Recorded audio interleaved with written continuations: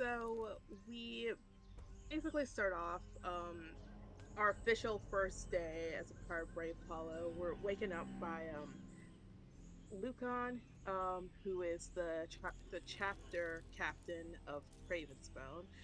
He gives us kind of like a speech about what our first mission is going to entail. He also informs us that it wasn't a situation where like everyone gets like their own mission. It was more like multiple people can get the same mission, and we have to race to see who will succeed in it. And as we know from the session before, we got the mission of Blocked Dam. So we need to go and investigate that. I don't remember. Oh yeah, he said that the river Lorelei, I believe, had no water coming down from the eastern direction, and we had to figure out what why exactly that was. Um, so we started going through there. We encountered um I don't know if we actually figured out exactly what they were, but these kind of large, like wooden cat creatures that had gathered around this green pool. Um, the we Rowan, I was gonna call him Roxanne for some reason. Rowan um uh, was able to speak to one of these creatures called Ixley. And Ixley told us to find someone called Ixtab, as they would be able to help us um, figure out uh, what could be going on with the dam. Also, while we were there, we saw that there were footsteps in like this kind of clearing area. So that meant that another team was there before us. Um, and um, we kept walking a bit more, and we found the other team. They were being attacked by some creatures. There was the two tieflings and the and I think it was a lizard folk. And we were able to help them kind of get away from the creatures. Sorry, real quick. The Ixley also warned us that up ahead there were trees with like toxic or poisonous sap, so to be careful of them. So and fast forwarding, sorry. um so we were able to save them from these creatures, but they thought we were trying to steal their mission. So they ran off ahead. And once we got to the bottom of this kind of cliff area, we hear them all freaking out. They got trapped in this tar, which we learn later is was created by the sap of these trees. We were able to get the two tieflings out, but the Lizabos, um, he kind of just ran off. um, and we learned afterwards that we weren't even doing the same mission. Like we're doing Block Dam, they're trying to hunt a giant crocodile. um, but yeah, we continue and we find that Ixtab is actually a very large beaver. And he explains to us that he's not basically not responsible for the river disappearing. It disappeared way upstream, and that there are these creatures that are on the dam at the moment that are preventing him from actually fixing it um, at all. He also tells us of this old woman upstream who tends to mess with people and creatures of the forest. Um, we um, we go up to the dam and we see these creatures that are messing with the dam. These these like weak creatures that blend in, we are able to defeat them pretty quickly. Um, and so I'm just looking uh, at the recap. Boone spots more of the pink substance that was on the frogs underground. Um, I don't remember exactly um, where we saw it. It was on the sap that was on the dam, and I think that's all I wrote. I'm pretty sure I'm missing like a few more things that happened, but yeah.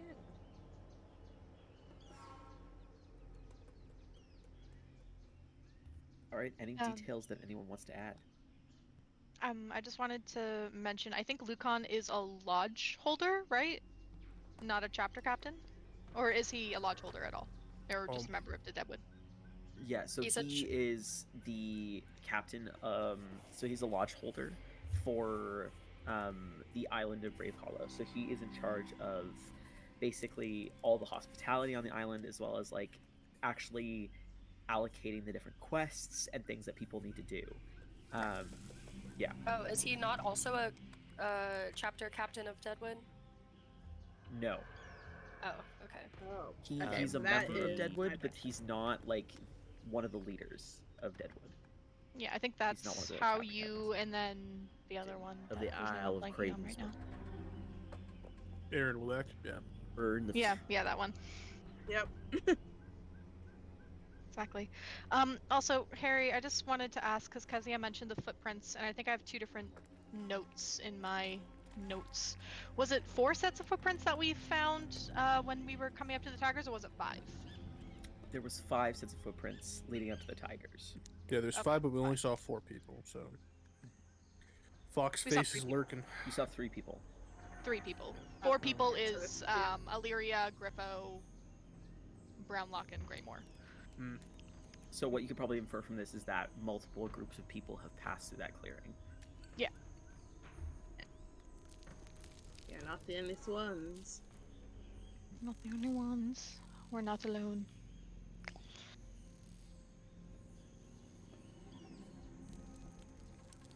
All right. Anything else? Any other details anyone wants to add?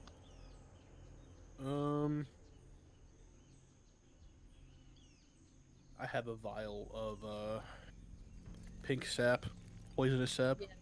from Pink those goop. Oh, and I spectacles. remember, Harry, you had left the voice chat at the time, but before we all got off the other session, we were gonna ask if, because Beacon threw his javelins down into the pit, if Boone could grab those when she was filling up the little pink Oh, goopies. right. Yeah. Sure. Yay! I got you, Yay, Kezzy thank Boone. you. Thank you. Right. Having reconvened on the outer edge of this dried up riverbed that extends extremely deep down, beside this partially man made but also clearly animal made dam, at the sort of guidance of the giant beaver that you had encountered, you know that the river Lorelei has dried up further upstream. You had been directed and informed that there is a strange old woman further up the river who tends to mess with some of the things that happen on the Isle. She remains, as do the rest of the things that you have all been exploring, on sort of this side of those giant walls that separate off the rest of the island from sort of the area of the port city of Landing. You could feasibly return back with the evidence that you had that you had fought these strange tree creatures and had encountered the beaver, and you could return back to where you had started the morning. Or you could choose to press on, attempting to still cause the river to continue to flow. With those choices in mind, what would the group like to do?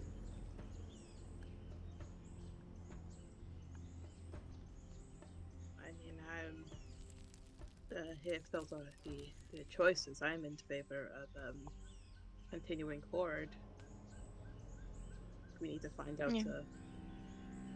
what's causing the dam to, or not the dam, the river to flow to not flow It for the does seem like the safety of bigger problem at everyone. the moment.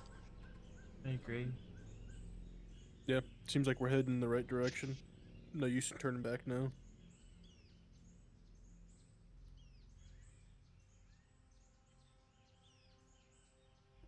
Yes, with we should probably head the direction of the or the river upstream, I guess. All right. Taking a look at the river bed, you can see that, again, it extends about 60 or so feet down. So this is typically like a heavily rushing, heavily flowing river. And you can tell that it's coming from sort of a northeastern direction, almost straight in the direction of the giant wall that bisects the island. You weren't giving too many directions by the giant beaver about exactly where to go to find the woman in question who had been interfering with different events on the island.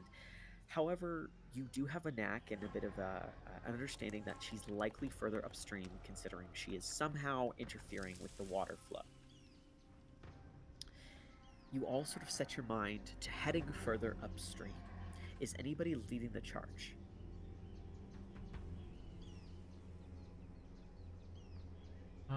I guess Rowan will lead the charge. If I had led us here, I'll I guess try to keep going. Yeah. And I wouldn't say that I'm leading the charge, but as we're kind of moving in that general direction, I want to see if I can see any more of that kind of pink, veiny kind of stuff that we've been seeing in the presence of like strong magic. Okay, so we'll say that Rowan, what you're doing is because you're leading the group and you're trying to navigate the aisle. What I would like you to do is I would like for Rowan first to roll a survival check for me. And then after we see the results of that and how that unfolds, we'll see what Alex is able to determine along the journey. 17. All right. So, Rowan, you have in your head, in your mind, in your mind's eye, you are under the impression that you need to head further northeast. Taking a look at your surrounding environs, you can see that the riverbank winds and weaves, and up ahead you can see that it sort of starts to curve slowly. With the help of Freya, who you sort of send up in the air, she takes a bit of a cruising look over the surroundings, and you're able to peek through her eyes. You can see that what you determine to be about 5 or so miles away, there is an area of the forest that seems to look a little bit different further upstream. You can tell that no river seems to be flowing, but that deep crevasse that sort of forms this long, extended, winding riverbed extends up about 5 miles. What stands out to you looking through her eyes and looking at the environs around you is that up ahead are a series of extremely tall redwood trees.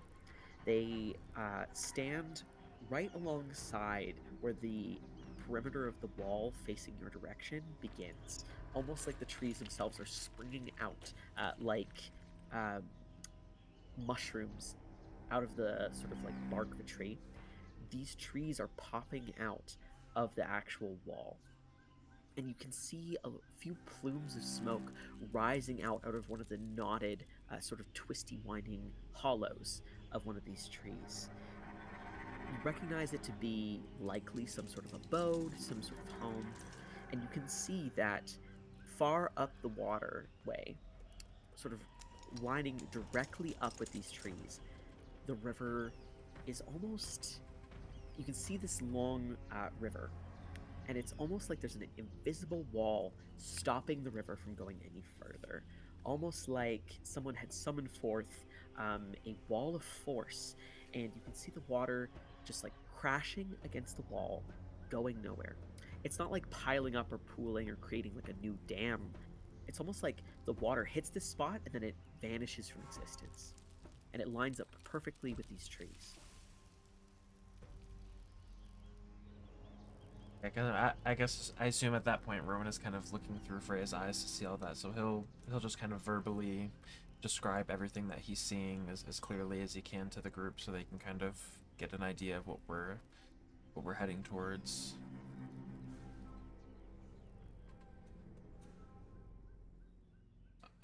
I can't really tell what's going on or how the water is being stopped till we get closer, but I wager that's where she's at. This person. That would make sense. You don't think a beaver built an invisible dam?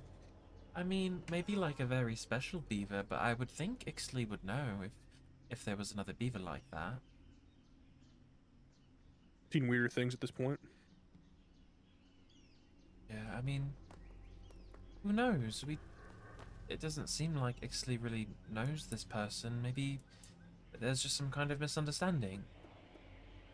Or we could try to talk to her, patch things up. I think talking would probably be best at first, until we get at least more proof of what she's actually done. I'm sure she'll be perfectly reasonable.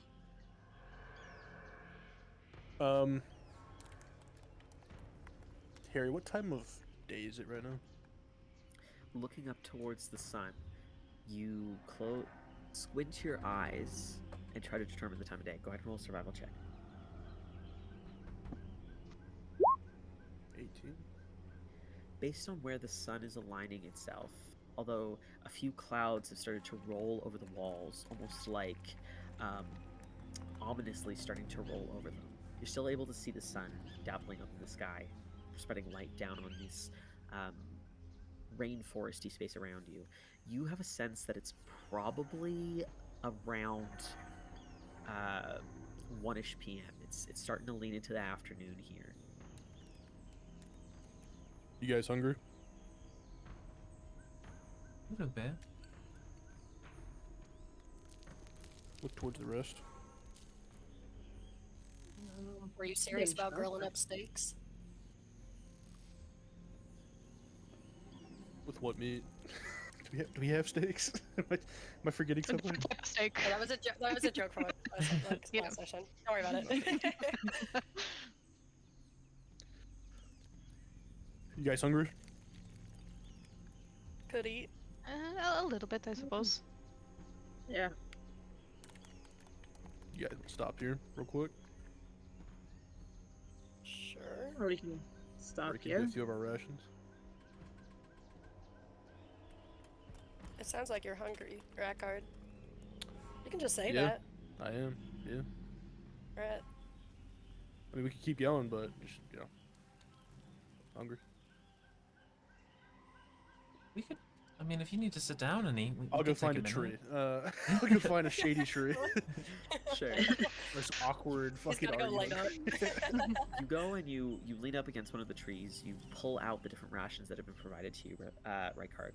What you can see is an assortment of dried fruits, nuts.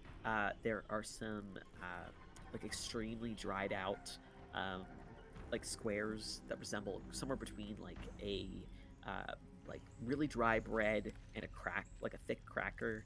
But you can see that there's like a little bit of like a dried jerky. And you can see that there's like some tins that are filled with some sort of like gloop as well. It's like a yellowish, almost buttery color, but when you open it, it doesn't have like the texture or consistency of butter. Start munching away. What do you guys have in your rations? Same thing? And I'd imagine so. We all got the same rations. I'll try Yeah. some of the glue. That word As you has sort of intrigued me. You reach in. Are you having it on anything or just plain? I'm just scooping it, brother. All right. As you sort of scoop some into your mouth, it has a it has a like creamy consistency, but it's also like a little bit lumpy. Boone, you have a sense that this is like a sweetened clotted cream. Oh. Is it good? I'll just hold it out to you. Go ahead, take a look. I'll try a little bit. Then. I'll try to see if Freya will consume any. Freya doesn't like turn her nose up at anything, but you can tell that the way that the owl has like sort of like this intensity about her, you can see that her gaze, almost like not in a worried way, but almost in a resolute way, is still focused in the direction of those strange trees that spring out of the wall off in the distance. She's not very good at relaxing. I'm sure everything will be fine though. Yeah, for sure. Everything will be alright. I'll try and give Freya a piece of jerky. I don't think. Freya seems pretty focused at this moment, although in the past you've been able to like almost socialize with her, Rykard. This doesn't seem to be like a favoring you over Rowan situation right now. She's not concerned, but her gaze is definitely focused. Kind of following Freya a little bit. I'll have like just a bit of like the jerky, but I would rather keep an eye out just to see if I can hear or see like anyone else kind of coming, knowing that there are other people who might also be coming up and trying to find this old woman. Sure, go ahead and roll a perception check, Alex. Okay, and did I notice anything strange about the You haven't started moving yet, so I haven't there's started nothing moving. for you Okay, to we haven't see really moved yet. Okay, gotcha. Yeah. Okay. Oh my 8. Do you want to use any sorcery points? I don't think I can do that yet. Oh, okay, never mind then. In that case, looking out towards sort of like, not the horizon, but off in the direction of that distant wall, you're not really sure exactly what has drawn Freya's attention, if anything. However, there is a bit of like a breeze picking up that seems to be coming from the northern direction. So, Beacon, where'd you learn how to fight? Oh, it's, guess you could call it a family trade. Many of my family members are, a part of the military, so it was expected for me, all of us, to do the same. Yeah. You always used an axe that big? Oh yeah. My father fights with an axe as well, so I always wanted to fight like he did. So I've been training like with axes since. Gotcha. Where are you guys originally from? Cloakyard. Clofjord. Oh, Cloffordian Empire. Rowan, you ever heard of that? Have I ever heard of that? How? Yes, Okay. it's like basic geography. Okay, But beyond that, if you want to know anything more, go ahead and roll a history check. Rykard, sure. you can do so as well if you would like. No, sorry. Unless Rykard knows nothing. Not a damn thing. All right. You've heard of Clofjord in that you've heard about boats going there when you were in the Free Irons briefly.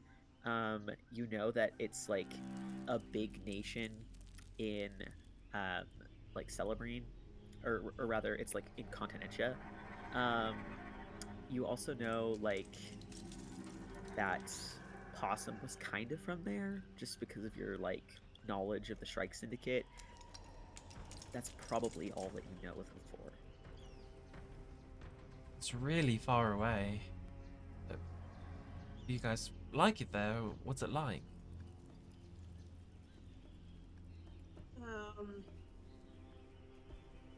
It's fine there, I suppose. In it, one day it could be better, kinder. But it's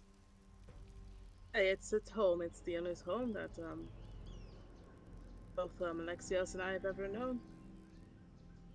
Have you guys been friends for a long time?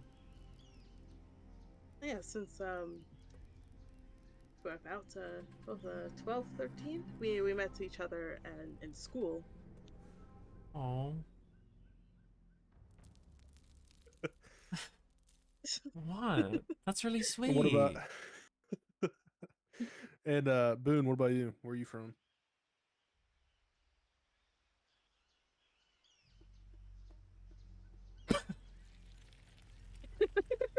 Boone is really going in on that jerky.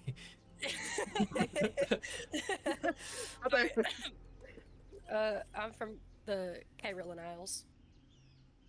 Turn to Rowan. You ever heard of that? I think I've heard of that. It's a bit closer than Clovefjord.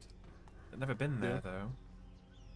Is that north, south from the wilds? South. South, very far South. south. I'm from the south, brother.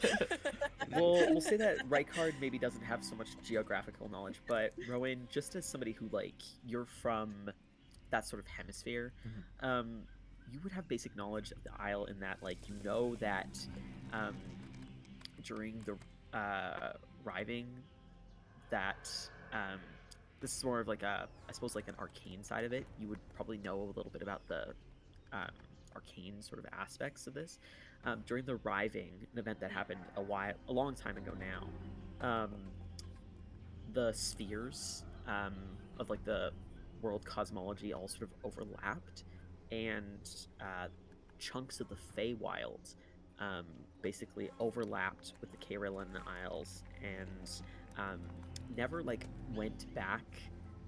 Much like how Mandragore was heavily influenced by the like elemental planes, as well as like some of the planes of elemental chaos and limbo. Um, Caroline Isles are basically a haven for the Fae, a little mini pocket of the Feywild in this world. You know that it's ruled by Fae, and that there's not too many outsiders that go there, and there's not too many people from there that leave.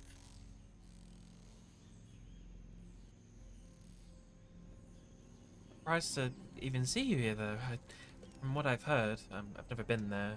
Most people don't really leave very often. Yeah, I noticed there's not much Fae around here. You just get sick of living there? Something like that. Yeah. I'll insight check that. Go ahead, brother. You can roll an insight check, and then Boone roll whatever charisma check you feel applies. Oh! Eat shit, oh, cowpoke. nice. Boone is Well, very what was hard it to like read, there? Rykard. Oh, sorry. Yeah. Well, what was it like there?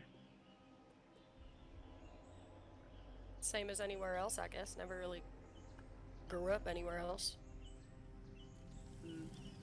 But aren't there like a lot of Fey creatures or like things from the Feywild? She'll shrug, focus on her gloop. How's your gloop? It's glooping. What is I'll it? offer you some. I'll take a Oh no, it's sweet. little bit. Yeah, I don't know what that is. It's not bad though.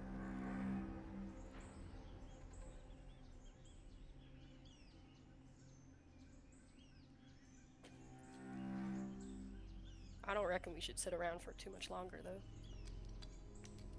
Yeah. Yeah. Freya seems uneasy. Something about those trees, that whole area up ahead seems wrong. I don't know. Yeah. Probably should get going. I'll take that vial out of my bag with the sap. What's it smell like? As you uncork it and sort of sniff it, go ahead and roll an investigation check.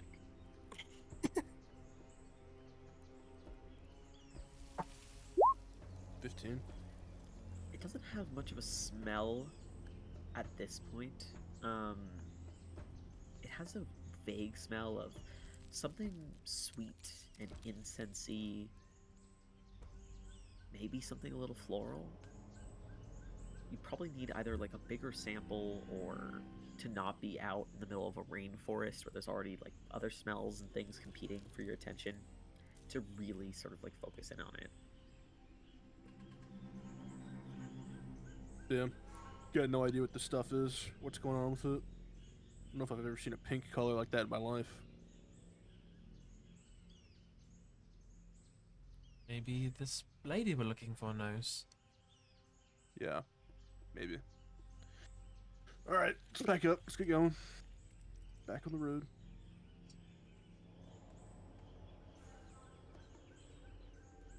Put my rations away and all. As So, we continue, I'm just um, gonna keep an eye on the ground, Harry. See if I spot any more tracks or signs of passage. All right. So we're gonna hold over carrying over that 17 because that was the initial roll that Rowan did specifically to navigate. So we're gonna keep that one for Rowan. But I would like a new survival check from Boone, and as you begin to journey, I would like a investigation or perception check from Elixios. Alternatively, I'll also take an Arcana. As you are all starting to move along, you quickly pack up your belongings and begin to move along the way. You have to move along narrow, sort of rocky edges with sort of slimy, spongy, muddy ground underfoot.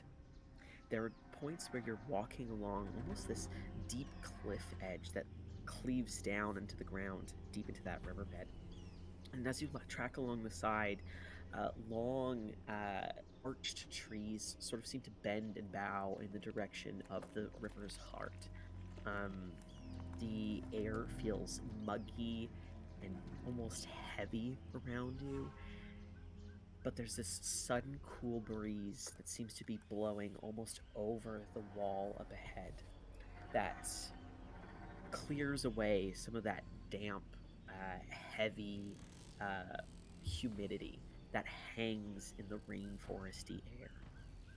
There's an almost herbal, vegetative smell to the area around you. And as you move along, Rowan, there are times where you have to advise people to watch out over there for chunks of ground potentially crumbling away. You have to cling to the sides of trees to sort of find purchase so as not to slip on mucky ground. You have a feeling that the 5-ish mile journey is going to take a little bit longer than it normally would just due to the strange conditions of this densely overgrown forest as you navigate. Boone, you're keeping an eye out for tracks, but you find that the environs around you are so different from what you are used to. Certainly, there are forests, vegetation, strange creatures, and beings all around on Caroline, but to you, those are normal. This place, rather, strikes you as alien. There's a lack of a variety of color. There's no, at least for right now, from what you can clearly see, things appear almost normal. It's a normal rainforest for all intents and purposes visually. Everything is sort of lush and green or deep hues. You see fungus and moss and various other things growing up the sides of trees. There are thick, almost rope-like vines that hang from canopy to canopy, and everything seems lush and alive, but not in the same way that it would on the Fae Island. And as such, the unfamiliar surroundings make it hard for you to spot anything particularly of note. However, what does stand out to you with the 7, as well as to your companions, just passively here, is that that wind feels like it's getting stronger, and you can see dark clouds rolling overhead, coming in your direction.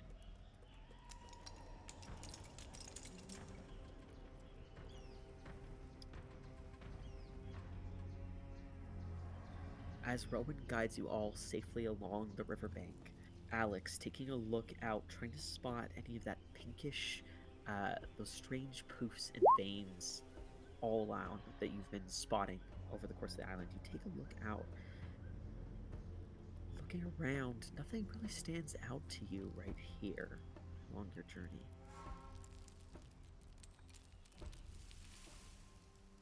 trudge through the dense rainforest. Bugs flit around you. Rykard, you swat them away easily. Boone, they seem to almost stay away from you a little bit. Perhaps they are intimidated by your larger, slightly buggish appearance. Or perhaps they have some feeling that they don't want to bother you. Maybe there's a kinship there. As you continue along, you hear the screeching of monkeys off in the trees. There's a little bit of croaking type sounds deep down within the forest, distant from you. Heading towards those tall, almost redwood-like trees that seem to stand out as odd and unfamiliar to the rest of this rainforest. Your journey takes about 45 minutes. The clouds roll further and further overhead, beginning to blot out the sun from the sky. There's a coolness to the air that denotes that rain is on its way.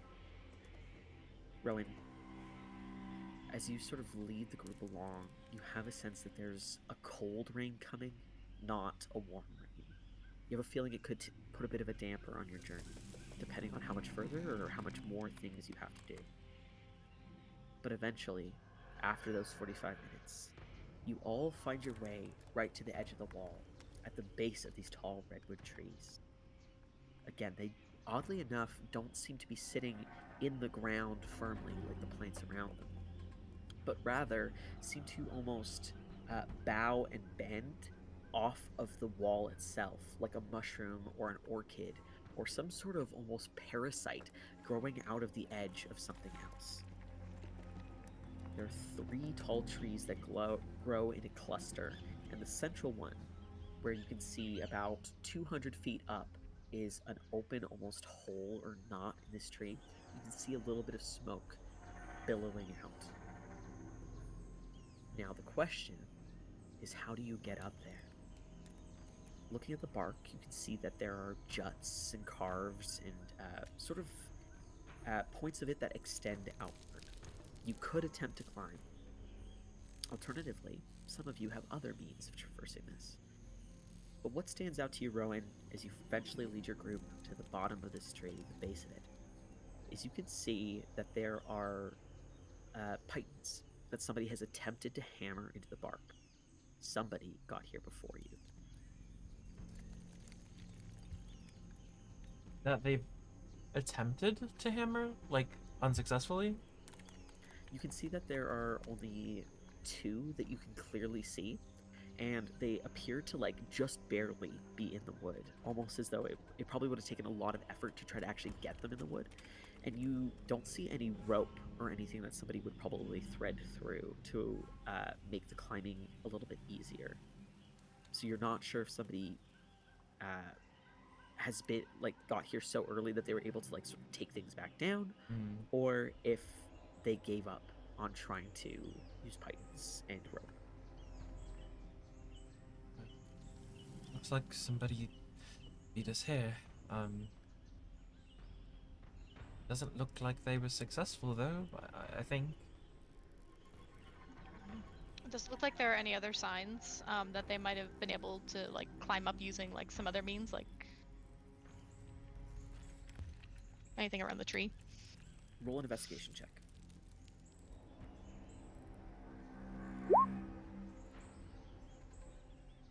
Looking around the tree, Alex, you can see that there's a few like chunks of bark that have crumbled onto the ground. You almost didn't notice them until you started taking a closer look, but they don't look like they like flaked naturally off the tree. It looks like somebody probably was attempting to scramble up the tree and may have knocked some chunks of bark off. Whether that's because they were trying to hammer those pythons in and they chipped away at it, or were they trying to climb and then chunks of the actual bark fell off, it's hard to say beyond that. One other thing you do notice is just a little bit away from the tree that you are staring up at. You can see that there's like a cluster of rocks. You see a scrap of fabric that looks like it was torn off of someone's bag. Maybe somebody left their stuff down here while they tried to climb. Or maybe they had to grab it in a hastened hurry. Regardless, you can tell that other people have been here. Right. I think they might have tried to climb up the tree, and I'll point out the bark. Um, does it go like very like high up, like the flakes in the tree, or is that kind of hard to say?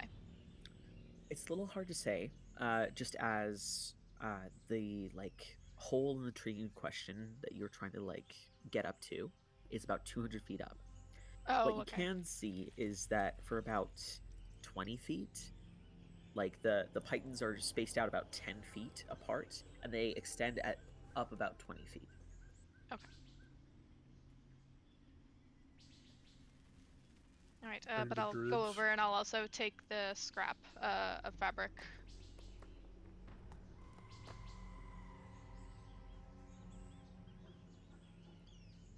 Um,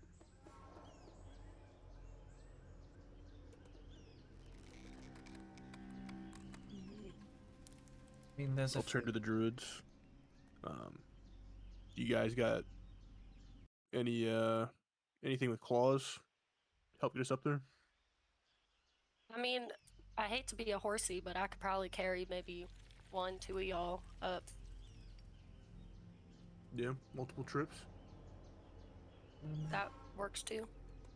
I could too, I think. Um, yeah, I What do you mean, got? that's fairly big. I can turn into a pretty large spider.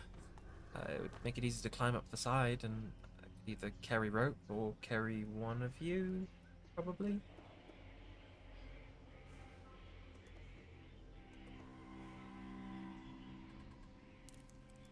Yeah. I think that works. Yeah. Yeah, I think that could probably work. Yep, that'll do. 200 feet is kind of high. How many people do I think I can carry? It's a giant wolf spider. It's medium size, and it has a strength of 12. Okay. But I do have the spider climb trait, so I can climb along surfaces without needing to make an ability check. So it would just be like walking, I guess. Yeah, it would be more about like carrying. Hmm. So you can move up to 15 times your strength score. So the wolf spider's strength is 12. 12. And I have a 40 feet of climb speed. So I could say that the wolf spider would probably be able to move something about 180 pounds. I would say that it'll slow it to like half speed because that's like the maximum weight that it can sort of lug. Okay. What about you, Boone? How much can you carry? Showing a look at the height where the opening is, kind of chewing on her nails, thinking a bit, and then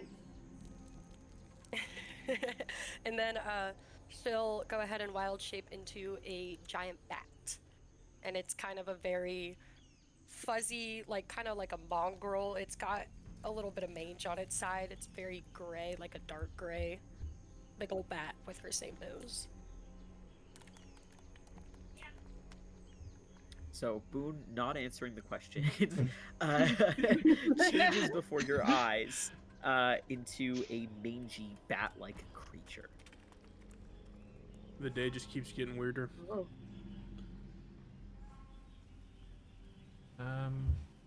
She doesn't look much bigger than I get. I mean, if we can each take one person. Sorry.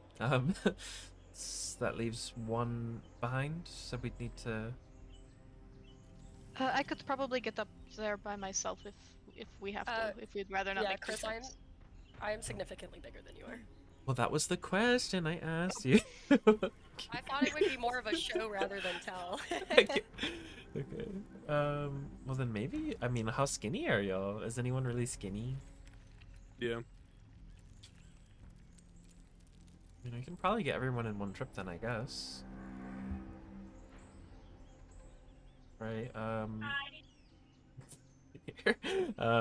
Rowan will Seeing that this is the plan, he will wild shape. His kind of armor and staff will get absorbed in that green verdant glow as his form kind of drops to the ground and sprouts these 8 legs. He's kind of a deep indigo kind of color like most of his other wild shapes, but he does have a tiny little pair of antlers on his little spider head. It's a wolf spider, a giant wolf spider. All right, as the 2 druids transform before your very eyes, you see the large mangy bat and the horned or antlered spider appear before the lot of you. Beacon, you have a sense that the bat is more likely to be able to lug your weight, as you're quite large. Whereas Rykard, you have a feeling that Rowan will be able to carry you up. Which leaves Alex. Alex, you have a thought in mind of how you would like to get up there, but what do your companions see? Kind of as everyone's getting ready to climb, knowing that I don't have too much time with this, I will activate my Celestial Revelation, and what you'll see is kind of like coming out of his back, made of almost like a mixture of shadow and light, is these pair of like long, almost like pitch black wings that seem to be almost like flecked a little bit with like almost white kind of like bursts, almost looking a little bit like starlight. It seems to be made of like almost like spectral energy, and I will just begin to fly up towards the door, but kind of keeping pace as best I can with everyone else. All right. Rowan, as you approach the wood, sort of with your many now almost slightly sticky and spidery appendages, you approach the great redwood before you. Rykard, do you climb onto his back, or how are you sort of hanging onto the spider? I'll let Rowan instruct me where he wants me. Oh, he kind of looks down at his. Or I don't know if I can look down. I don't know if I've had to move like that. He'll look at his own spider form. You know, maybe he'll kind of climb up on the tree, so he's like horizontal. Maybe just kind of like bear hug it, you know? Just grab on. I don't want to drop you. I can't really hold you. All right. I'll climb on. All right, as you sort of like you climb purple? onto Yes. the giant spider's back, you have to like cling quite tightly, Rykard, because you're like trying to hold on to something that's like going entirely like straight up, like 90 degrees directly upward. I would like a strength check from Rykard, or rather an athletics check. Okay. I'll say an advantage because, you know, like Rowan is not trying to stop you in any way and will likely try to make sure that you're staying on. All right.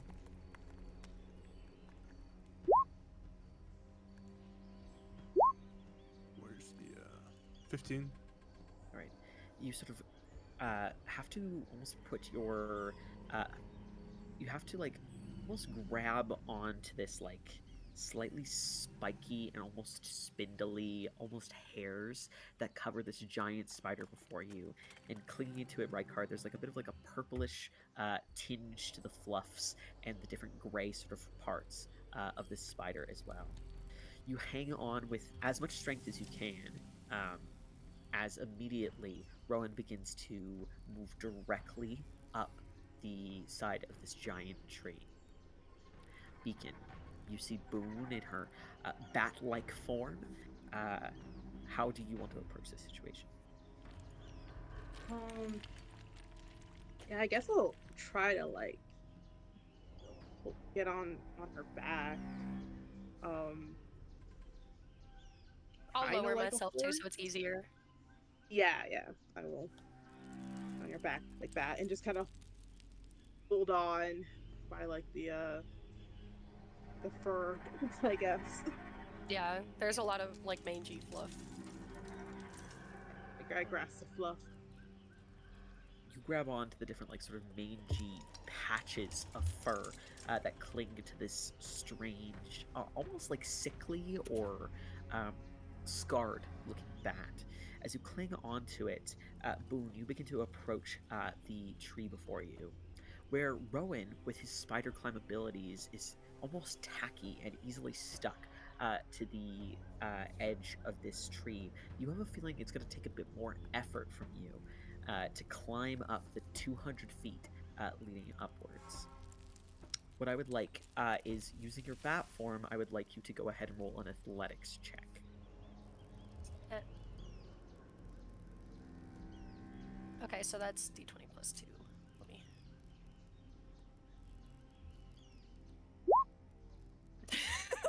me. Six. Wow. Do you have any inspiration? Oh, I do have inspiration. I'll use my inspiration. All right, go ahead and roll. 19. Okay. We go. we gonna All right. make it, Beacon. We gonna make it. With almost like claw or like hooked like appendages at the tips of your wings, you sort of like dig deep, almost like the pythons that you had seen, into the surface of the bark. And as you begin to clamber upwards, Beacon, you have to cling on to this bat-like form. Go ahead and roll an athletics check. Alright.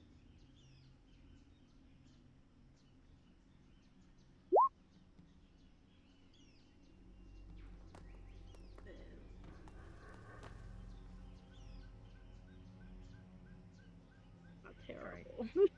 With a 12, sort of clinging on to Beacon, or rather onto Boone.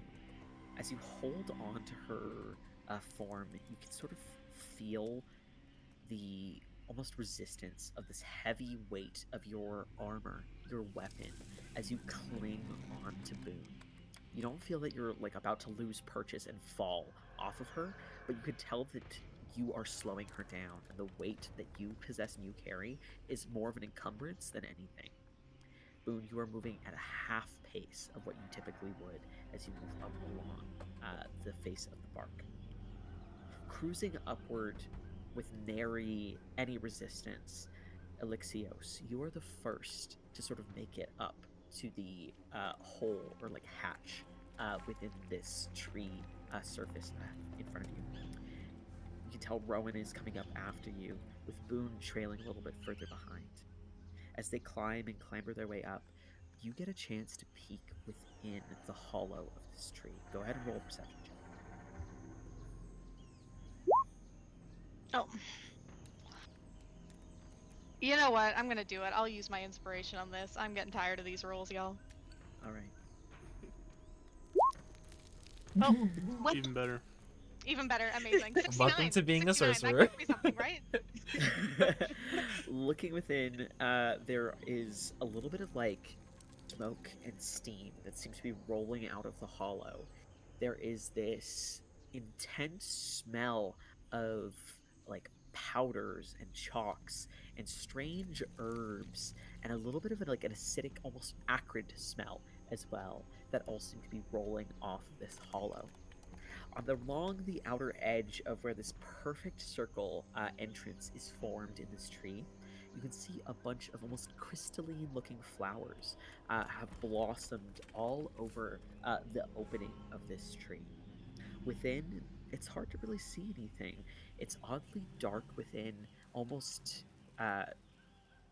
like dim light. You think you maybe see lit candles or little floating lights, but you'll probably have to actively go in to get a better look beyond that.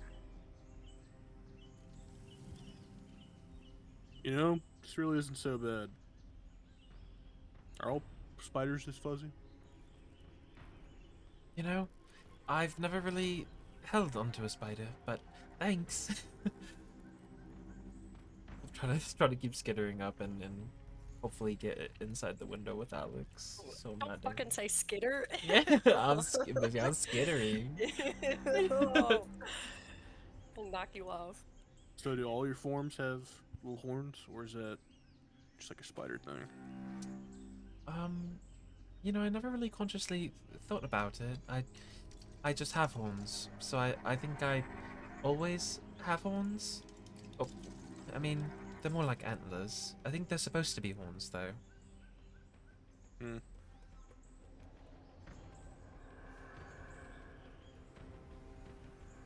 I don't think I've ever had a conversation with the spider. No? I'm glad I could be the first. I don't think I've ever talked to a spider either, actually. Boone, are you doing okay? Just kind of look at you as I heave Beacon on the side, using my little fingers, kind of puffing out my mouth. Don't look down.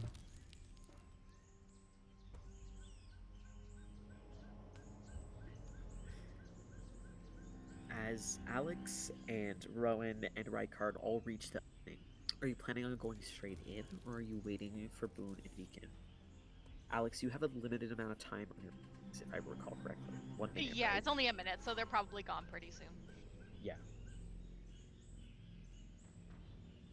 Is Alex already inside, or is he waiting for us? I'm outside. Oh, I guess then yeah.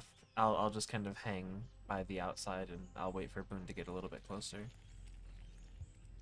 All right. Boone is going to take about 15-ish more seconds than it would be last on your wings there, Alex. So you have an option. You can either try to cling to the bark, or you can just go inside. Oh, so there's not like a little area. Oh, okay, No. gotcha. All right. Yeah, I'll like hang out as long as I can. But then like when they kind of begin to like flicker and fade a little bit, I'll say, I think I've got to go in, but I won't go far, and I will hop inside. Come on, Boone, pump them wings. We're right behind you. And then after Alex goes in, I'll climb in as to not leave him. Boone is pissed at being the last place. She's trying, she's trying to pump it. We're They waiting. just gonna whisper. It's just like, I'm sorry. You could just hear with each reach. When she finally makes it up, Rykard just like slow clapping.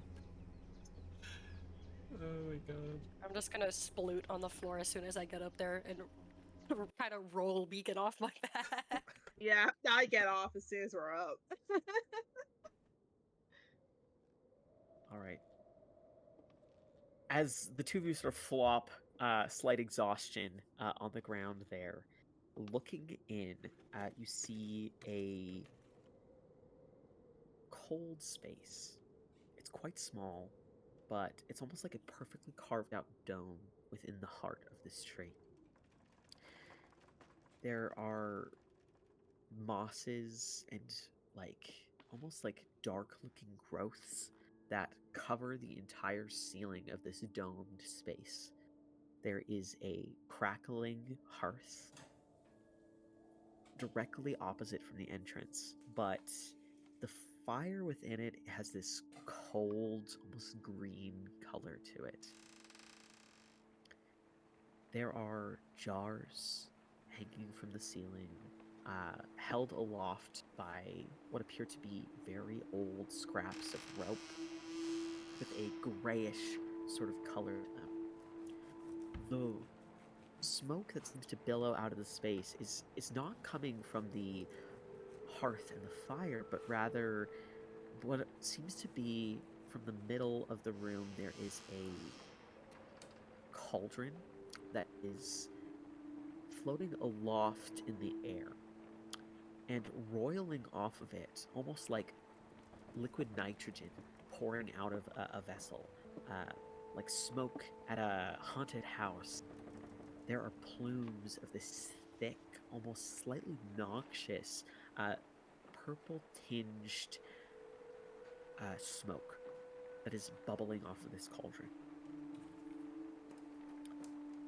There are skulls of different creatures, some massive, spiked, with many eyes, others teensy small, impossibly so, but humanoid almost in appearance.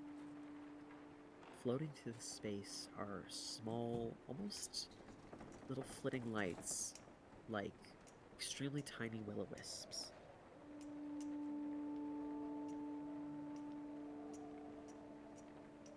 You can see that there is a old, gnarled rocking chair that faces towards the cauldron in the middle of the room that rocks slowly back and forth. And within it, not seeming to move despite the chair rocking back and forth, is a hunched figure wearing what seems to be a deep, dark, purplish cloak. You can see almost blackened purple colored hands that seem gnarled with long fingernails. There are almost bunion like knots in each of her finger joints that extend out from underneath the dark cloak. And they are holding on to the edges of this rocking chair. The hood of this cloak is pulled very high up, and there's almost like spiky, bone-like protrusions that you can tell are hidden just underneath the cloak itself, leading to this jagged, bumpy shape underneath. As Alex first enters, before your companions all load up into the room, one of the long fingers reaches towards you, crooks, almost beckoning you closer, Alex. I need a wisdom save. Okie dokie.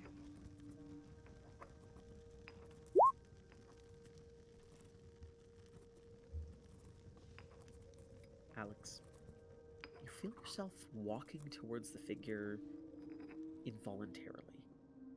Where you know you ought to wait for your friends, there's something about this space that's you want to move further in.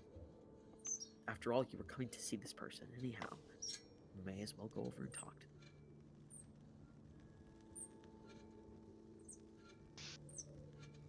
them. Rykard, as your attention is on Boone and Beacon climbing up, you don't notice right away. But Rowan, you do. Alex is moving towards the figure at the center here.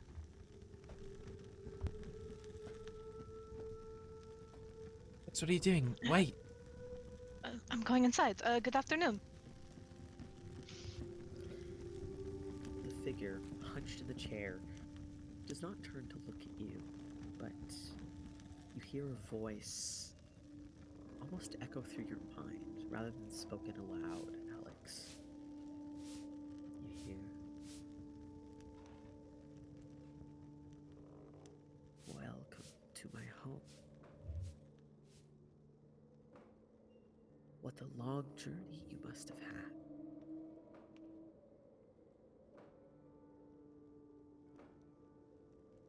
Come, sit. I'm sure you're hungry."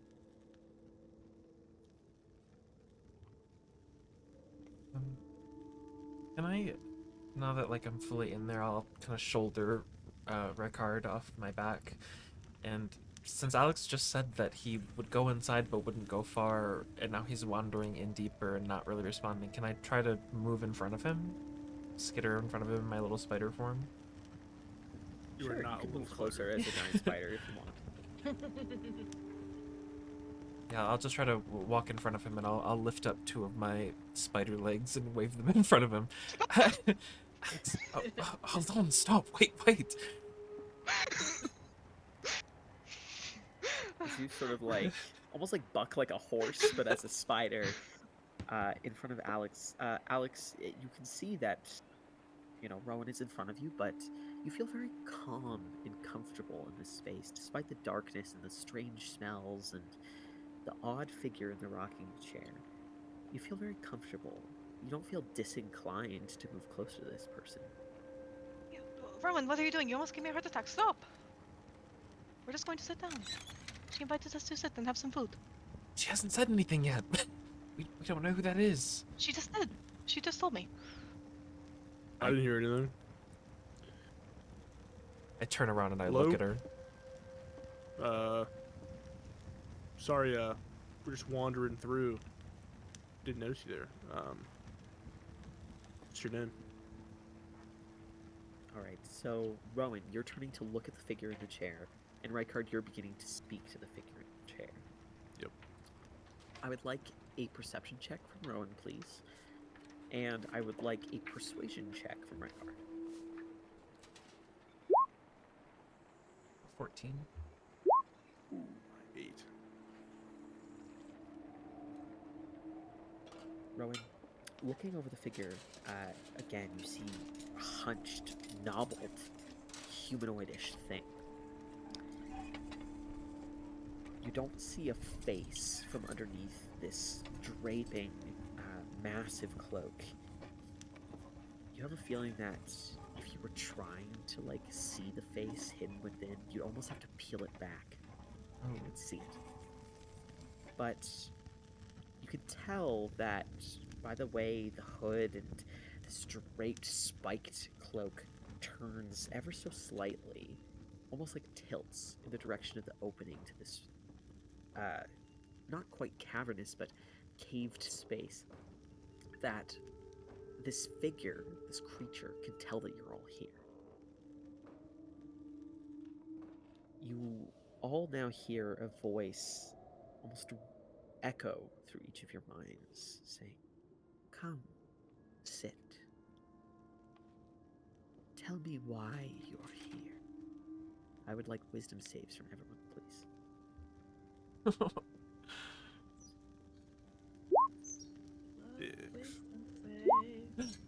Natural 20, my mind is steel. Oh wait, no, it's not, Chris. We need to make them as bugs. No, we keep our mental or You our keep like your intelligence stats and stuff. Ew. Yeah. You Okay, just never change mind. your physical stats. Never mind.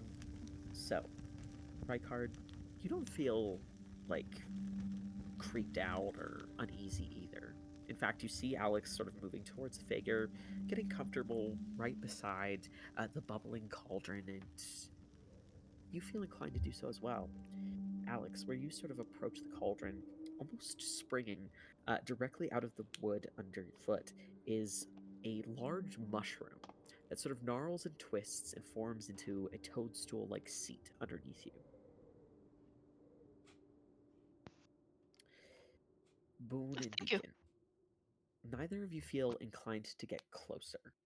Same with Rowan. Rowan, you feel a little uneasy by this whole situation.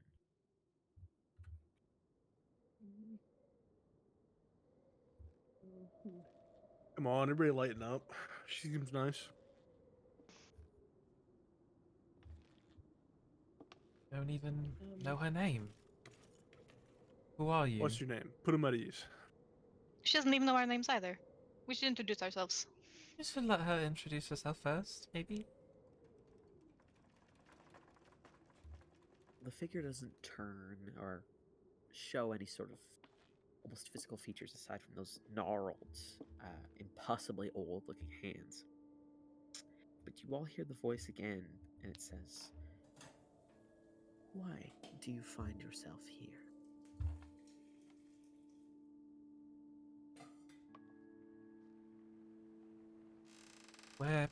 We're here about a dam. In the river, actually. Yeah, some big beaver sent us here. Or at least We in came this to ask you direction. about it. If you knew anything about what might be stopping the river from flowing or draining the water. The gnarled fingers sort of drum along the armrest of this rocking, creaking chair. Why do you find yourselves interested in the waters of this island? And who are all of you?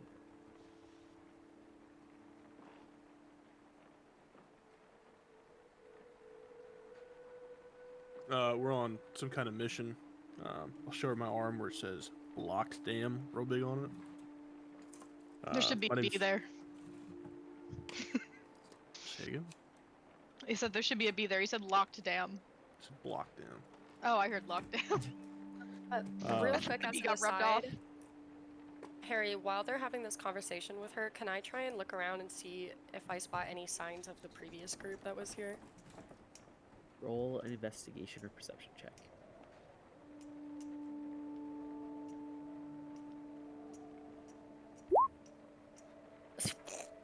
Sam. As you start to look around, Boone, she continues to speak.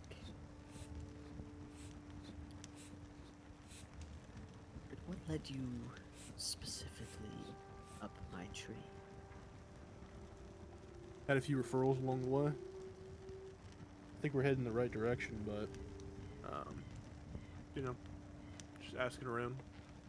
We've heard that you have very powerful magic, and we thought that it would be useful to come and speak with you.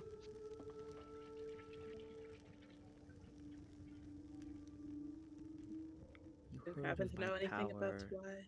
Oh, and yet you still thought it wise to come in to my personal abode, uninvited.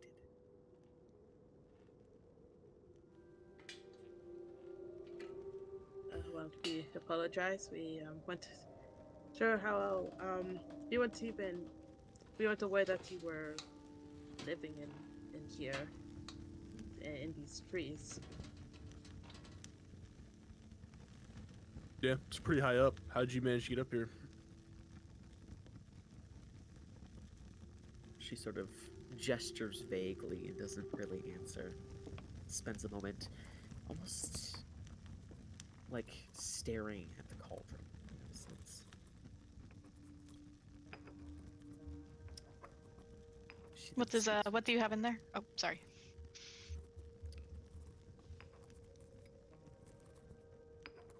I'm working on a spell. Perhaps there is something that you could do for me in exchange for whatever it is that you seem ready to ask. When she says the word exchange, you can see Boone visibly start to bristle at that, and she'll step forward. Now, we don't walk in here to make any kind of deals with you. Are you the one responsible for stopping the river, or not?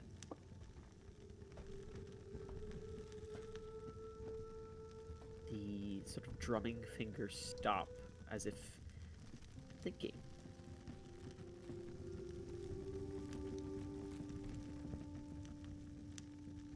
And if I was, You want to know why? Seems like it's causing harm to the forest around here. The town isn't getting any water either. A lot what of people concern of depend on mine this is river. the town. Maybe not your concern, but it's our concern. A little bit of a conflict of interest here.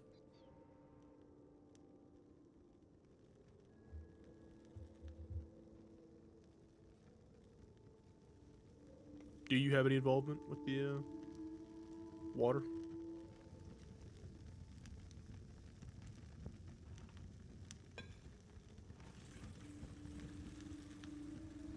She almost seems to like stop moving for a moment, as if like frozen in place before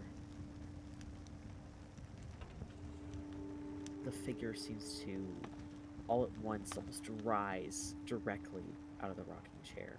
You can all hear like cracking. It almost sounds like bones popping or like joints being rolled.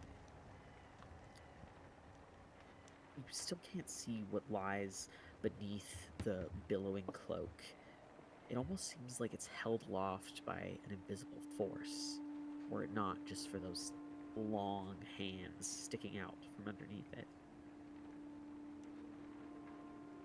It moves towards the fire, the hearth, almost like it's staring into it.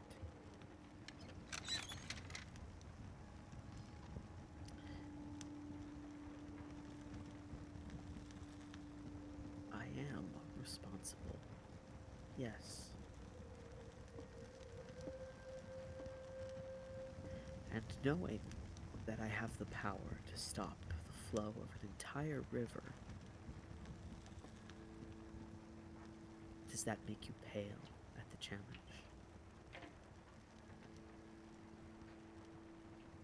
Well, we just need to You know. said yourself that something powerful lived in here, and you knew that something did. And you still came.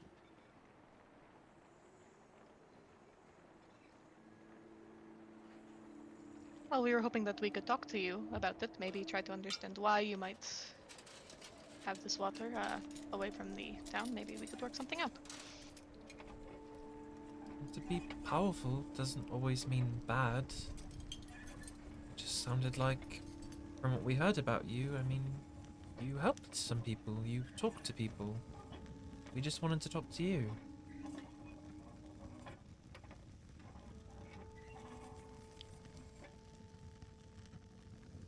Can I get persuasion checks from Rowan and Alex? Area. Yeah. Am I like? You could DM me. Am I under the effects of any spell right now, or like should I not be talking or try to convincing or? You're under the charmed condition. Same with Alex. Okay.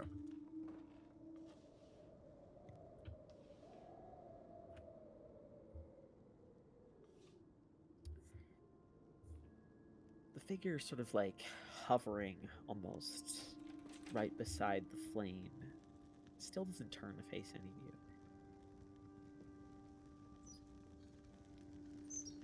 I have been known to help in the past.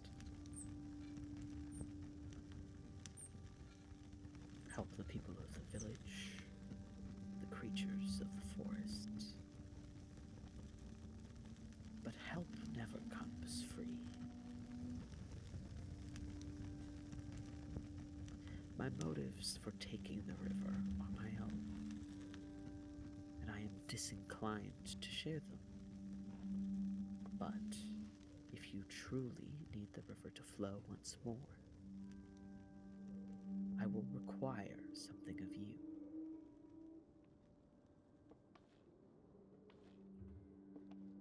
What's about to be?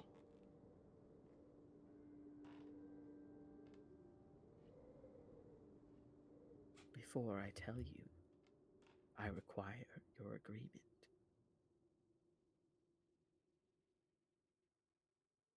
That's Uh, that's not really a deal that we can make. How could we agree if we don't know what we're giving up, what we're agreeing to? yeah, I feel like we should at least know the terms, perhaps.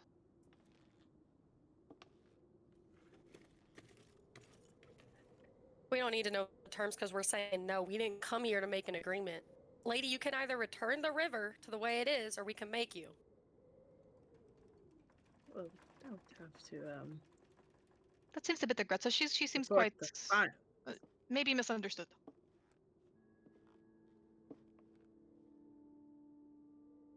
But if we can help with something, I'm sure she'd love to. We just would like to know what we're helping you with before or we accept.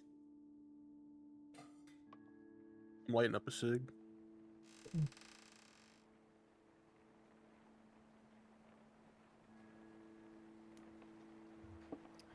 Feel the cold wind roll the entrance of this space.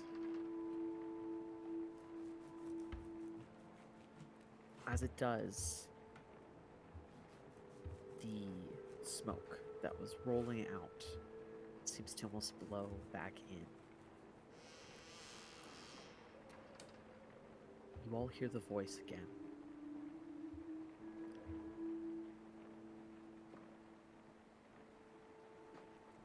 These are the terms. You will agree to assist me in a matter of procurement, and I will return the river.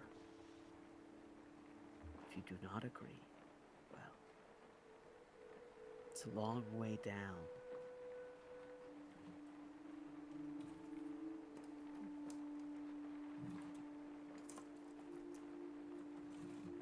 Without my aid, you will never see that river flow again.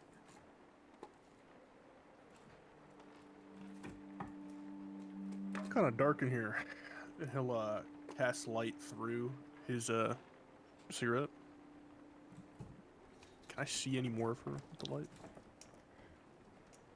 Roll a perception check. I'll also say go ahead and roll an insight check, Boone. I cap 21. Sam. As light begins to fill the space, Rykard, you can see that there is a thick layer of dust that seems to cover every single surface in here, almost like it's uninhabited, typically. You see that hanging from the ceiling are a bunch of different bottles and jars, all held aloft with different types of rope. One of the bottles has like this bright, vibrant blue liquid in it. Two others have like this rich green, and a bunch of others have like this vibrant, almost unnaturally so purple. There are crystals and branches and skulls and sticks and various other implements of magicry all throughout the space. But again, they seem almost unused. There's moss and lichen and a bunch of vegetation that has clung to the sides of the space as well as to the ceiling. And the hearth crackles with an unnatural fire, clearly arcanely conjured. And it gives off very little heat and almost no light. With the light, sort of where you're sitting, you can see that there's smoke rolling out of the cauldron, but with a quick peek towards it, you don't actually see anything other than smoke in the cauldron. And there's no more details of the cloaked figure aside from limply hanging hands at the sides of the cloak. The cloak itself seems bumpy underneath, like maybe there's bones or spikes or something underneath it. But the cloak itself is hovering about 2 inches off the ground. And there's no visible feet or boots or anything like that. Near, like, where you'd expect a head or a back to be within it, there's, like, 2 almost spiny protrusions, specifically, that stand out to you. With a 7 on your insight roll, Boo, you're a little confused as to why Alex and Rykard are so calm, considering the circumstances, but you can't say definitively if something's happening to them. And as for this figure, you can't really tell much about them, oddly enough, Boone. You've encountered creatures looking for deals and spinning webs of deceit before, Carolyn, but this creature is not using honeyed words, flattery, or even underhanded tricks. She hasn't offered any food, well, aside from to Alex, but you guys didn't hear that. She hasn't offered any drinks. She hasn't really offered you anything. It's, oddly enough on its face, a oddly clear and good deal.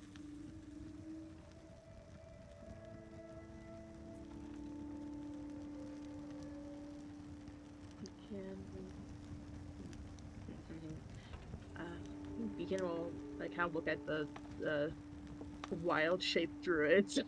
I think we should just accept her terms. I mean, We could helping help her with something, and we in turn may help every creature that depends on this river. That helping does sound fair. What would we need to procure for you? I will tell you once you have all agreed. Do we all have to agree or just to all one? agree? You are a group, are you not? We are, yes. The one cannot agree for the many. we don't have to hurt anyone for what we're getting, do we?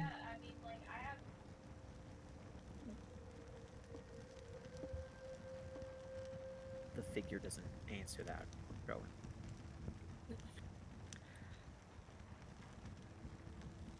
What are you cooking up in there?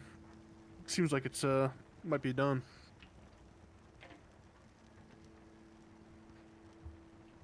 A potion. And none of your concern.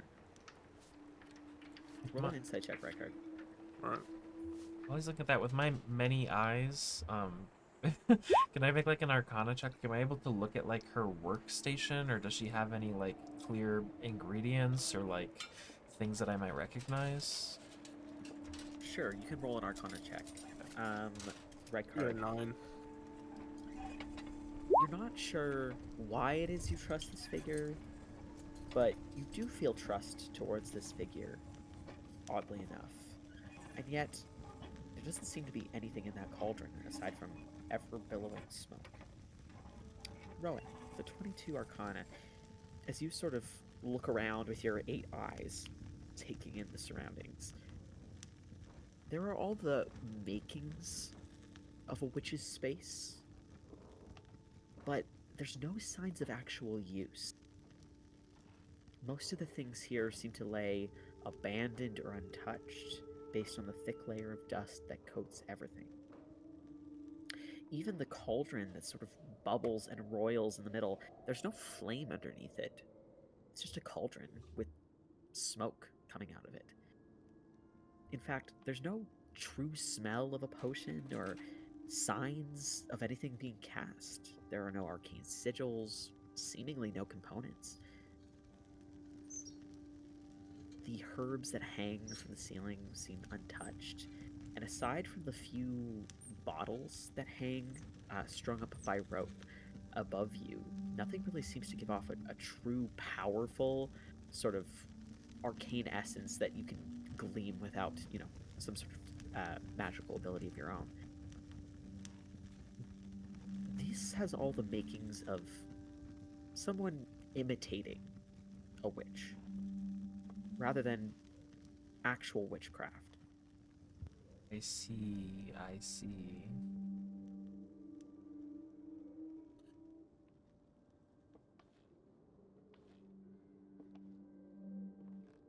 Quite the he'll collection remain you got quiet for here. now. Remain quiet for now. It's quite the collection you got here. I'll take out that vial. You got anything that matches this? As you hold out the vial, Rykard, the figure doesn't turn, but reaching out from underneath the back of the cloak, you see an arm, impossibly long, with far more elbow joints than expected, reaches out the back. And a twisted, almost root like hand reaches out towards you, like waiting for you to drop it into the hand.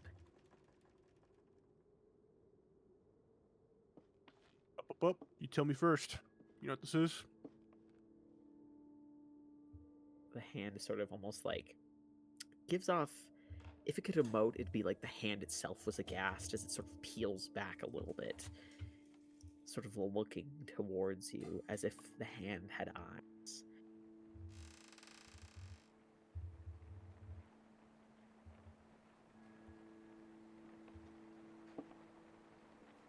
The voice sort of says,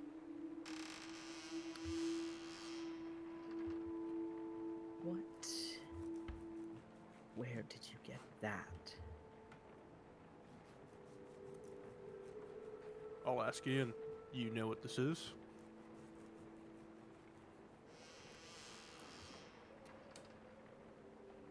The hand sort of, almost like a rug being rolled in on itself, rolls back underneath the hood, the cloak.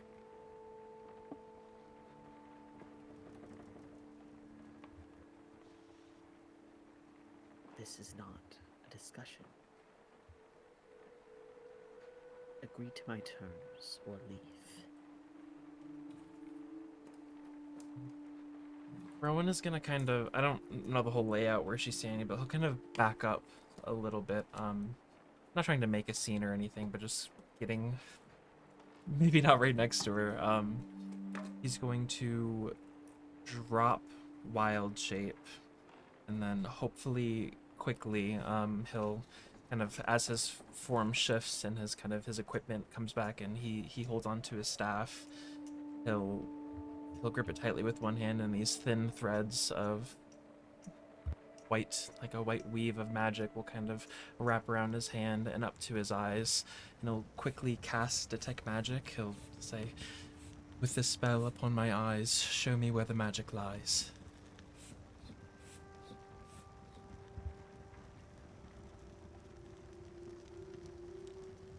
The figure sort of almost like freezes still as you let out the spell. Looking out towards the figure, you see powerful illusion magic lies over the figure before you.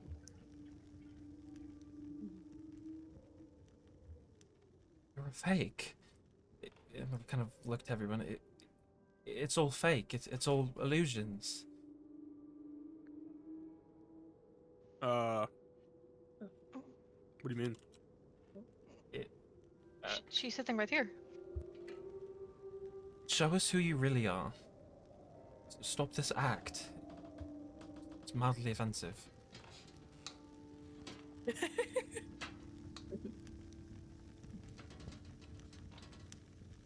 Roll a persuasion check or intimidation, whatever you feel fits better, Rowan. What is going on? That's why we don't trust old people. Maybe intimidation, I guess. I don't know. Or, you know what? I'm gonna use my inspiration. I'm gonna use my inspiration. Can I help? Can I like bristle behind him menacingly?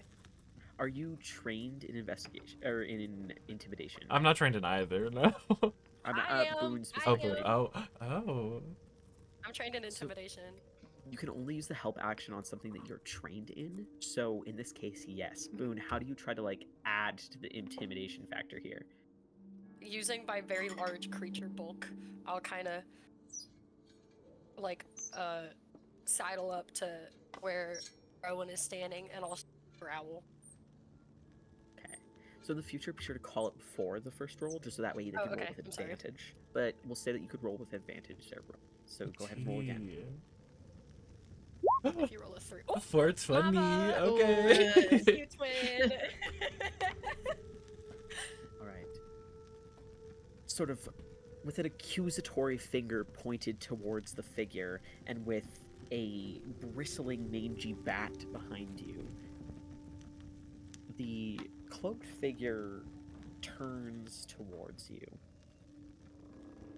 and, almost pausing for a second, slowly you see those like impossibly long and sort of like awkwardly or strangely bent arms reach up, like crackling and moving, almost like twitching oddly, and bending at impossible angles. The arms start to reach up towards the cloak, and with like the long, chipped and browned fingernails reaching under the hood, it peels back the hood.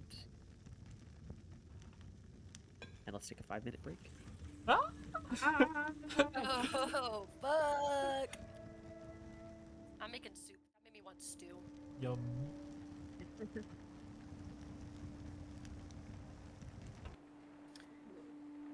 As the figure reaches up with these impossibly withered looking hands peeling back the hood of the cloak, you see the hands peel back the hood, but it goes back further than you anticipated. And as it pulls back, almost like stepping out from underneath it, you see a figure not at all like you anticipated. You see a sort of dark purplish skinned, elven looking figure with long, sort of antler like horns coming off of her head. She has slight, almost sparkle looking freckles on her face. And you can see she's wearing like fine and elegant deep purple dress with sort of like almost jagged spike-like armor protrusions sort of coming off of different parts of it. And you can see that the different spikes and protrusions underneath the cloak almost map out with the strange, jagged edges, the artistic armor that she wears underneath. And as she sort of like drops the cloak to the side, you can see that it holds itself aloft in this gnarled, twisted shape. She gives a bit of a kind smile from underneath the cloak, having peeled it back, and as it sort of drops to the side, you can see a more vibrant, luminous light fills the space, giving it more of a warm edge. The strange, almost crystalline flowers that had blossomed on the outside entrance seem to almost turn to face towards her, almost like she's the sun. The gnarled roots and twisted mosses that grow above seem to almost burst with color and light and vibrance, almost brought back to life by the dropping inception. And you can see, with a kind look in her eye, she looks over all of you. She sort of waves a hand in Alex and Rykard's direction, and this weird, almost seizing feeling that both of you hadn't even realized was there seems to peel back as a clarity washes over your mind. She says, I apologize for the deception, but this is meant to be a trial of your skills. Although I'm glad to see that some of you folks have a strong intuition. Most people come in here and I offer them a bargain, and their first inclination, of course, is to accept it. I'm glad to see there was a little bit of hesitation, although oftentimes we don't get to choose who our allies are when we're out in the field. At least for now, I was glad to see that you were trying, at the very least, to assess your different options before you entered a bargain with a strange figure. You're, you're. Oh my god. Oh my god. I'm. She Rowan, sort are of you doing okay? puts a hand sort of towards you, Rowan, and says, I'm just someone who's trying to see if you're ready to enter the uh, honored ranks of Braveheart. Any bargain you make me, I will take. I'm so sorry for calling you fake. Oh my god. Hit Rykard in the What to legs. say this? Uh, I I kind of leaned down to be like, are we supposed to know who this is? Ron snaps his head around. That's Marilyn from the Shrike Syndicate of in the Brave Hollow. And Oh, I just tilt my head at you. Oh, oh, The oh. Strike Syndicate. The Strike Syndicate of Brave Hollow. Right. Right. Yeah, I'll take your word for it. I'll reach out my hand. I'm Rykard. Nice to meet you. She sort of gently reaches out and shakes your hand and smiles and sort of does the same to anybody who does reach out. Ron takes a deep breath and fans himself really quick before he tries to he'll reach out and he'll shake her hand. It is an absolute honor to meet you. I've read so much about you and with all of your friends, all of your adventures. It's inspired me so much. Yes, well, one shouldn't believe everything they read in the books, but I'm glad to hear that our adventures inspired yet another adventurer to come to attempt to join our fold. Um, now, if you don't mind, you're more than welcome to take a seat. I wasn't lying about that part.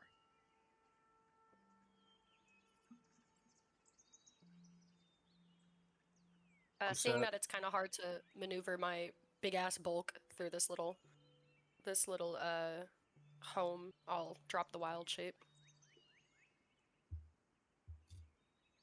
She doesn't seem like phased by the dropping of the wild shape in any way. Yeah. But now that this charade is dropped, perhaps I can just move on to telling you the second part of the task that you were going to be given without the pretense. that would be very nice. Thank you. Now, the hope was to show you and in some way teach you that sometimes bargains must be made with shaded figures or things that you encounter out there. Sometimes help comes at a high cost, but sometimes it's worth it for the greater good. Now, you're not doing anything quite so large or quite so odious, but what I was going to ask of you was there's a harpy's nest down by the cape. Now, we meant to do some research on the harpies that exist in this island. They're not really supposed to be getting closer to the port city, but somehow they keep finding their way beyond the wall and beyond the barrier.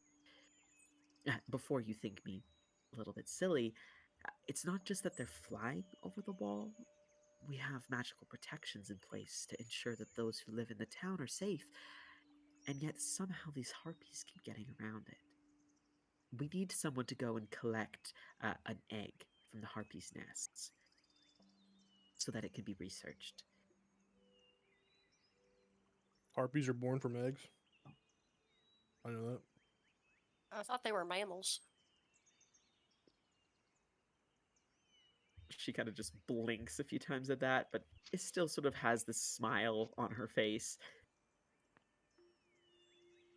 I've never really even encountered a harpy before. Kind of turning to Boone and Rowan a little bit, and also Vera. Do you? Is there anything that we should know about them before we go into this? Well, typically, what I would say is that to find information like that, it would behoove you to look in our archives, but obviously you don't have access to those as of yet. Harpies are flying monsters. They tend to attack those who are charmed. One of the reasons I wanted to see how you would all fare under the effects of a little bit of a charm there. It's a good thing that none of They us were then. All right. She Kind doesn't of look say over at anything you. edgewise. And a side eye. What I will say is that they are not. Uh, they may appear somewhat humanoid, but it's important to know that these are not creatures that can be bargained with. As it. Now, you don't need to uh, truly harm them if that's not how you wish to go about this, but we do need that egg procured. Ah, and yes, your task at hand. She reaches up towards one of the bottles that's strung from the ceiling, and she grabs the one that's vibrant blue. Once you've returned that egg to me, I will gladly set everything right.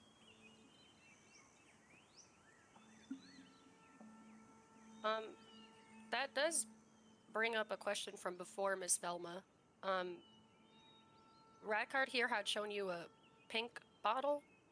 Do you know what this is? In truth, we are in the process of a lot of research. I myself handle things a little outside of that sphere, but there are plenty of people back at Brave Hollow who may have more solid answers for you. However, a lot of magic of this sort has been springing up around the island.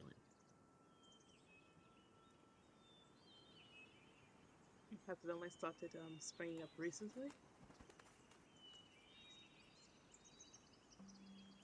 She blinks a little bit and says, well, I would love to tell you more, but I do need to make sure that you're actually in Brave Hollow before I start sharing little things about the island. Is somebody Oh, listening yes, to right. us? You never know. Well, I know, but you never know. So how big is this egg? Do you need it intact? I would like it to be intact, yes. All right. Guess we'll do our best. Again, however you want to go about it is your choice. The main thing is that I need that egg. Got any She sort of- particular use for it in mind? As I said, we're planning on doing research on harpies and how they manage to continue to elude my wards and charms. Are harpies natural to the island, like the monkeys that we saw earlier, or or have they been coming in here? Well, that's a great question for some of the researchers that we have in the Deadwood Order who examine the flora and fauna of this island. To the extent of my recollection, I've seen harpies on the island before, and I have for some time, but it's a recent phenomenon that they're able to get past my magical protections.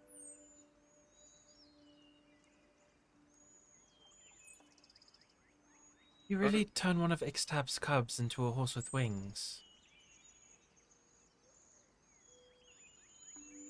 She stares at you for a second and then lets out a little bit of a laugh and shakes her head. Ixtab is, how would I put it, a plant, as are most of the creatures on this side of the island. Oh. What? Oh, I thought He's there a was something strange plant? about them. Like it's all like part a of grass?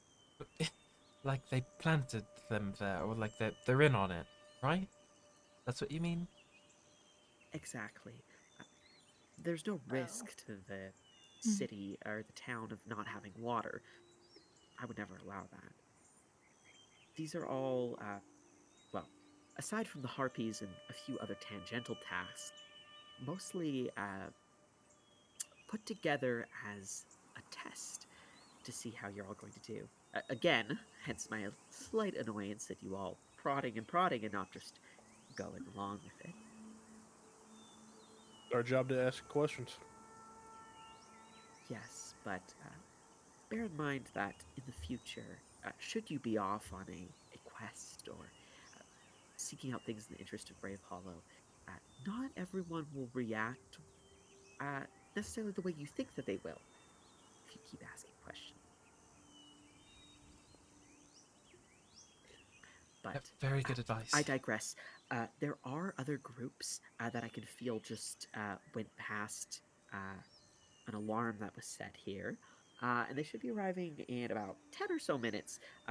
If you don't mind, I do have to set dress and get everything set back up for the next group that comes. So if you don't mind, she gestures towards the tree, and you see suddenly like a hollow opens in the wall behind her, and you can see stairs suddenly spiral out. Head about 1 hour due east, you'll reach the coast, and that's where you'll find the harpy. Insight check. No, I'm kidding. All right, I would let's follow go. her Thank you for the anywhere. information. Thank you, Mrs. Vera. Oh, and bring the egg back to Lucan. Alrighty. Lucan? Lucan. Lucan. She said Will Luwak. do. Okay. Perfect. I'll nod and head up the stairs, I guess. All right, Rowan. Stop drooling. Let's get going. But bye. It was really nice to meet you. And nice to meet you, Robert. He sobbed the whole way down the stairs.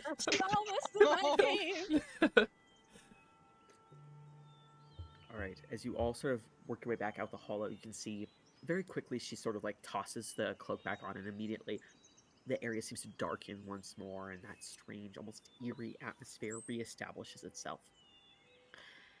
The hole in the wall that you had walked through closes up behind you, and as the stairway winds out, you walk down and find yourself at sort of a side entrance, same tree that you had first entered. Per her directions, you know that you head about an hour eastward, and you'll be able to reach the coast where you can find your quarry.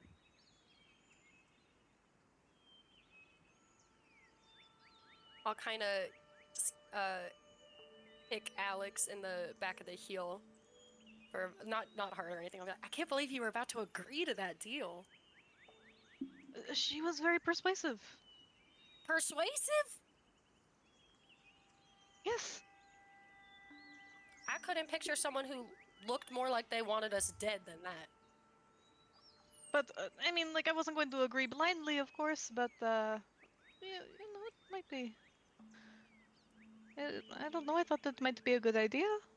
Yeah, I mean, I knew it was a trick, so I knew it was a test. Of course, we knew it Mhm. was a test the whole time. No, I knew. I don't think you knew though. No, I'm pretty sure we both knew actually. Yeah.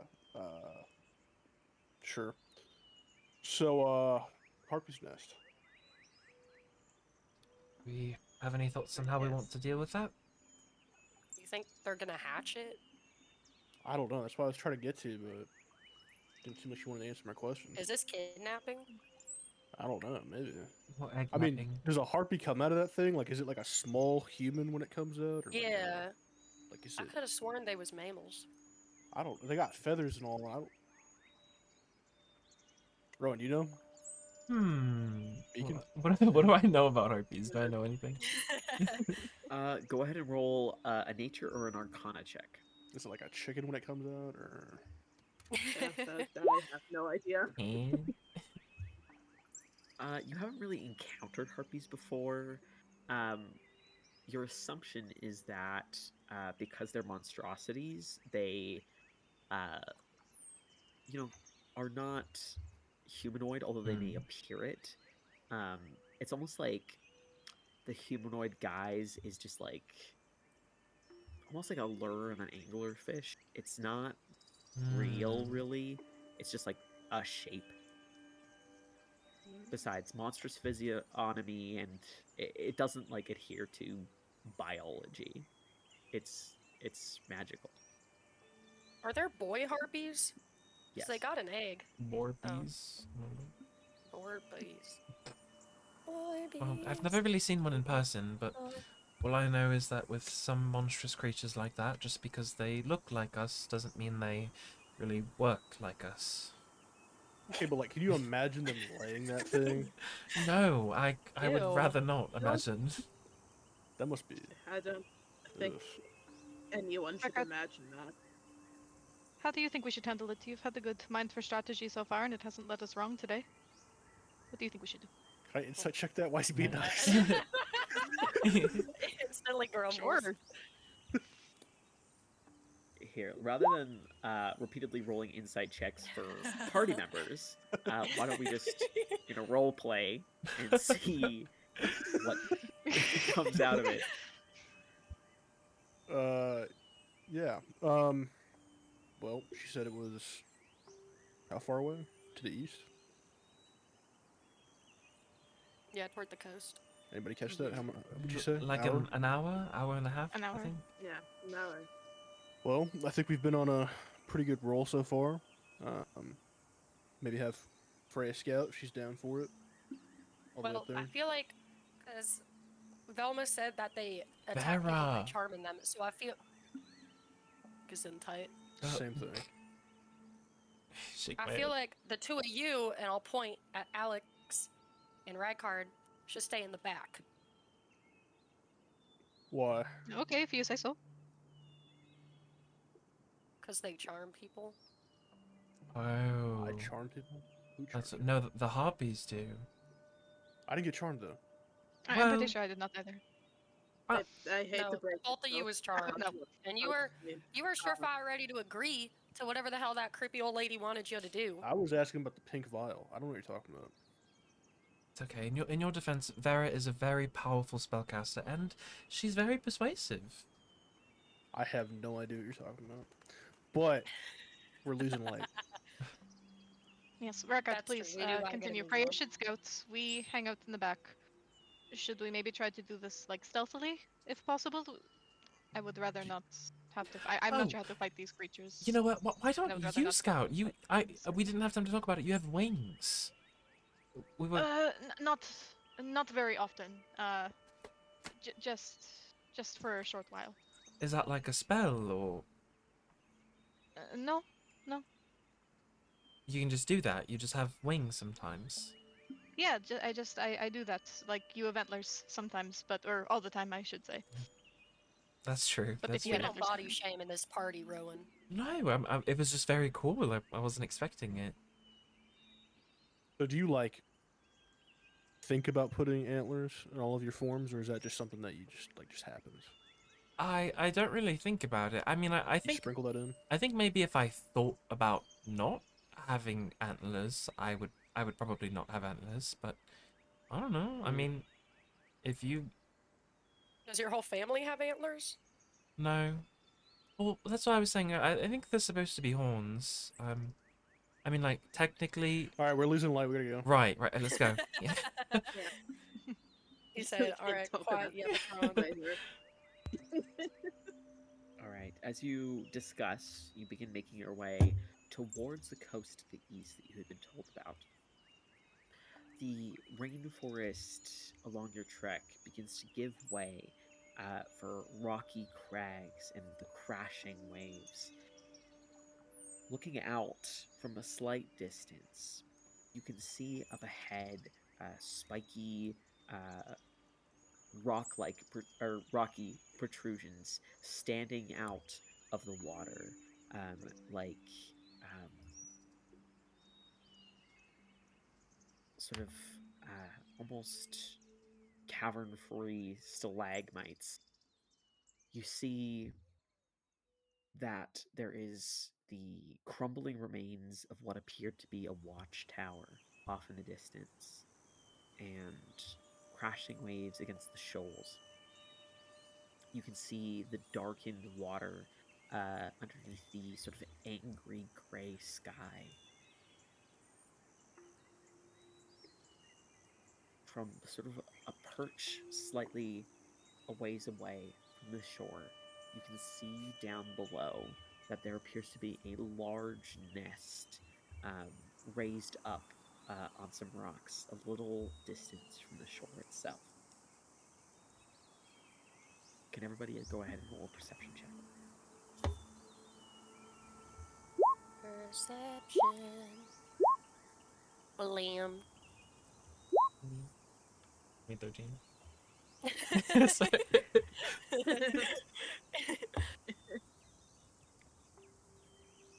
Roland and Alex, you can see distantly what appears to be 3 or 4 harpies circling the large nest itself.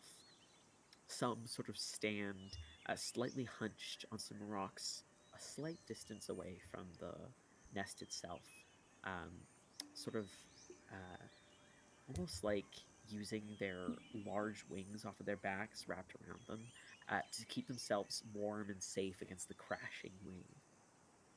You can see one that is sort of settled in the nest itself.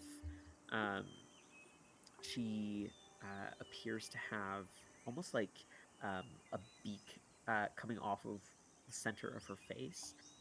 And like the upper body is humanoid and appears to be that of a woman with sort of long brownish hair and almost like a crown of feathers.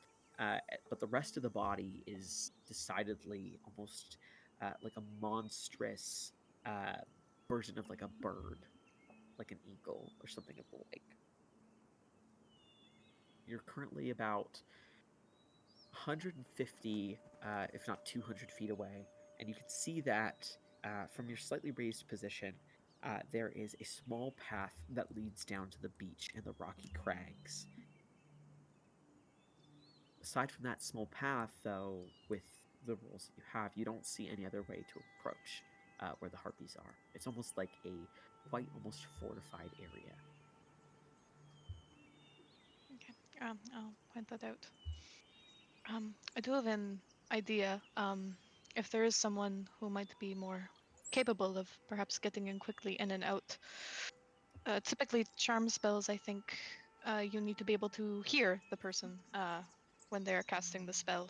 But I have something that could make you not be able to hear them for a short time.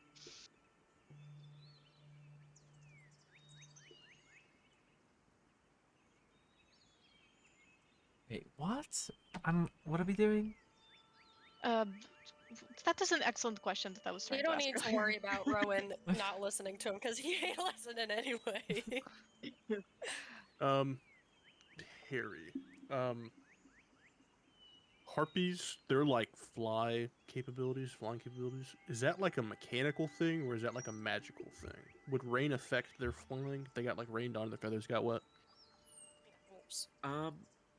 I feel like that's maybe more of like a meta question, especially since like we've established that you guys don't know very much about harpies. Okay. Owls are the only birds that can't fly in the rain, other than like hummingbirds and stuff, because they lack the kind of oil on their feathers that other animals have that make them water resistant. Okay. Well, Perhaps. Oh, did you go say that ahead. it was about to rain, or it looked like the sky was dark? Yes, the sky is like darkening overhead with Okay. those clouds that had been rolling in. Turn to the group. Try and kind of quietly say it. But we could wait out the rain. Might slow them down a little bit. Get their wings all wet. And allow another group to catch up to us. They might stop to wait out the rain. Who knows? Oh. Just an idea. No, I say we go. We also don't want to get caught out here, you know, when it's dark after nightfall. Hmm. Scared of the dark? Sort of when it Well, changes. no, but you heard what Lucan said about the environment changing at night. I don't want to wake up standing on lava. All right. So do we want to attack or do we want to try and quietly Perhaps- retrieve the egg? Perhaps a can few of us try could to- distract them, and then one person go Yeah. in and try to take the egg. I think All right. the one success didn't get charmed. Maybe we should be the distraction, and Mm. those of us who were charmed can sneak in and get the egg. Can I see the egg from where we are? You don't see the egg from where you are. You can see, well, with your roll, not very much, but Yeah. Alex and Rowan were able to see that there seems to be either 3 or 4 harpies. Okay. There are like the distance, like there's like a few like ancient crumbling ruins that may provide some cover, but aside from that, the sort of position that they're in seems to be almost well fortified or defensible in a way that they can likely see things. Well, I think we need to first find where the egg is so we know where to go. Because if we're running all around, I mean, we're not avoiding conflict. It's true, but they are likely protecting it, aren't they? Maybe. Or close I by don't to know it. their nesting habits. I would assume the egg would be in their nest. As long as we get them away from the nest, we'd be able to investigate better. Harry just said we don't know where the nest is, though, right? am I misinterpreting it? No, you can see the nest. Like Yeah, we can see. Okay, we yeah, we can't have the see the nest. Yeah. Okay. Yeah. So Like, oh god, I missed here. distractions. I can be pretty quiet. I can sneak up and get it. If I have some help, maybe. Kind of I distraction. can help you to make sure you don't get charmed. And if you get I'm not sure. charmed, Well, then we fight, I guess. all right. Sounds like a plan. All right. I volunteer to go retrieve the egg. Anybody else following? I think Alex just said he was gonna go. I said I could help. I'm not sure if I should follow. If I might be Well, more of a there's 5 of us, hindrance. so 2 go get the egg, 3 distract. Yep, sounds like a plan. That sounds good. All right. Okay, sounds good. All right. Having a hard time visualizing it all. I'm gonna you try can see and that get. there's a path that like leads down where you need to go. Okay. I'm gonna try and stealthily go down. And hug whatever cover I can. All right. Let me move you over to the map here.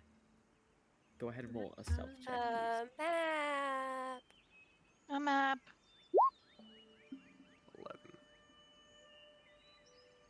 Oh, that's a big ass nest. The tiger. You can't say that these are monstrous animals and then use artwork like that. I mean, they are monstrous. They are monsters. All right. She's very beautiful to me. As you begin to make your way down Rykard, is everybody else staying like 150 feet away?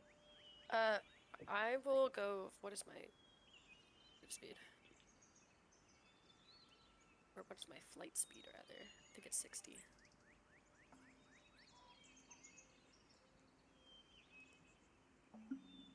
Oh, no, it's my walking speed. Okay, it's 30. I will go forward. I guess I'll take a hypotenuse, so that's 20 feet. So I'll go up Wait, there. so you're not on the map. Like, that's what I'm trying to Oh, establish. Oh, okay. oh. If you are following him down, you will be down on the beach. If you are staying back, as previously stated, you are not on the map. So I'm just going to remove you. That's what I'm trying to figure out. I think the 3 of us that are distracting should be like up in this area somewhere, and then try to get them over here. You know. Yeah, I think so as well. So are we? Yeah, are we able to start like over in this area, Harry? You can try to move yourselves where you want to go. Go ahead and roll stealth checks. Okay. Oh boy. Okay. Natural 20. Nice.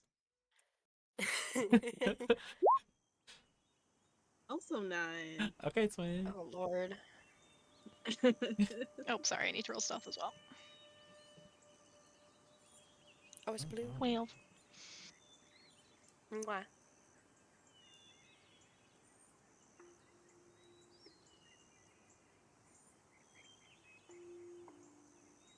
Sorry, I'm realizing I didn't get the heights of these different rocks down. Just doing that now. I don't know if it's. Can you guys see them on the map right now? Yeah, Yeah. 30 feet, 50 feet. Okay.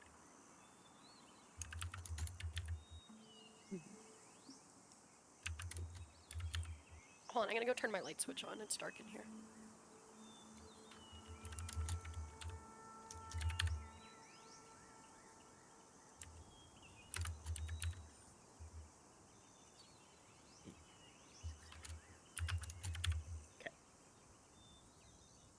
I think those are the main ones. Down.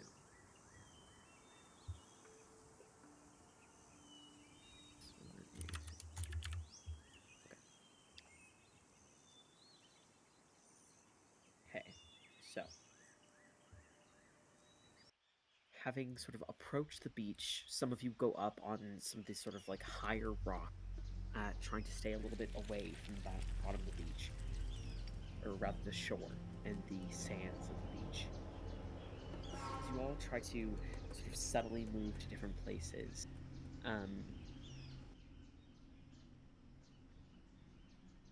Alex and Rykard, the two of you sort of move your way along towards that whole base of the shore, while your compatriots start sort of climbing up some of the rocky chunks.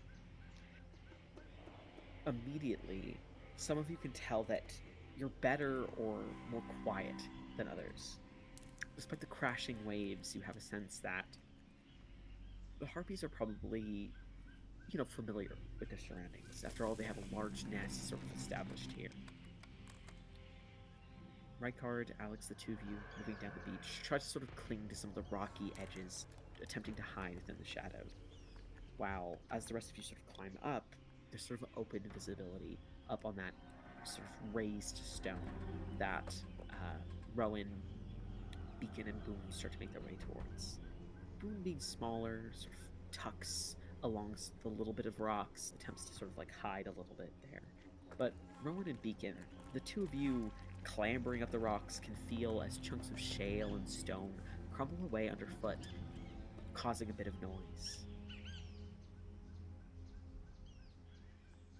As you attempt to sort of figure out your positions, you're not entirely sure if your presence is already known to come down.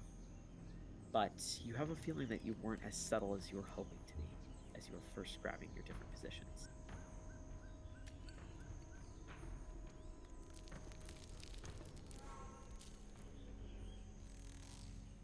Alrighty. So we got 50 feet, 40 feet, 30, 40, 35. Okay. I'm going to attempt to scale up here. I want to get up to this 30-foot spot eventually, Wait, why are you coming towards us? because I need to take the bridge over there. Can't you hop along the other side? I mean, 50, 40, and then eventually I'll hit this person here, so... Well,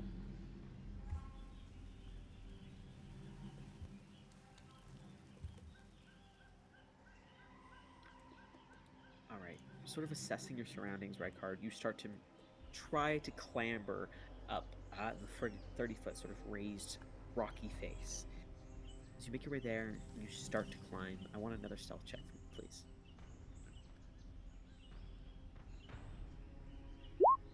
17. 17. Compared to Rowan and Beacon, who are climbing and clambering quite loudly, you have a sense that their sort of sounds may cover some of yours. However, Rykard, you are keenly aware that you are heading in the exact same direction as the people who are meant to be your distraction. Yep.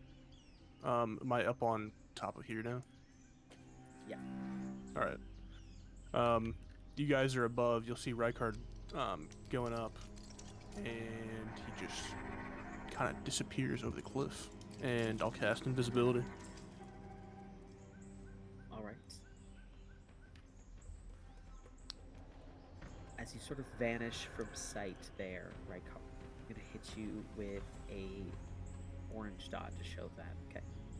That Okay. you're invisible, and we'll do a yellow dot to show that you're retreating. Yeah, and I'll, keep making my way over to here.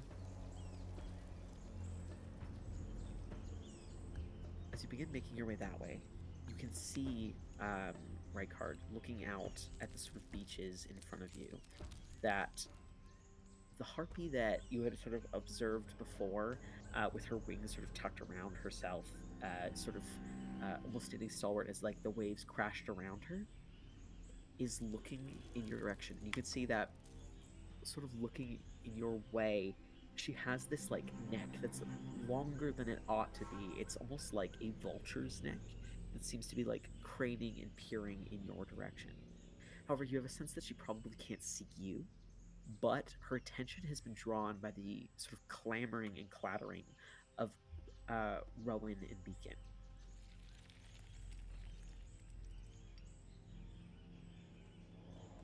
Okay.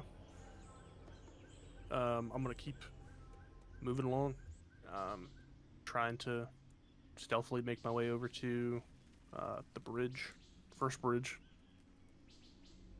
All right, as you start making your way down that way, this one you see, unfolding its wings, hops and glides over you. It sort of like squawks, and you can hear its sort of talons dragging on the ground.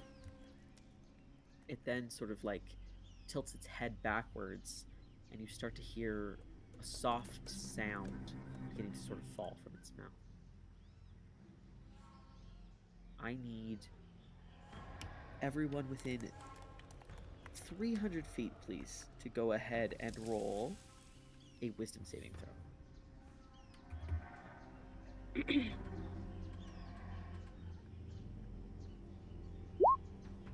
Unless you have the deafened condition or something that's stopping you from. Yeah, so I'm gonna have soon, hopefully.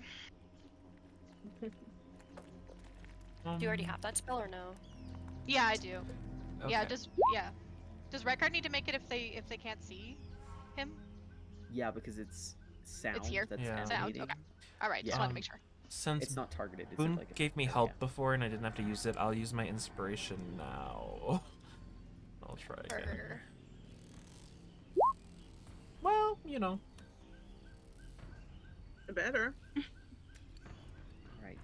With the harpies sort of seemingly keenly aware that something is happening or that there are some people, we're going to go ahead and hop into initiative here. I think it's just a bit easier for us. Yay! Guys, click your characters before you roll. T. Thank you. Yeah.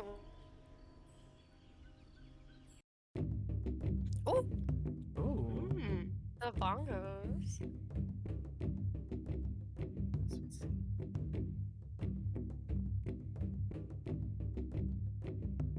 Okay. Wait, I'm kind of throwing it in a circle to this. Oh my god. Wait, that's our distraction. Okay.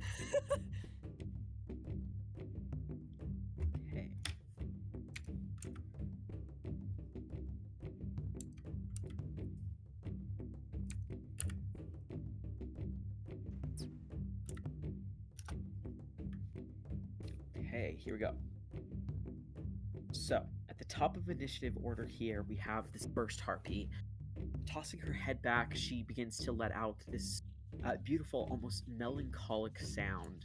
It sounds like a mixture of singing, but almost like a slight trill of a violin. As the sound begins to sort of bubble forth from her, emanating out. Let's see.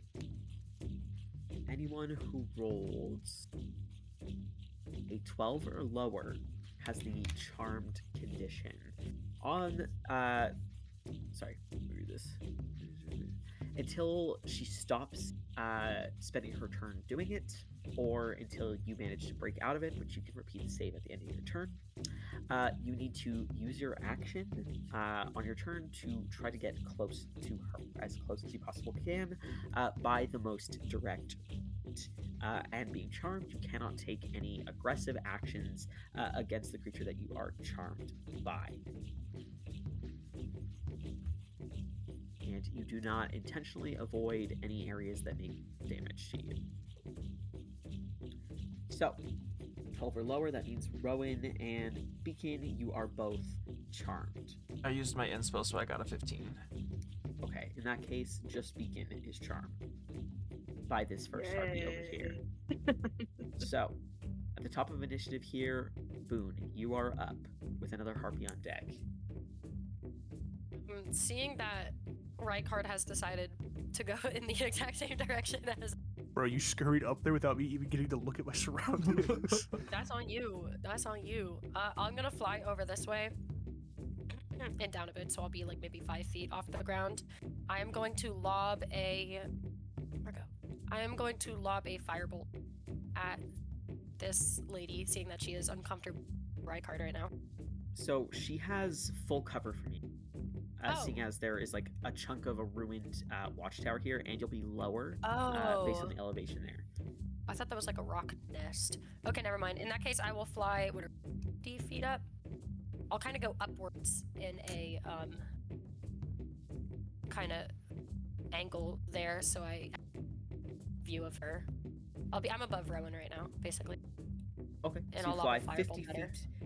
Do you have 60 feet of movement, or do you just have 30? I have fly 30 speed? feet of movement. 30. Okay, so you're flying 30 feet up, directly upwards. Well, isn't this 10 feet up from where I am? Because this was 30 and this is 40. You're already at the 50 feet. I'm asking, are you flying like directly straight up, or? No, at an angle, just so I could get a good view of her. Okay, so I see what you're saying with the 60 feet. I thought you meant you were moving up than you already. No. Okay, so So I'm as you already fly, up 50 feet. yeah, so as you're flying upwards, you sling a firebolt towards her. Go ahead and roll to hit. Yippee. 10. A 10 does not hit her. So as you send the firebolt flying towards her, the like large sort of stone ruins, you attempt to sling it as you're sort of flying upwards, and you see the firebolt craters into these stone ruins, leaving a black charred mark on their white stony surface as she continues to let out her siren-y song. Anything else on your turn? What are the other harpies doing now that I've slung a bolt? You can tell that their attention is now like skewed towards your group. Rykard has vanished from sight, so you can't even see where he is. He's gone genuinely fully in the... But you can tell that the harpies can tell that there are people here on the beach. Who their attention is drawn by, you're not entirely sure. You had a feeling that they might not have known you specifically were there until you just threw that. How many feet of movement would you say I just used? Probably about 15ish because you were trying to go on a diagonal, trying to go 10 feet up, right? All right, I'll move 15 feet laterally up this direction. That is all. Okay, so now you're 25 I'm still at the same feet altitude. higher than you were. No, I'm still at the same altitude. Okay. I just moved sideways. Okay. All right. Can you just say horizontally for my edification next Horizontally. time? Laterally, sideways. All right. All right. So no bonus actions on your turn, Boone. Wait, I completely forgot I have defiled ground. That's right. 10-foot radius.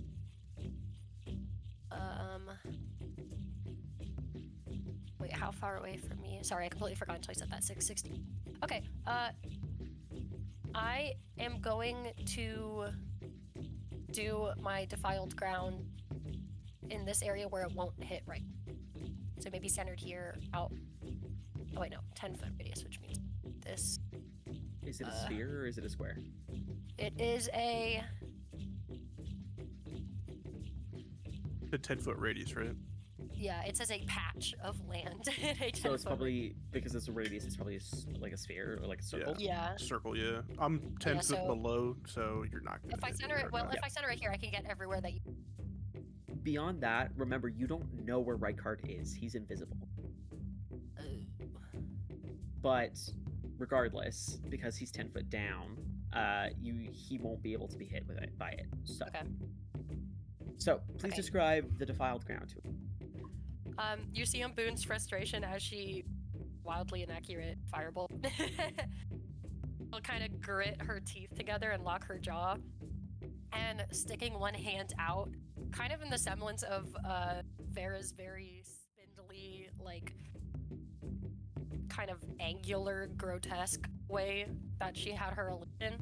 Boone's going to gesture towards that patch of land, and instantly you'll see any of the seagrass or any of, I don't know, like little bell critters and stuff start to wither, and you'll see all of the sea life die. The stone starts to crack a little bit, and it just has an air of decay. All right, and mechanically, what happens? Mechanically, it lasts for a minute. It is difficult terrain for creatures that are hostile to me. Additionally, when a creature in the area takes damage from any attack or spell for the first time on a turn, it takes an extra 1d4 necrotic damage, and I can move this as a action. Okay. I can send the. Alrighty. So that area will be difficult terrain. Okay.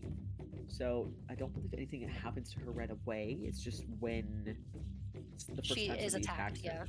Yeah. Alrighty.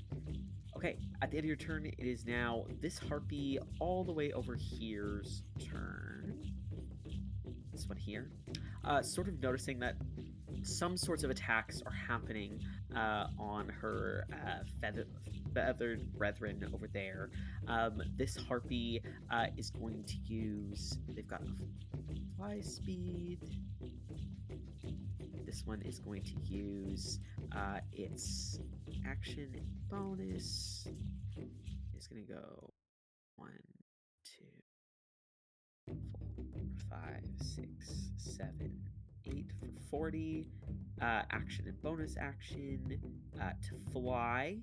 And it's going to go just down here, settling just below your group as it sort of cruises through the air casually, drifting along. Alex, you're not sure if you've been spotted, but you can tell that its attention seems to be focused more in the direction of Boone, Rowan, and Beacon, rather than yourself. All right, Beacon, you are charmed by this first harpy over here. Awesome. Well, I'll say Beacon, he looked like he had like a bit more of a fighting stance, like he was prepared to distract or have to fight these harpies, but immediately he kind of like goes a bit lax and just starts kind of making a beeline towards this harpy, the one that's singing. So I will use my movement and my action to go this way. You can use your action to try and break free, can't you? That's not what's described Oh, by okay. the description here. Oh, got you. Okay. Wasn't At sure. the end of your turn, you can try to redo the save, though. Oh, I see. Okay. All right. How far is it? Just like it's a cliff here. Do I just have to jump down? So you have to take the most direct route you possibly can. When you, aside from movement specifically for that, it says that you have the incapacitated condition. When you take damage from a source other than the harpy, so from falling, which you're about to do, you can repeat the save, and at the end of your turn, you can repeat the save against the luring song. Awesome. Well, I will do that. Just kind of jumps down.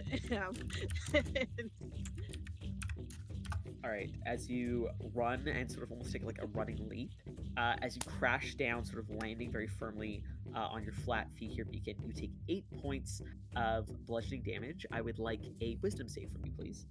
All right. Much better. All right, as you sort of like take a running leap and fall down from the height there, your ankles sort of like almost like crack against the ground, and that shakes you out of this like luring song that you hear echoing throughout the space. It rattles you out of it, but as you sort of land there, that is the last of the actions you're able to take on your turn.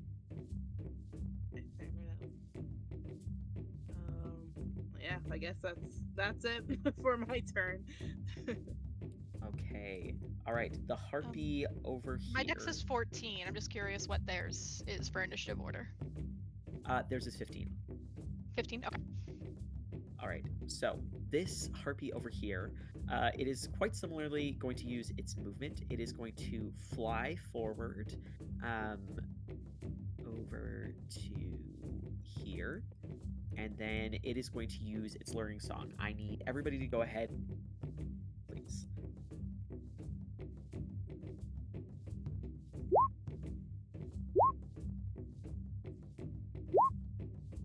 Nope. Okay. All right. So, having snapped out of the song of this harpy directly in front of you, you now hear like another almost harmonious voice begins to echo throughout the space, and your attention immediately is drawn now in that direction. And Alex, you can hear the sound sort of echoing throughout the space towards you. Same with Rykard and with Boone. You all hear this beautiful sound, and it begins to lure all of you entranced towards this one over here, with the exception of Rowan. You sort of like resolutely can still tell this is like mind affecting magic, and it won't lure you. All right, that's her turn. Alex, you are up. Okay, so I've got to use my action and bonus actions and whatever to move. Yes, so you are incapacitated with the exception of action and bonus action to move in the most direct route possible, regardless of danger, towards the harpy. When you take damage from a source other than the harpy who is singing, you can roll to snap out of it, as well as at the end of your turn. Would that be the rocks to try and climb up it? Like, would that be the most direct It route? is like literally the most direct route, so it would be swimming for you, I believe. Okay. Yeah, no, I was just curious which one was the most direct one. Yeah. Okay. It's like Okay, as the then, crow yeah, I guess- flies, whatever the most direct route is, that is the route you have to take. Okay, sure. Then I guess that's what I do.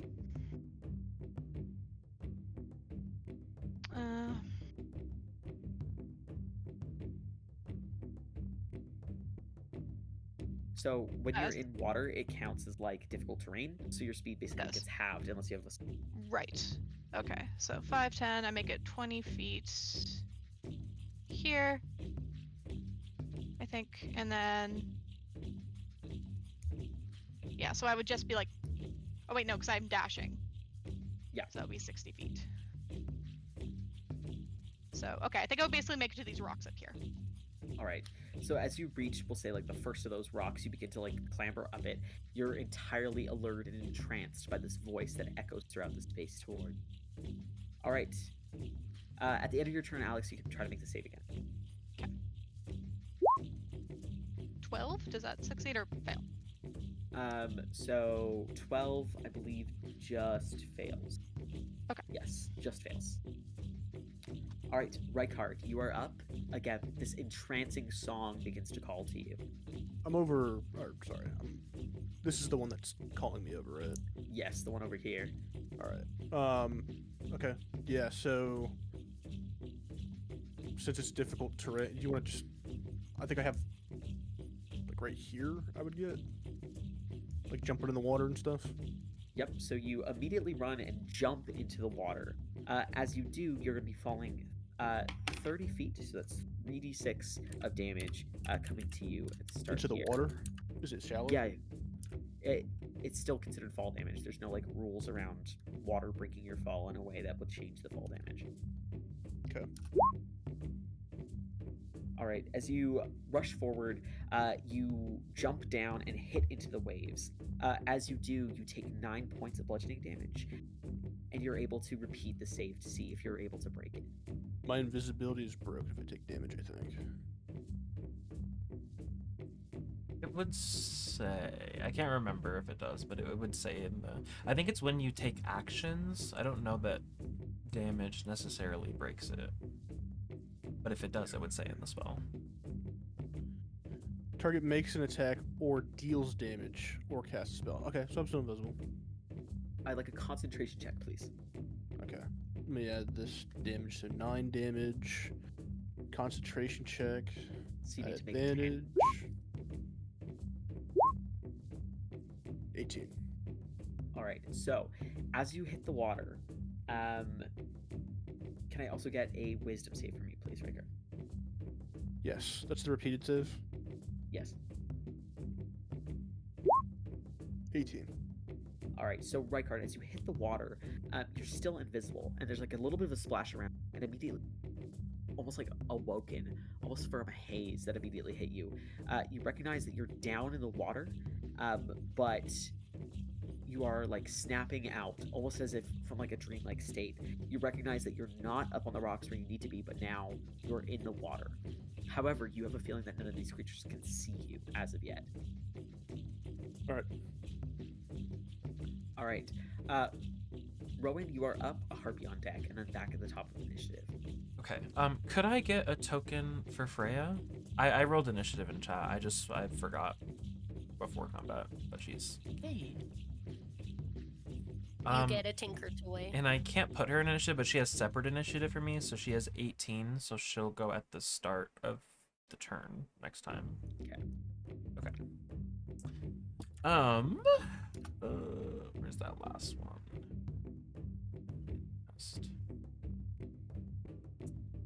Okay. So I'll just have her next to me because she's on my shoulder. How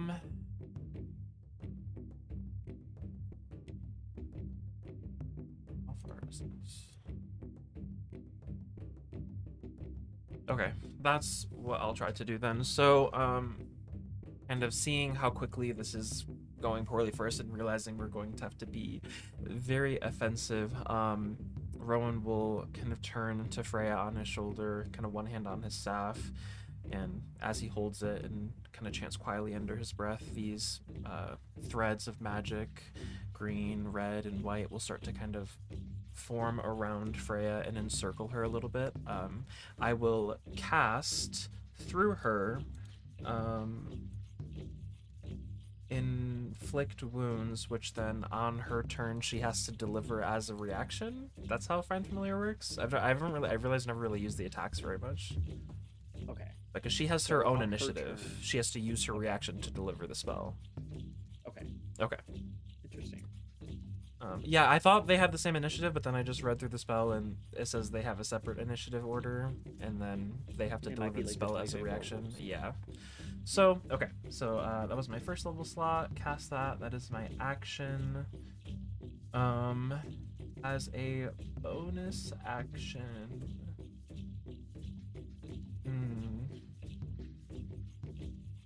It's actually not a lot I can do. Why not? I guess, yeah. Bonus action, I'll just cast Shillelagh on my staff. And Alrighty. I will move. Well, no, I'll stay here. I'll stay here. This is good. That's it for my turn. Alrighty. This one over here sort of seems to like almost not want to move, but it does like almost like with its head moving on its like oddly elongated neck, sort of like moves around something, and then similarly is going to sort of like put its head back and also begin to sing. I need another round of wisdom saves. What about those of us that are already Yeah, charmed? what if we're already charmed? How does that work? So if you're already charmed, you are immune, it says, to the song of a different harpy. Oh, okay. So it would just be, I suppose, Rykard and Rowan who would be pulling that. Me too. 23. All right, so this one, although she's like focusing on her song, looking out sort of in the distance. Again, she can't see Rykard, but she's like almost looking towards Rowan. The song echoes out, but Rowan, you're able to resist it once more. All right, that's her turn. All right, Freya is up. Okay. Kind of carrying over from him casting that Essel, he'll point his arm out towards this harpy in the distance that he can see Alex is charging towards. Go for that one. And Freya will use her action to dash. So she'll have 120 movement.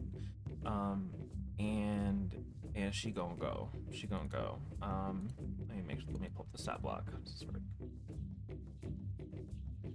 Okay. Doesn't provoke opportunity attacks because of flyby, which is great. So it's 70 to get here. So as Freya kind of charges in, these weaves of magic kind of encircling her, she'll kind of drop down and not really land on the shoulder, but dig both of her claws into the shoulder. And as she does, she'll use the reaction to send inflict wounds, which is a con save now. Alrighty, a con save. Okay, let's see. 20. I guess. Okay, so half as much on a successful save. Alrighty. I'll have to make a concentration check. So it'll be 3 points of necrotic damage. Alright, to concentrate on its song, it needs to make a 10. Ooh. Which it maintains concentration. Of that. Okay, so that was 60 to go there. So 50 left. She'll go over here, I guess. Kind of perch on the opposite rock, kind of stay safe, stay away. And that's it. Alrighty. As Freya flies away rapidly, this... Oop. Here, let me go all the way back down. I accidentally forward. Alright, so this harpy down here, sort of looking around, stops singing, and it sort of seems like it's trying to figure out where that like splashing sound came from near it, but its attention turns to Boone, who is attacking it, as well as to Beacon, who is right near it. It is going to sort of like hopping and flying, coast over to you, Beacon, and is going to attack you with its clawed talons on its legs. Alrighty. So you are currently incapacitated, which I believe means gives it advantage. Let me just make sure that's true.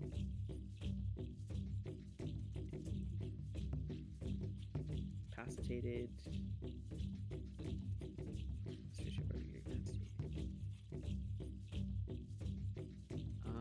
It doesn't actually say that anybody gets an advantage.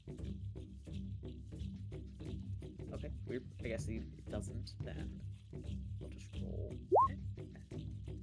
A 20 to hit. Yeah, that hits. Alright. Yeah. 6 points of slashing damage to you as she sort of like flies down and cleaves into you with one of her claws on her spiked like feet. You can go ahead and also repeat the wisdom save there. Okay. Hey. All right, you're That's able to 20. rapidly sort of snap out of it, shaking quickly. As you do, Beacon, you can see that there's like claw marks denting into your armor, and you can see this like shrieking, elongated necked vulture-like harpy directly in front of you. All right, Boone, you are Oh up god. with one of the harpies on deck as Beacon sort of comes back into himself. I am charmed by this lady over here.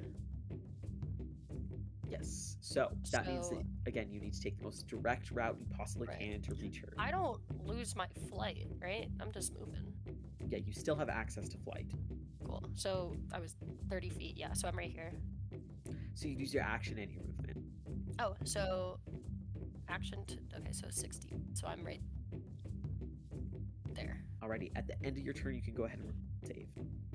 Yay! Yay!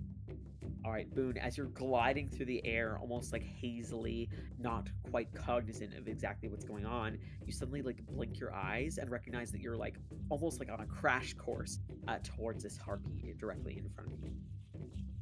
Lambda breaks, mama. All right, it is now the turn of the harpy who's down here. This one is going to use her movement. She is going to like hop up and fly as well over this way. So that's her movement and her action as she like crashes down on the ground. It's like not quite like a superhero landing, but leaving grooves in the ground directly behind you, Rowan, as you see this harpy like springs out towards you. All right, Beacon, you are up. One of the harpies on deck, and then Alexios. Okay. I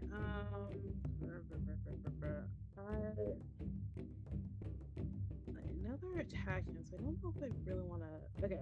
Sorry, I'm thinking. I am going to use an action to yeah. Okay. I'm gonna try to like push this harpy like away from me. I don't know if that would be like if there's a specific action for that or anything. But yeah, I'm trying. I just want to like get this harpy away from me. All right, so just attacking the one directly in front of you. Yeah. All right, go ahead and roll an attack. Okay. Where's my attack? There it is. Yeah, I just swing my my battle axe at it.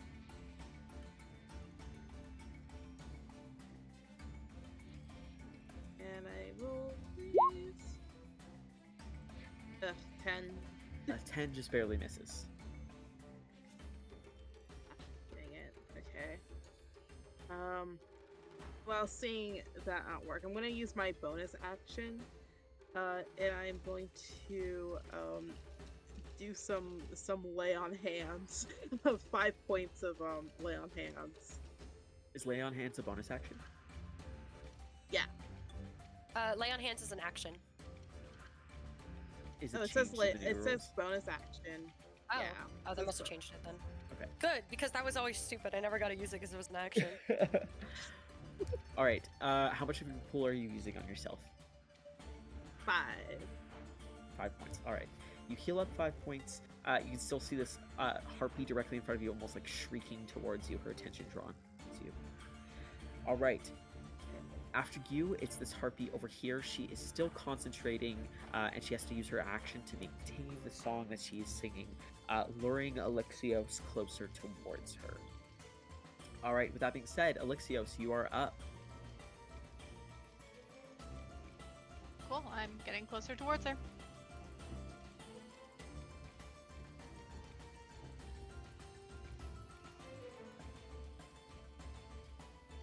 How close do I have to get? Like, just as close as possible? You have to get within touch distance of her. So Okay. within 5 feet. Alright.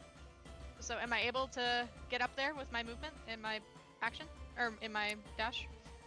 Ooh, I didn't write the height on that one. That'll probably be about 20 feet. So I'd like just like an athletics check from you, please, just to see if you can Sure. scale up that wall to reach her. 13? All right, Alexios, you are driven almost mad with like a desire to get closer to this creature, and as you clamber up the wall and then look at her, almost staring at her oddly almost like mask-like face, There's like a hazy eyes and a slackness to your jaw as you're still enraptured by her. At the end of your turn, you can go ahead and try to snap out of it. Nope. No. All right. Staring at her, nothing about her breathtakingly bird-like visage sort of dissuades you from being hyper-focused on her. But at the end of your turn, Well- you almost seem to distract her as Rykard is now able to take his actions. What are you doing, Rykard? Okay. Did not want to bust it out this early. I'm going to unleash my ASMR wings, but I'm invisible, and in the water. So maybe Boone sees it. If you're invisible, not. Well, hold on. Let me describe it. The water starts boiling, just behind this rock over here, and just for a second before you feel an incredible wave of heat pass you by, and I sent you my calculations, Harry. Yeah. um, Without context, he just sends me Pythagorean theorem or something. Just to share. It's like, all right. So, with my action, or with my movement and my action, I can get just about like right here. Yeah. Invisible with my wings out. Isn't it glorious? That's it. Alrighty. As you sort of almost burst out of the ground, almost like a jumping manta ray, you start sailing through the air off in that direction. Were it not for the boiling water, you'd be completely undetectable. You still think the harpies have not quite noticed you as you cruise through the air. Alright, Rowan, you are up. There's a harpy directly in front of you, or rather right behind you. There's one attacking Beacon just a little bit ahead of you. You had sent Freya to fly by attack the harpy off in the distance that Elixios is now focused on, and you think you saw something burst out of the water, but there's nothing actually to be seen. What do you want to do? Oh god. Take a moment to panic. No, I think once this one is all up on him, seeing that his last endeavor with the spell didn't work, his staff that's currently glowing and emboldened with that, nature's energy, he'll just kind of widely swing it around as he will attempt to attack. 21. A 21 definitely hits. Damn. Oh, I like max rolled too. Holy shit. Okay, so 8 bludgeoning and wait, yeah, it does both, right? Hold on. What is it? Because D8 is it can be force weapons type. Wait, why am I confused now? Yeah, I guess 1d8 plus. It can. I'm confused. Wait, why do I not understand how Shillelagh works? Hold on. It's like your Weapons. So it's just a D8 plus 4. So it's just the second. Yeah, just run. the D8 plus 4, so it'd be the 12 Yeah. force, I think. Okay, I was like, that confused me for a second. Sorry, I was like, what the hell? Okay, so 12 force I think damage. It's, Yeah. it's like adding the numbers together. Wait, that's kind of confusing, but yeah. Okay. All right. So as you sort of like crack your staff directly against her, she lets out like a shriek and turns her like bird-like visage towards you. You can see like there's like sharp, almost like blackened teeth behind the weird like beakish maw. And her attention and her anger and her vitriol are entirely focused on you. You've done a good deal of damage to her, but as you sort of like crack your staff against her, you can tell that she's still like alive and very much still in this fight. Ooh. And seeing that he's really only just angered her, yeah, I'll use my bonus action and a second level slot, kind of after he's smacked her with the staff, and while he's still got his hand raised in the air, he'll just crack it against the ground, and I'll cast Ensnaring Strike, which I can use as a bonus action after hitting a creature. So she'll have to, what does it do? Make a strength saving throw. Awesome. A strength saving throw. All right. Oh, that's a a nine. fail. All right. So she's restrained, and on the start of her turn, she'll take more damage. So she's currently restrained, and I'm concentrating on that. What color are we using for concentration again? Yellow. Yellow. Okay. All right, and she's restrained, so I will put a little dot on her to show that. Let's do this net-looking one. And restrained is attacks at disadvantage, right? So she restrained. Her attacks are at disadvantage, and your attacks against her are at advantage, and her speed is 0.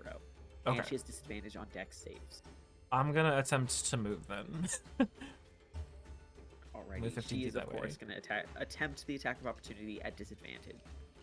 As you sort of like restrained her in this like almost like floral webbing, she's going to attack you.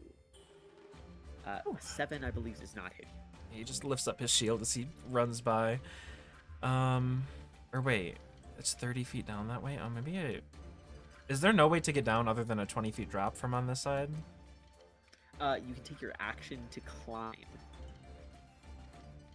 You know, maybe I'll do that next turn. I'll just get right to the edge then, trying to put as much distance between me and her as I can. And that'll be my turn. Alrighty. Okay, it is now this last harpy's turn. With no one sort of under the lull of her voice, she is going to stop singing, but she is going to take the dodge action. Alright, Freya is up with a harpy and then Boone on deck. Rowan will just kind of call out, seeing her look at, just try to stay close, and then she'll maybe fly 40 feet to get to perch over here, in case people over here need help, and then she'll just wait. Alrighty. Okay, with this harpy here is going to attack Beacon once more.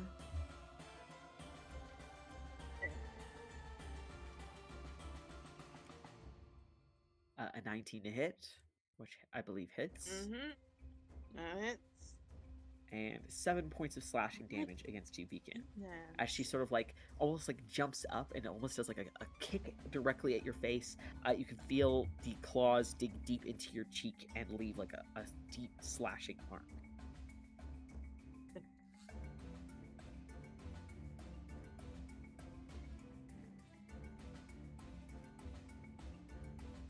Upsetting. Alrighty. She is then going to. Well, I guess she's just attacking you, so there's no really reason for. Does she All right, take damage Boone. from ensnaring something? That was a It's different not one. the same person. Oh, okay. Yeah, Sorry. different. Got confused. All right, Boone, you are up. Okay. Quick question. How does Beacon look? You can only ascertain that now with a medicine check, according to the Oh. rules. Is that a bonus action or an action or something? It's an action. Okay, never mind. Okay, as a...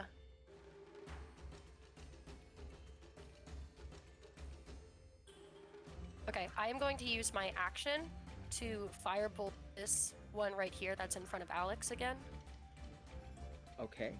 Go ahead and roll the hit. 18 That'll definitely hit. For- Go ahead and roll damage. 4 fire damage.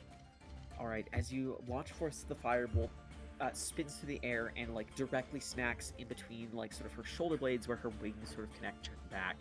She needs to make a concentration check to see if she can maintain the song that she has been singing. She needs to roll a 10. And she rolls an at 1, so she drops it. Yay.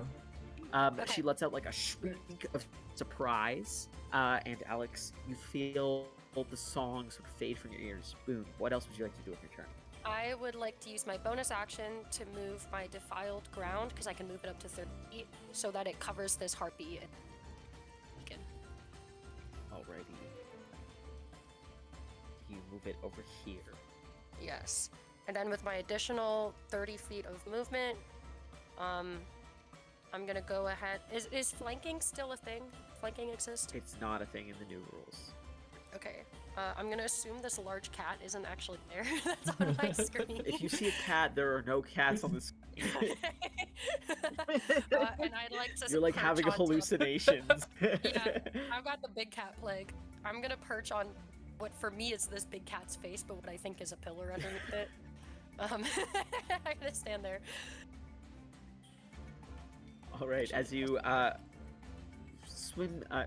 fly down and land upon that sort of like pillar of basalt stone. You end your turn. Yes. It is now this harpy over here who is restrained's turn. At the start of her turn, she takes 1d6. Actually, Seriously, two, is that because I did it at second, so it would be Alrighty. 11 piercing damage. All right, as she sort of like Nice. struggles against the vines that tangle harpy flesh, you can see that she seems almost like as the magical binds dig into her. Do you want to kill this harpy? I mean, listen, Vera said they're not creatures that can be bargained with. They're hurting me and my friends. If she gotta go, she gotta go. All right, as it like sort of lets out a shriek, you see it like writhes against its tethers until its skin is shredded, and you see it fall dead. Sorry. If you think about it, she killed herself on those thorns. And you know what? I've always said that, actually. So it's With that being said, Beacon, you are up. Okay, cool. Definitely didn't hear a harpy die behind me. Beacon is going to hold up his shield, and is going to cast sleep. The harpy in front of him. Oh. It works different. I'm trying to figure out. I think you have to roll a wisdom save. They keep changing our shit. Oh, they changed sleep? Oh my god. do. They really do change everything. Let's see. Okay. Each creature wisdom saving throw or have the incapacitated condition until its next turn, at which point it must repeat the save. It can last for up to a minute. Alright, so wisdom saving throw. Can you link it? I want to read it too. I didn't realize they changed sleep. Yeah, I got you. I'll send it Oh, to the I thought I chat. linked it. My bad. Alright, it rolls a 16. Oh, thank you. What's my spell save? Hold on. Where is it? Hello? My bad. Oh, guys, sorry. Should say it in the spell description. Okay. Yeah, it's a DC 13 with save, so it's Oh, okay. That sucks. Such is life. Okay, well, Oh wait, wait, how does that work?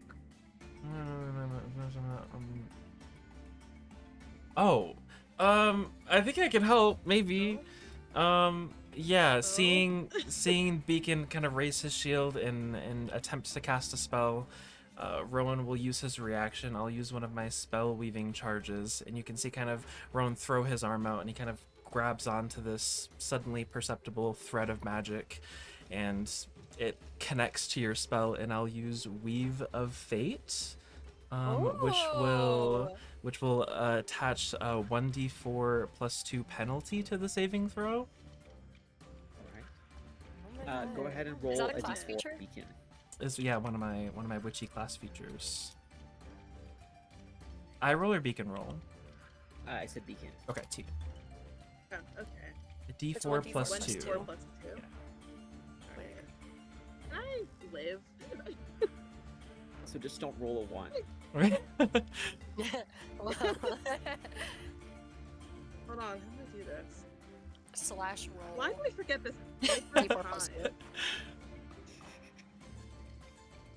Oh. Okay, there we go. There you go. Bye. Alright, so it's fails. So what that means, incapacitated until, I believe it says the start of its next turn. Wait, so And it's then not it must asleep? repeat the... Hold on. Let me finish explaining. Holding. So it's incapacitated, but if it rolls again at the start of its next turn, and if it fails the second save, then it's unconscious for the duration of the spell, which is 1 Oh. minute. So you're concentrating now on that, and it is now incapacitated, which means it cannot use actions, bonus actions, or reactions, and its speed is 0. However, it doesn't say that you guys get advantage on attacks anymore, so I guess they changed that for incapacitated. Oh, okay. Yeah. Huh. Alright, so That's Beacon okay is because I'm gonna use incapacitated. my movement. I'm using my movement to leave. Alright. I am bleeding. Remember, there is a Smart. 10-foot drop in that direction. Same with forward. Okay, I will climb down carefully. Okay, can you roll an athletics check, and that'll take up your say. Because I believe feats of athleticism are supposed to be like now their own action. Oh, I see. Hasbro, why not catch you? Like I get why they did it, but it feels like the uniformity is really annoying. It Do we took me just so slow long down to the game? understand. Yeah.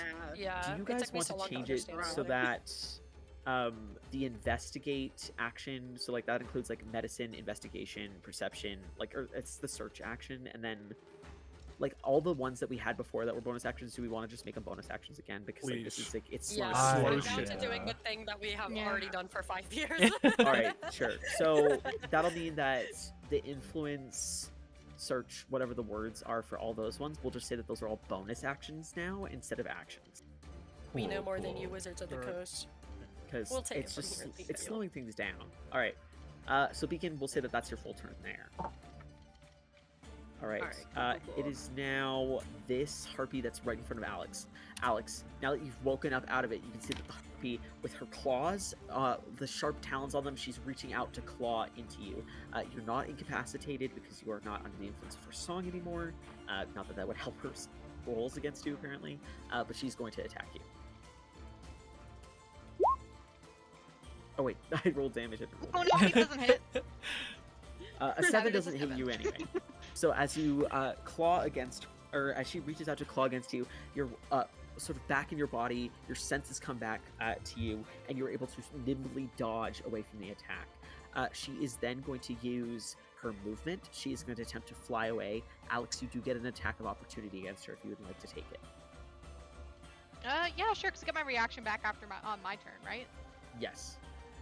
Yeah, okay, yeah, sure, I will do that. I've got a dagger that I'll try to kind of slice through her shoulder blades. 12. Just hits. Hey, let's go.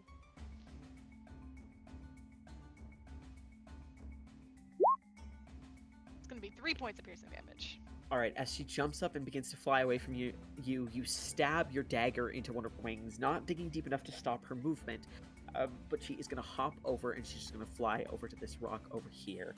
You manage to get your dagger into her and you see a bit of blood, green-colored blood spurts forth as she flies across. It is now your turn, Alex, with Rykard on deck.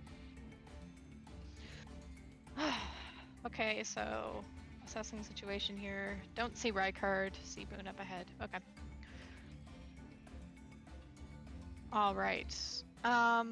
Okay, so as my action, just in case, I'm not sure if any of them can do it again, but I will cast Deafness on myself. Okay, deafness on yourself. All right, the world around you goes quiet, Alex. You can no longer hear the crash of the waves, nor the harpy sound around. All I right, believe you're and concentrating on that as well, right? Nope, it's not concentration. Okay, all right. And it lasts for 1 minute. Can I easily see the egg from here, or would that be a bonus action to investigate Bonus that? action to investigate that, yeah. Okay, then I will do that. All right, so it is bonus action, it is search action. So go ahead and roll a, we'll say an investigation check. Okay, now perception, investigation. Okay, Hold on, give me 1 second. Nope, perception for me, please. perception. Okay. 22. All right. With the 22, you can plainly see right behind this harpy here, who is almost standing guard. I'll mark it down with this bright red circle here. There is a egg that appears to be grayish in color. It is covered in like these pinkish veins all over it, like a strange almost growth or like roots that have blossomed all over it. And it almost seems to be pulsating with some sort of like pinkish energy. The egg itself appears to be about 3 feet tall, or yeah, 3 feet-ish tall. Alex will yell a little bit loudly because he's deafened. The egg is going to be quite large, and it has some of the pink stuff right behind the other harpy in the nest.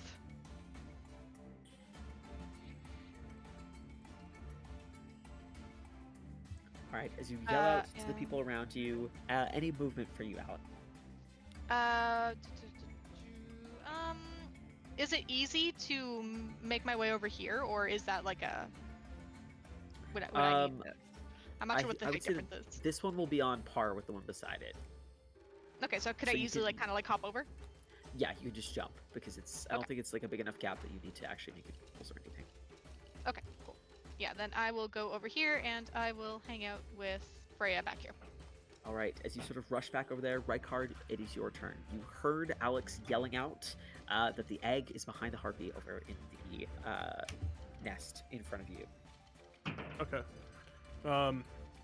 So I'm pretty much on level with it. I'm going to take this path towards the egg.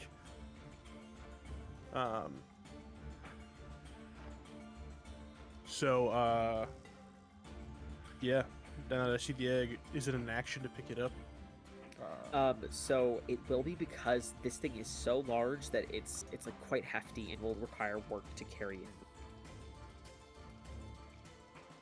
Okay. So go ahead and roll an athletics check, please. Shit.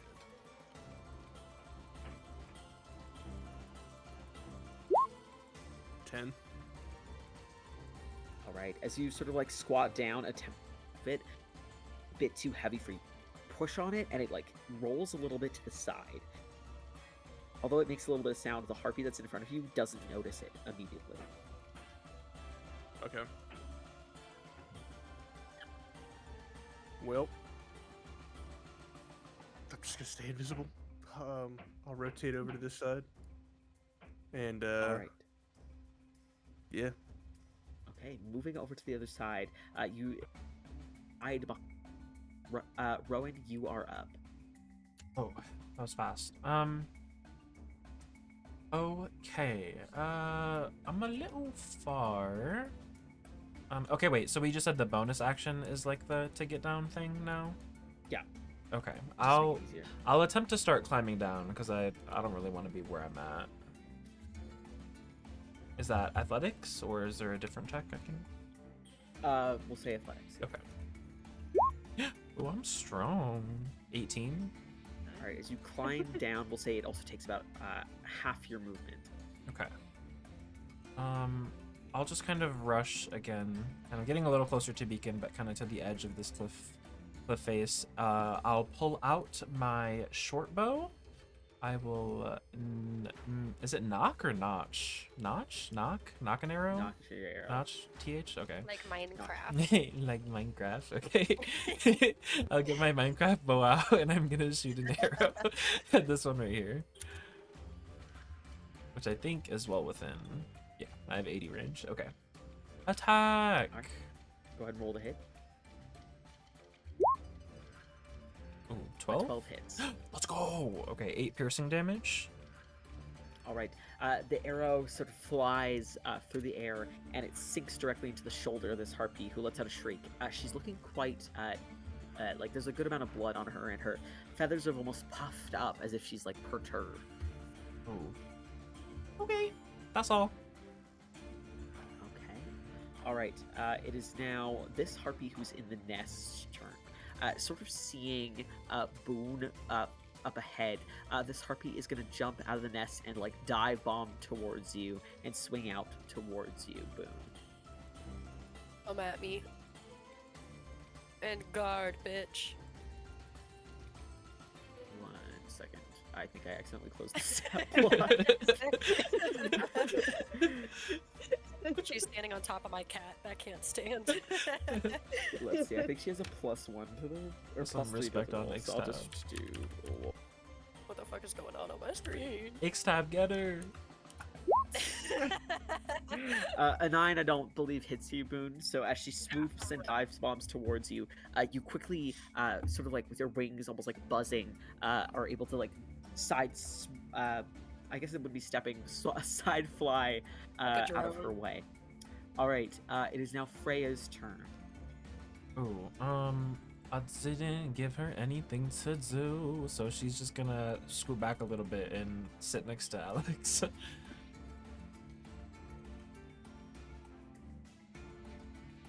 All right, as she sort of like goes back in the direction of Alex, it is now back at the top of the initiative here.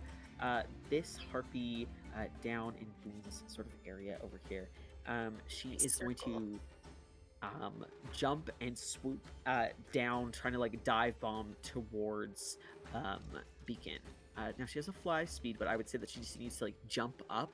So with this being half or like difficult terrain, I'll say that for that first square it takes her 10. Isn't she incapacitated? then- Well, yeah, she's incapacitated. Oh, that's right, She's she is. She needs to make her incapacitated. roll. She needs to make her roll Yeah. here. Okay. So it'll be DC 13, wisdom. if I remember. Yes. RP. Okay. And let's see. Dang With it. the 16, she Ooh. succeeds. I will use my reaction to silvery barbs that.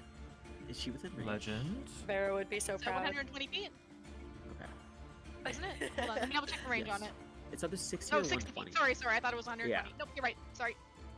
All right. So Oh. she is no longer incapacitated. Let me take a look at sleep. I don't think it says that she loses anything on Is her it- turn if is it she at the start or succeeds. the It end? says until she has to repeat the save at the end of her next turn, I think. Let me look. I Condition might be until the wrong. end of its next turn, which it must repeat the save. So she loses her turn. All right, Boone, you're Okay. up.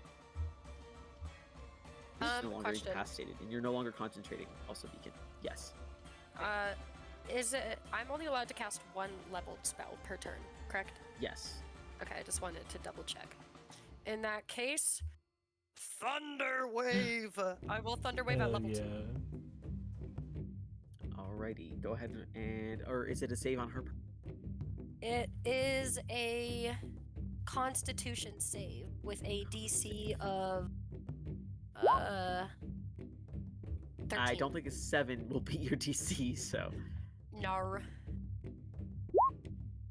I would like to force shove her away, and she also takes 10 points of force damage.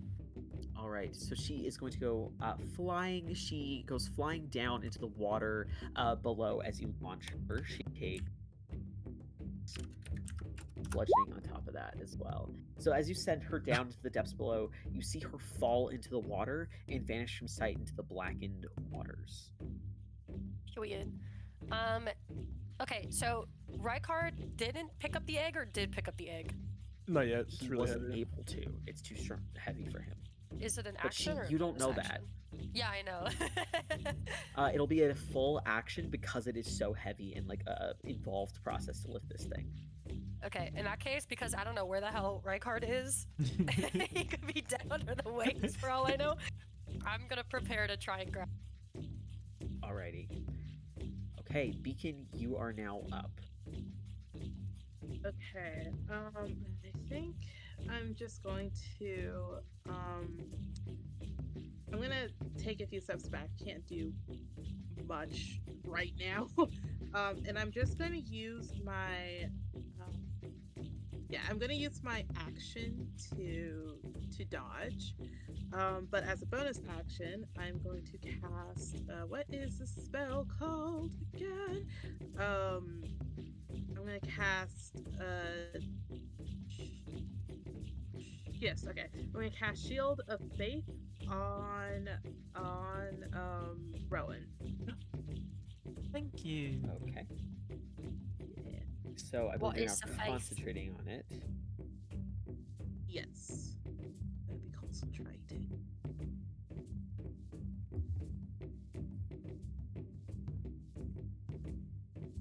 Alright, Shield of Faith on. I'm gonna mark that with a big dot. Alright, so that was your movement, your action, and your bonus. It is now the harpy over here who's looking kind of damaged. She sort of like starts to beat her wings.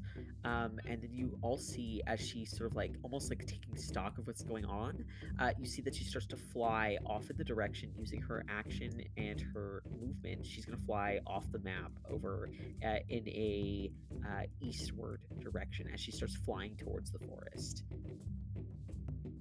That's as far as I can move her, but she's going to be off of initiative here as she flies away.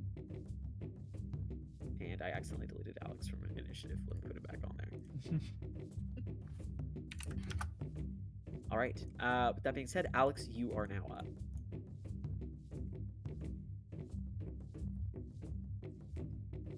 Ooh, okay, that changes things as she's With Rykard on deck. moving.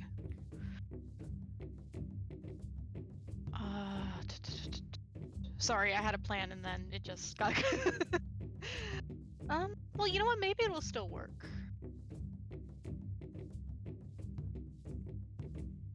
Maybe, because we do still have this one that we might have to deal with over here, right? Like, this one still seems like its attention is on Beacon and Rowan? Yeah. Okay. In that case, then what I would like to do, first things first is I would like to activate my innate sorcery. So the 2 arcane orbs that Alex has kind of on his belt begin to orbit around him. And I am going to, that's my bonus action. And then I am going to actually cast Minor Illusion. My goal here is, hold on. I just need to see where the best position would be to do this. Yeah, okay, I think maybe over here. If I can easily jump over here, like I could the other one. I can't quite tell. This one is 10 feet higher, so that okay. one would require. No, I'll just stay here then. That's fine. Okay. I'll stay over here then, and I will cast it over here. It has a range of 30 feet. And what I would like to do is I want to, now after seeing the egg, I want to create a minor illusion of the egg, like a perfect replica of it, and I want to try and make it seem as though it is in the water and kind of beginning to float away down the stream. Okay. You conjure forth an image of the egg, which starts to sort of like almost like a bobber, seems to be floating away. All right, and that is my turn. Alrighty, Rykard, it is your turn with Rowan on deck. All right. Boone, you feel an incredible amount of heat just off to your left.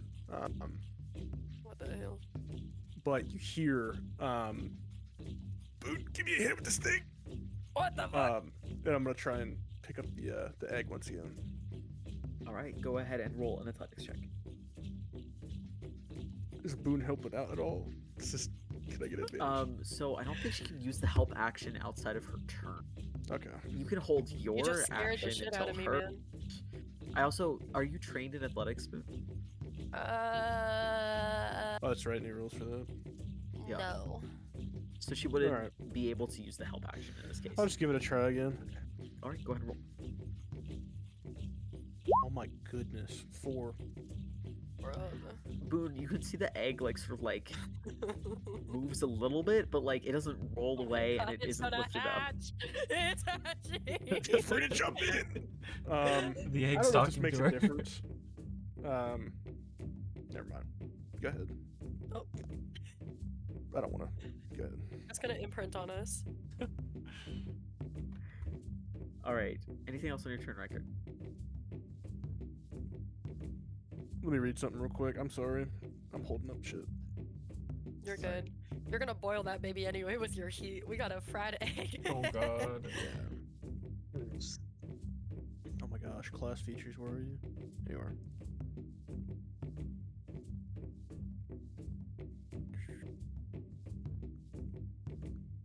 Yeah. Never mind. Go ahead. That's it for me. All right, Rowan, you are up with Freya on deck. Oh, okay. Can I see this one from here? Like you know it's there because you had been up there. I would say that you could probably just barely see like the tips of her wings. She's probably got some cover from you because you're below her. Okay. You know what? Will I be able to make it to her if I can climb up there? Yes. Okay. You know what? I'll try. Let me get another little athletics check going. 12? Well, okay. You slowly clamber up, but it's not enough of an impediment to stop you to make your way up. Okay. Yeah, I just kind of want to be here, just where I'm close enough to her, and kind of as he's climbing, after Beacon has kind of come behind him and blessed him with that shield of faith, he'll be like, "Don't worry, Beacon, I've got this." Then he'll climb up, he'll take his staff and kind of wind it up like a baseball bat again, and he'll try to swat the harpy. All right, go ahead and roll the hit. 17, That hits, and 7 force. all right. As you sort of crack the staff against her, sort of like upside the head, she falls down. No longer an issue for you to deal with. You can now see that there don't appear to be any more visible threats as this final harpy, the one that had been flying towards the forest, vanishes off in the tree line. You are now all standing amidst the waves and the different bodies of the harpies, with seemingly no physical threat to any of you now around you. Yay. Ron will Boot just help, kind of yell boot out, help, I boot think help, we my got back." them all. Who said that? Help, help, help. I look over the edge to see if you're under the water. I'm still trying to lift. I'm still trying. Has You're not anybody moving seen it, bud. Rykard? I think he no, fell. Oh God. I'm gonna Where are you, buddy? water for Reinhardt. If I go from this angle, could I lift it better? I'm still trying. I'm still trying. I'm pumping my You muscles. can drop invisibility. Can I roll again? I don't want to see you struggle. Yeah, go ahead and roll again. I don't want you to see me struggling. 13. The egg Oh sort of my like God. tilts again in your direction, Boone, but you don't see it like lift off. It just sort of like rolls a little bit. Guys, I think this thing is trying to hatch right now. I'm still going. I'm still pushing my chicken wings. Alex is gonna try and make his way over. Yeah. I'll try and pick it up, mostly to try and stop it from hatching, because I think that's what's happening. I'll make my way down to the shore and I'll start wading into the water. Rykard, I'm coming. And he swam. I'm still going. All right, Can I roll try and pick up again, the egg? Rykard. As you also reach for the egg, can I get athletics checks from both of you, please? Yes. Girl. Oh my Oh my god. god. It's almost as if like Girl, the bye. two of you both like try to like push and lift at the same time, and it just like pushes the egg sort of like back and forth, and it doesn't really move beyond that. The two of you, I'll say, have a notion that it's probably going to require like even just like thinking logistically here. You both look over the egg. You need to get it all the way back to Lucan. You probably need to make some sort of like rig or like strap it to a bag or like use rope in some way to actually move this, and you're gonna have to work as a team. That's my least favorite word. I'm gonna drop my wings before I drop my invisibility. And you'll see Rykard just kind of like Shy. up here. He's Oh, pretty shit. tall, so he's like double the height of the egg. 6'2", by the way. And you see him panting. He seems like he's in a lot of pain, and you see him sort of lean up against this rock, one arm over the rock, and you see these horrific burns on his back. Two charred holes in his cloak. And you see him kind of grimacing in pain. And you see the water that was on him, it's like evaporating and steaming off of him. Holy shit. Where the hell did you just come from? I was in the water at one point, and people were singing, and let's just try and get this egg out of here. Yeah. You were in the water, but you look... Alright. You grab that end, I'll grab this end. I think we might have to wait for Beacon to get over here. I have an idea how to get this out of here safely. I think it's trying to hatch, so we better do it quickly. Beacon! Scream out to him. Yeah, I'm coming. I'm gonna start by getting over. Rowan, we found him! He's over here! Oh. That steam what still happened? blowing off of him. You can't David Hasselhoff him out of the water.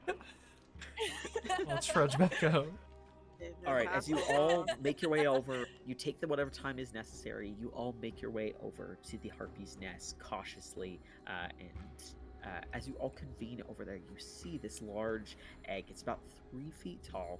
Again, there are like these like veins of magical energy. It's giving off like a magenta glow, and it is like a gray color. The egg, aside from that. Yeah. Is anybody taking any other looks around the nest? Do I see... Okay, I have 2 things to ask. Is there any indication that there were eggs? Roll a survival check. Dude, these harpies are having the worst fucking day. Oh. Looking around, you only have a sense that they probably have like 1 egg in their brood. You can see that there are like other broken branches, however, and with like a like group of this size, there may have been others, although only 1 egg like remains here. You have a sense that there's probably at some point a second egg, but it's obviously absent. I think someone might have beat us. Took the other ones. The pink goopies on the egg, is it the same kind of pink that we've been seeing? They look like almost like magical vines or magical like veins that grow on the outside of the egg itself. They have a similar color, although like this sort of like somewhere between magic and like a biotic entity or like a growth on the outside of the egg you haven't necessarily seen before.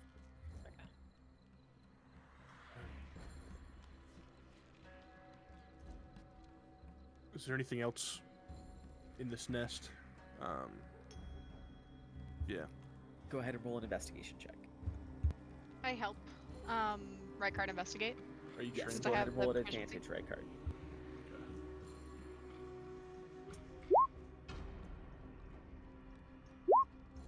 Okay. 11. The 2 of you begin looking through the different branches and different items and different things that have been left here. Amidst the nest, you're able to spot that there are a few carcasses and skeletons, things that have likely been caught and brought back by the harpies that have been dropped here.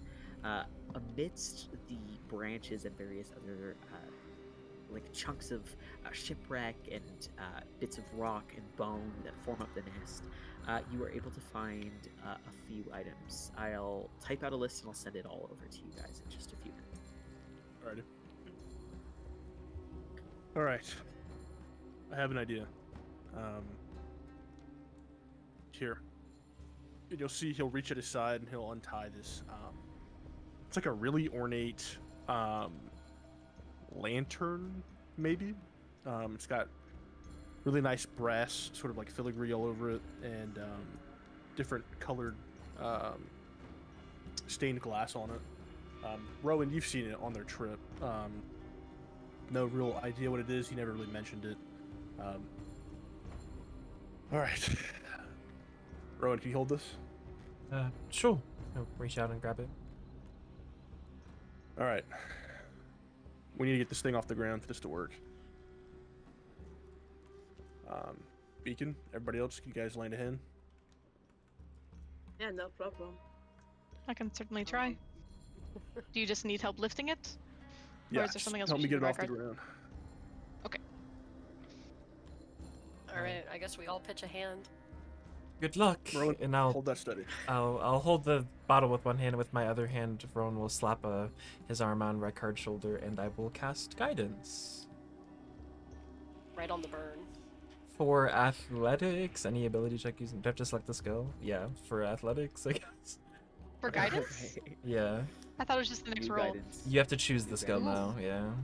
Whoa, that's wild. Yeah, so it Oh. can't just apply to anything. You have to like be like No. specific about it. May the Scythe Yeah. Queen lend you strength. Oh. That hurt.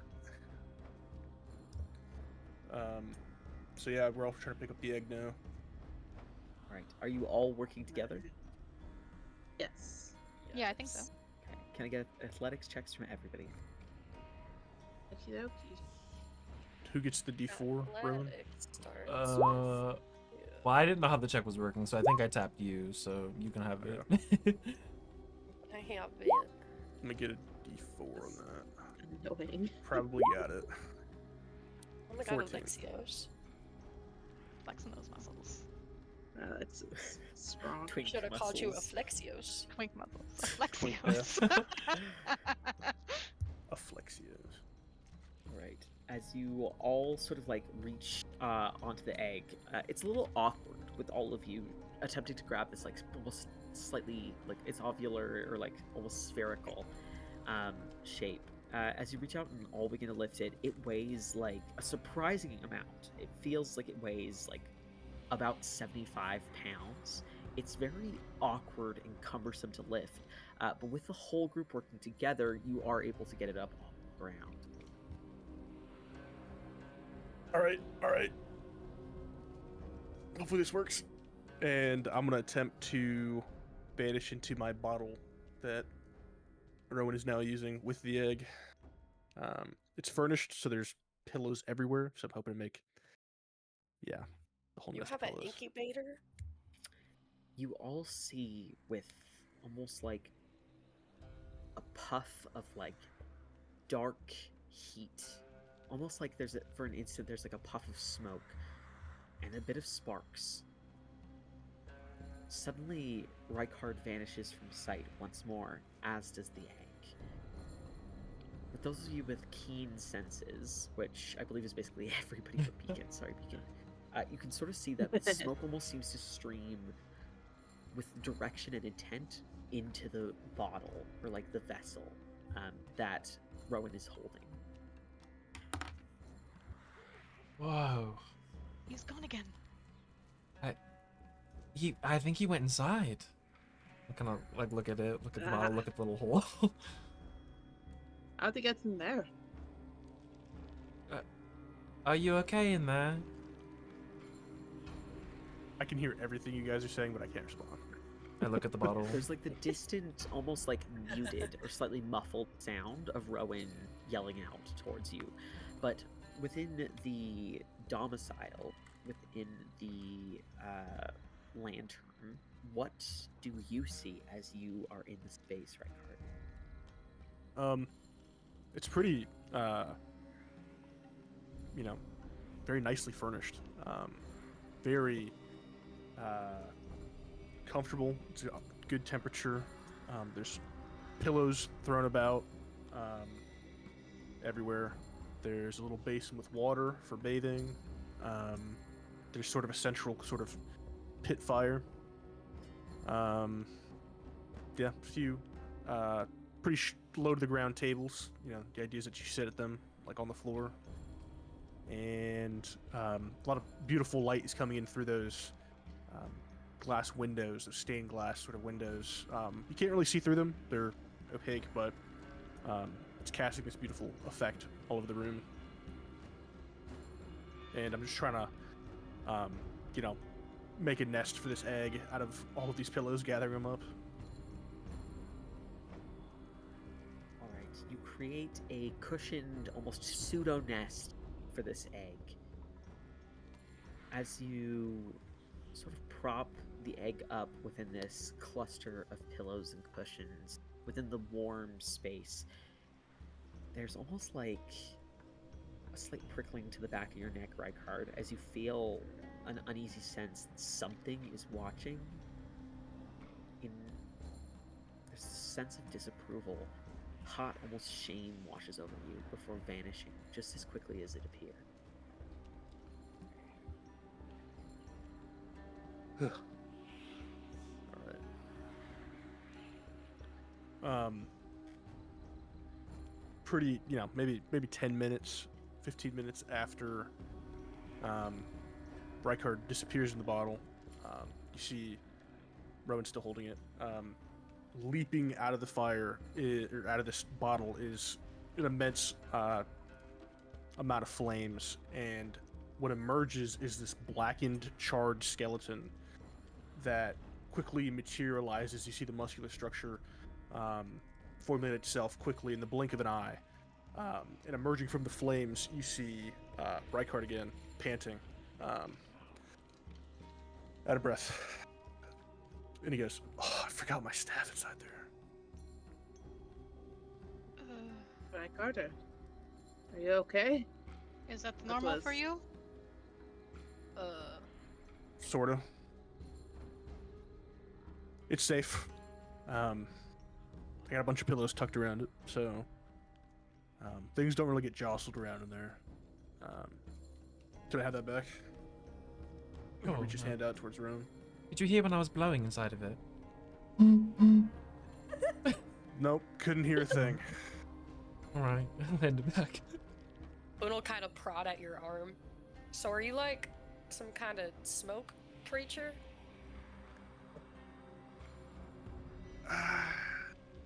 No, not smoke. Steam? Not steam either. And when you touched Rykard, you noticed that it's extremely hot. Almost uncomfortable to have your hand on for more than a few seconds. And the skin, when you touched it, was really rough, like more than you would expect. It doesn't visually look rough, but yeah.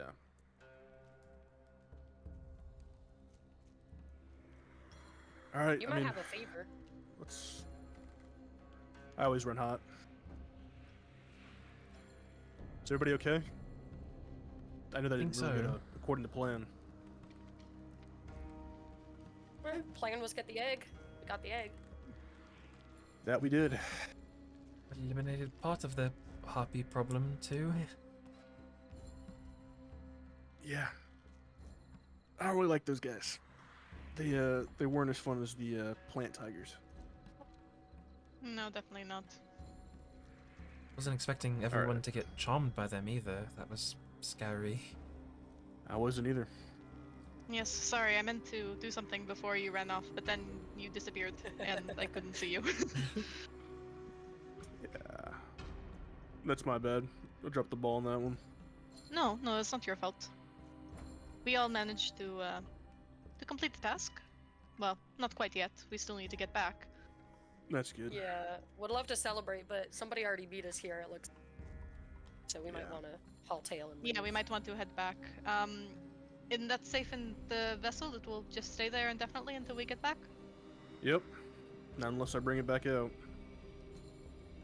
What happens if that little thing breaks? I can get it back. What happens if the egg hatches inside of it? We will deal with that when we get there. Alright. Hurry back to Lucan. You'll see him look over his I'm shoulder. gonna kill Lucan's problem. These were my best clothes. Damn it. We could Just fix two them. charred holes in them. Do you need new ones? Do you mean the uniform that you're wearing? Yeah, Yeah. isn't shift wave like Burned a hole straight Yeah, through. maybe it. it's damn. maybe it can repair by itself. I hope so. I don't have another shirt. Let's get moving. Yeah, let's get out of here. Well, there's a cloak in the nest here if you want to put that on. Cover your back at least. Have Rowan take a look at it first. When he sees the pouch of thieves' tools, he'll his eyes kind of like light up for a little bit. You fucking Ooh. tweaker. Let me see those. you see that the thieves' tools themselves are kept within like a rolled up, almost like toolkit or like a tool pouch. And as you roll them out, they're bound up in leather. They seem like a little bit waterlogged, and there's like a few almost blossoms of like coral or sea lichen that have like begun to grow on it. Rolling them out, you see the tools within seem completely undamaged. There appears to be like one set of lockpicks and a few other things meant for breaking into like a tumbler of some kind or into a lock. You can tell that they seem a little bit weaker and they are probably pretty easy to snap, but you realize that there are tools like this out there which could be acquired, although you're not entirely sure how. But for now, you can add them to your, You have unlocked the thievery perk. Many doors have opened for you. See him looking over him. Jackpot. Oh, sweet! I lost one of my arrows, and I'll pick up the the 5 arrows. Does anybody need these? I'm okay, thank you. No, I'm okay, thank you. Shove What them does the in my cap clothing. look like? The cap has like a deep bluish color to it, and there's like a feather on it. I'll put the cap on top of my head. What does the cloak look like? It looks like a black cloak, and it's pretty wet. I'm gonna put this on, but I think it needs to dry off. Let's hold on to it for now, I guess. Yeah, give it to Rykard. He's like a furnace over there. Nah, I'll give it to Riker. Maybe it'll help cool you down. Kezia, does Beacon wear red? Red? Yeah, I had red as one of his colors. Okay, then I will take the feather off of my cap and I will put it behind your ear. Sorry, it was involuntary.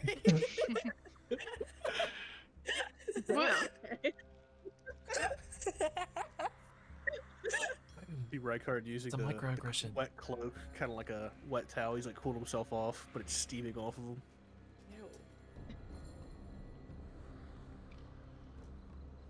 Y'all are some freaky ass people. Says you. I think you all are lovely. She'll kind of scowl okay, at you for that, Rowan. Alright, let's get moving. I should get out. Yeah, let's get out of here. I gotta go kiss my kitties. So you begin to make your trek back in the direction of Lucan, heading back in the westward direction. Let's take a 5-minute break. Oh, thank God, I have to pee so fucking bad.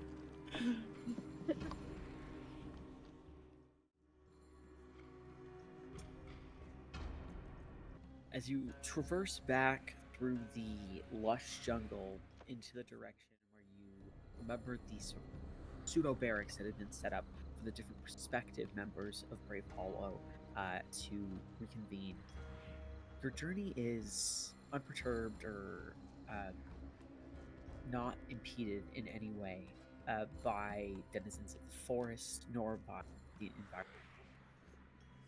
Where before you had found sloppy bogs, the hanging vines, as well as different creatures of the forest, sort of blocking your path, acting as sort of roadblock.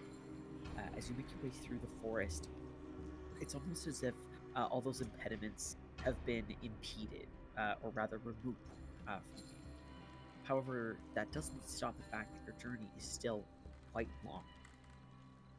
As you make your way back towards the barracks, or do any conversations or discussions of note happen?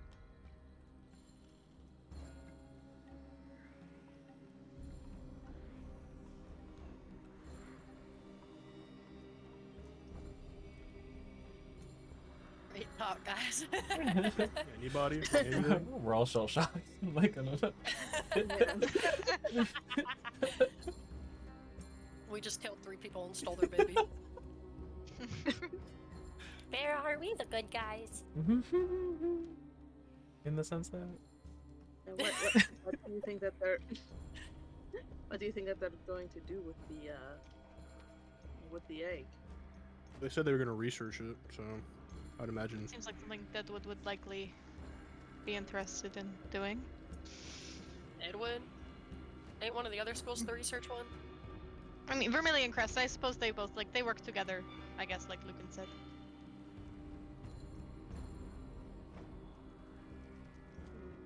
If we all get into Brave Hollow, I guess that would be something, Rowan and Boone, that you would be doing. Egg research? Well, I mean, research of the natural world in general. I don't know if I'm much the research type. What type are you? The not research type. There are only two people in this world. The research type and the non-research type. There's squares and there's normal people. Yeah, well, what exactly attracts you to Deadwood, Boone? What about it? About the of that faction? Yeah, Deadwood's the one with the like spells and stuff, right? Like more powerful magics. They all have powerful magics. Okay, It depends on the which powerful destructive magics. Again, they all kind of have a bit of it. Maybe like But more which natural one's the magic. strongest? I don't think it's supposed to be that one of them is the strongest, Boone. I think it's more like, they just have different areas of expertise, you know, or different areas of focus.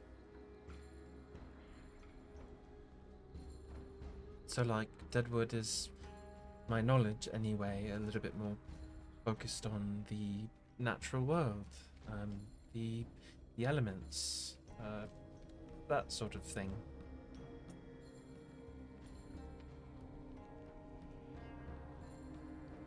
Yeah, and the others are like diplomacy, right? And like words. That is Liar Song. Eloquence and diplomacy. Vermilion Crest is more of the research that you were talking about. Yeah. I think it is Archaeomancy and the other one that I'm blanking on. Perhaps Rykard, do you remember since you intend to join? What? What are you guys talking about? Vermilion Crest. Please, could you explain why you want to join Vermilion Crest? And maybe explain to us a bit more what they do? Chameleon Crest, you know, they talk about researching fate and, you know, things come to pass, something like that. You know, they give you a free place to stay, some food. All sounds pretty good to me.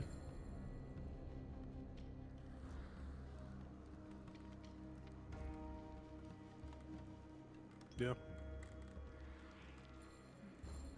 Well, if you do intend to join Vermilion Crest, I think your insights would be valuable.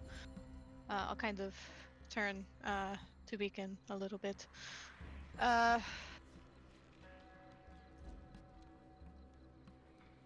why not? Since are we going to be continuing to work together as a group? I don't personally think the think other we work group's quite much well like together. us. I think we I kind of think we burned make all of our pretty other good. friends.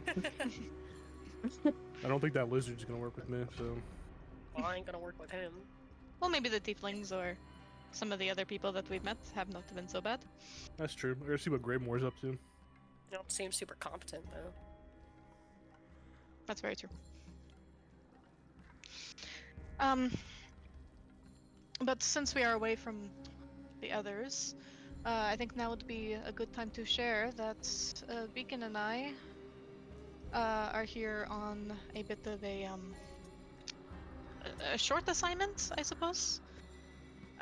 It's not quite a quest, but we have overheard that there are people who might be trying to take a very valuable document from the archives in of the Vermilion Crest. And that someone might have infiltrated Brave Hollow. Who gave you that mission? It was not like so much of a mission as like we found the information and we were like, and we were offered to come here to investigate. Wait, so the school also paid to y'all join. to come here? No, I'm not paid. No. It is the letter that I showed you. I'm confused. Wait, so someone in... You guys are from Clofjord? Yes.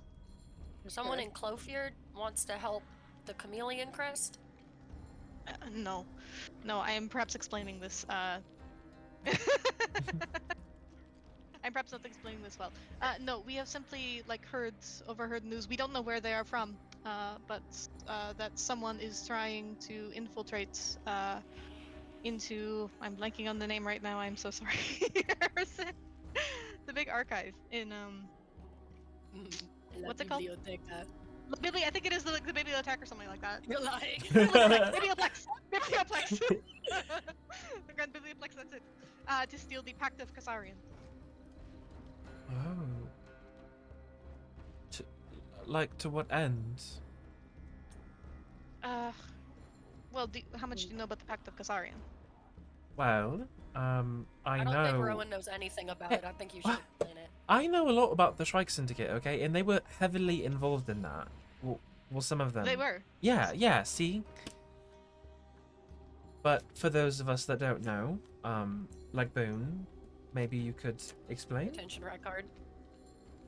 What you would all know, you've all heard of the Pact of Kasarian. It was like so monumental that like Oh. you have to go somewhere extremely like off the beaten path, like somebody who's like Declaration of completely Independence. isolated. Can you guys hear me? Yeah. Yeah. Okay. Yeah. Sorry. So you would have to go slow, like somewhere extremely isolated, like the darkest corners of like the forests of Madrigal, or like the deepest deserts of Shaunen, to find someone who has like literally never heard it. It is a pact that was signed quite a while ago, but probably before any of your lifetime. But it effectively assures that Orienthia and Continentia will not go. Like, there will be no cross globe war across Celebrine. It stopped the expansion of the hallowed Clofjordian Empire and of the Raiding Empire when they both attempted to take over Wintermount and also Craven's Bone. The exact fine details of like how it works, how it actually stopped things. For anything beyond that, you will only history or History or what? history or arcana.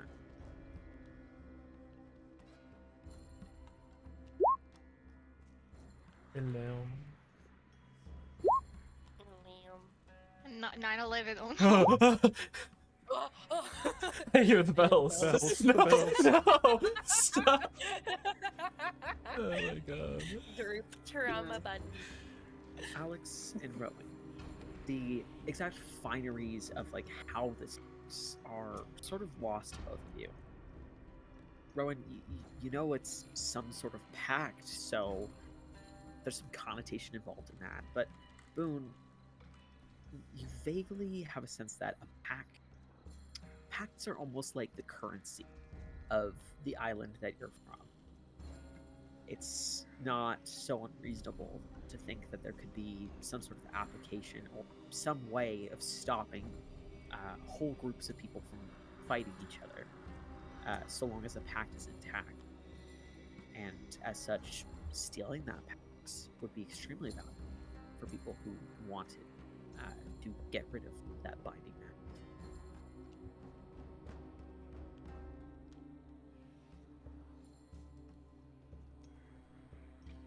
So wait, you guys are trying to steal it, or? No, we're of course trying to not. prevent We were trying to find the person who wants to steal it. Oh, and prevent them from doing that's so. much less exciting.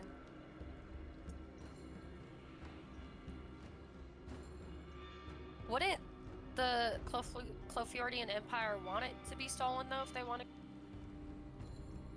Isn't Probably, that kind of yes. like their whole thing? So then why'd they have you guys stop it? They did not send us. Oh. Well, who did? I told you. This was Captain Everson, right, Harry? Am I Yes, mixing but this up? are you willing to tell strangers that? Yeah, sure. I'm your best friend. We're family now. Basically. We're not the Maybe family that's here. Famiglia, right? Relax it.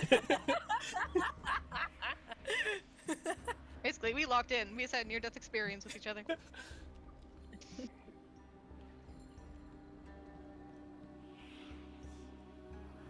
Wait, it's the Pact of Caesarion? Yeah. Like Hector! Yeah. Like Aw. Hector. Sorry, I'm slow.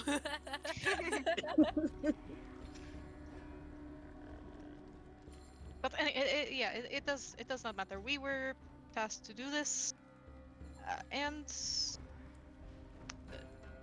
we would certainly, I'm sure, welcome any help from you as well. Are you back at the lodge? We're on the way there. Yeah, Right. We're on our way there. We're walking. I think we'd all like to help. I mean, I'd like to help.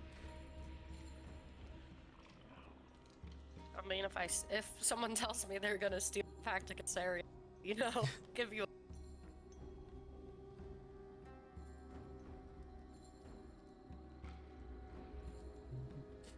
We're a group now, right? Or friends at least. I think so. Side eye, right, Vern? Dude, I'm hungry.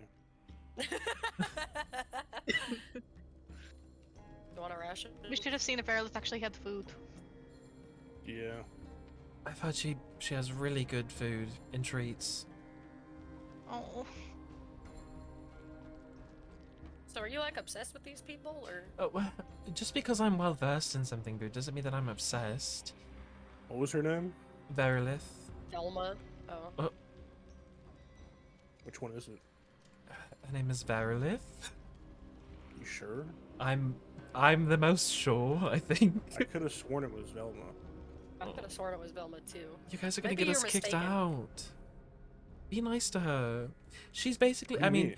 she's like You're the being nice. the whole reason that this place exists, pretty much. Yeah. Without her, so the she's Shrike like- Syndicate would have been she's dead like- like a billion times over, so. Who's the Shrike Syndicate? Oh my god. Oh, it's Strack Syndicate.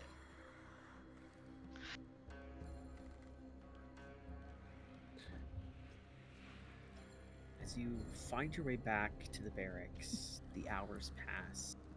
The darkening clouds overhead look to be a deeper and deeper blackish gray. One thing you all notice are small flakes that drift through the air, landing on the canopy of trees around, as well as at first they appear to be like snow, but you recognize that they don't seem to melt underfoot nor leave the ground any slipperier. There's a smell to the air that smells a bit of smoke. So you all make your way back to the barracks. You see the nearly perfectly square edifice made of blackened brick and stone. The gates are thrown open, and you think you can hear noise coming from within. Sounds like people talking, some joyfully. There's a few quiet conversations as well. But waiting outside, you see the half. His hair sort of again pulled back. He's got like a bit of like salt and pepper hair going on, slightly taller stature. At his side, an elegant saber, almost resembling a cutlass, and the sort of staple colors of the Deadwood Order cover his various clothes as well. you see that he sort of seems to be writing something on a scrap of parchment. He's got almost a hard metal clipboard. He's scrawling notes on it with a feather plume. And as you all return to the barracks, he looks up towards you with uh, almost like bored look or a disinterested look in his eye as he almost looks over each of you expectantly.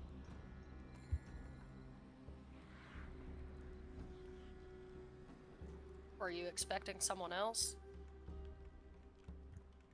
I'm waiting for a lot of different groups. There's food inside. You were all given a significant amount of ration. Is there fresh food inside? He sort of blinks slowly at you. I blink slowly back. He turns his attention, sort of like almost looking to see if someone is more focused on the task at hand. Were you successful in your adventure? I believe you were all set off to resolve the issue with that dam. Yes, I would say that we were. Yeah, Velma turned the water back on. In exchange, we give you an egg. Marvelous. He quirks an eyebrow at that and says, and the evidence of the task being done? Record. Point my chin over to Rykard. All right. He'll put the he'll untie the sort of lamp, ornate lamp, from his belt. He'll put it on the ground. All right. Be ready to catch it, guys. Catch? Catch it. Do we need a net? He blasts it. He point blank blasts the genie's vessel, and That's an 80-pound cannonball, you dumb fuck. it just kind of like disappears. That's what I'm trying to say. Just disappears. And in the middle of all of us, this egg just appears on the ground. Oh, thank God. Catch it. It's gonna tip over. He puts a hand on it, steady it. Yeah. I'll study it. I'll study it. It's from catching it. As you all sort of like It's reach out, also placing nice. hands upon it to steady it from falling, Lucan sort of like looks over it and sort of gives a ever so slight, barely perceptible nod of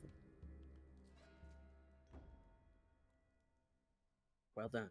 You've completed your first of the tasks, and it seems that you went above and beyond. What I will say is, please don't go airing the inner workings of different tasks with all the folks in there. Not all were quite as inquisitive as you are. And with that being said, there is food inside for you. We'll be setting Appreciate off it. soon, though, for those of you who managed to complete your tasks. Feel free to take a moment and talk with your peers. Those who were unable to complete their tasks or haven't returned as of yet, Yeah, thanks, man. well, he gives a kind of confused look, but seeing that you're not actually interested in hearing what he says, he just sort of shrugs and turns to the egg. You see that he sort of like squats down and he begins to pick it up, and with the conversation shut down by Rykard, he just moves over to what appears to be a cart a little bit away. How easily does he pick it from up? the barracks. It like no effort at all. Oh my Jesus god, Christ. this guy's a tank. I wanted to ask where we were going. Where he said that we were going off somewhere. Ask him. I'm hungry. Well, now he's busy. I'll follow Rykard in for food. Uh, Man, I want omelets now. Beacon will go up to Lucan and say, apologies for that. Could you tell us where we're going next? He sort of, with a little bit of a heft, puts the egg somewhat gingerly into what appears to be a wooden cart. You can see also stacked in the cart, there appears to be another egg of a similar sort of shape and size. You can see that there are large scales that seem to have come off of some type of creature, as well as a like jar filled with what looks like a mixture between a brain and a mushroom. He looks back in the direction of Beacon and Alex. You stayed out as well. Yeah, I was staying out here. He sort of lackadaisically tosses an arm on one side of the cart and leans against it. You can see he sort of reaches into a pouch and he pulls out a pipe as well as a little bit of what looks to be some leaves and breaks them up between his fingers and tosses them in the pipe. He sort of looks up towards the sky and puts the pipe in his mouth and says, "Well, now you didn't think that this is where we'd be housing you forever." No, of course not. I I just just. thought it was. Oh, I thought we might. Are we going to the what is it called? The lodge?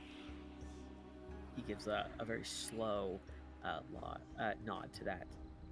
We'll be heading to the main lodge, my stomping grounds.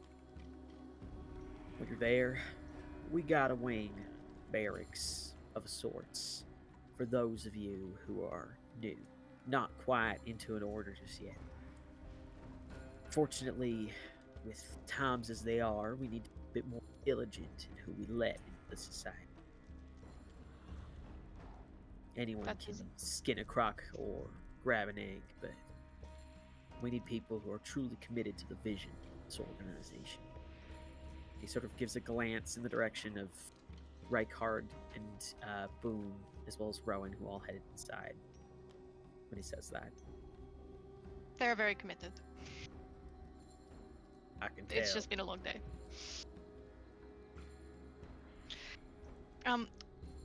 If you don't mind me asking, or if you can share it, how many more of these quests do we usually have to do before we are permitted to become hollows?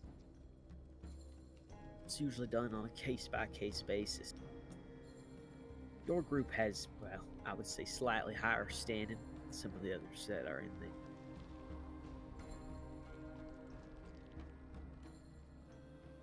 I heard about how you helped some folks out back in town. It was mighty good of you.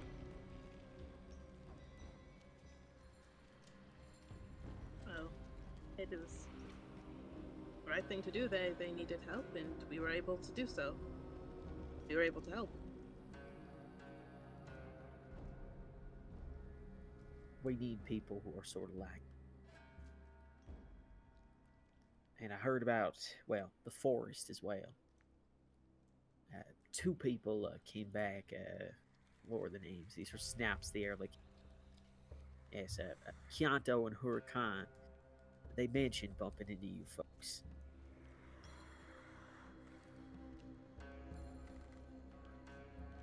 Happy you were able Got to him get out of a them snag. It's a Mhm. good show of your character. Did the lizard folk make it back all right? He He ran did. off alone. He did, but he's not making it in. Like I said, it's not just about whether or not you can take down a monster or fight a creature. There's more to it than...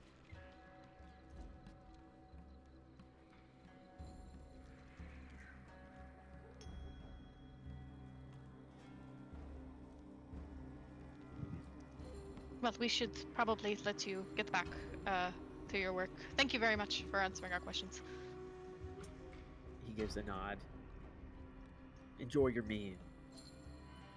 You'll all be out here soon enough anyhow.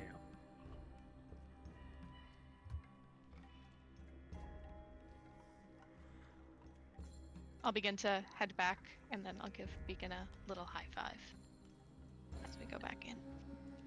High five. He said we had high standing. Good. Feeling lots more optimistic. Me as well.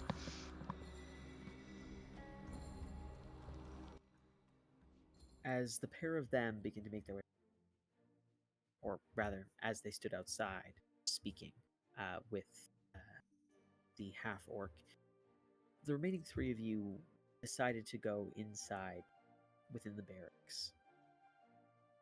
Within, you still see the somewhat bare-bone barracks, but you see the sort of central pool with the lotus flowers floating within it, as well as other different flowers sort of floating along the surface. There's an elegant, ornate statue to a goddess that none of you have really taken a look at closer. There are the different bedrolls that are all rolled out in different places, as well as the chests. And you can see that where before there was around 20 to about 30 different initiates who had all been here, now you can see that sort of smaller groups have begun to form, and there looks to be about half the group that there was before. You see at the center of this space is a long table, and laid out upon it there are a bunch of different there appear to be like these ground up, almost like falafel type fritters. You can see that there's fry bread as well as flatbreads all laid out. There's a selection of cheeses and cured meats.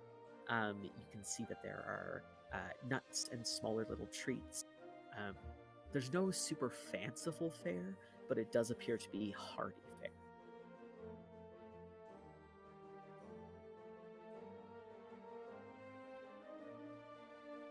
I will gravitate towards the cured meats.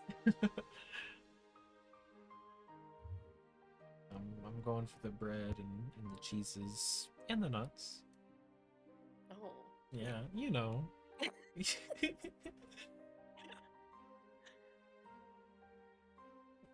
Yeah, Rykard will just get a bit of everything. Doesn't care if it's on top of each other, touching each other. He just piles it on, munching away. Who else has made it back? Go ahead and roll a perception check. Oh my god. I would I would also like- like to know. I would like That's to what I swear was the gonna odds. say. Go ahead and roll. Oh. I got hater detection. Perception, not investigation. Oh, my nat Looking for my boy. buddy Can you Griffo. investigate too, or are we still outside?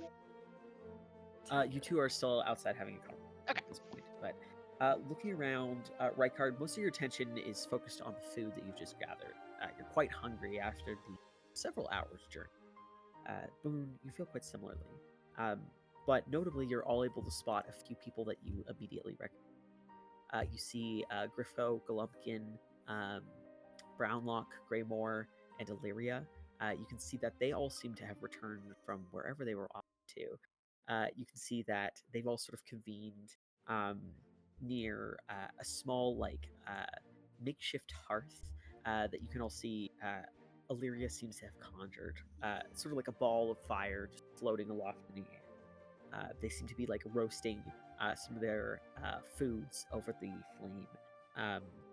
Greymore is sort of like casually leaning against the wall with a slight smile on his face, watching his friends as they all talk. They seem to have been here for quite a while based on how situated they are. You can see that there's a group of tieflings that have all sort of convened together as well. You recognize two of them, Kianto and Hurakan, but the other two that are with them you did not encounter. Beyond that, there is one other group of note who you notice, Rowan. They don't stand out to Rykard and Boone, as you have not interacted with them before, but Rowan, they stand out to you as a slightly odd bunch. Looking in their direction, you notice quite plainly that one of them is bearing the different trappings of a different group from the Tosarai.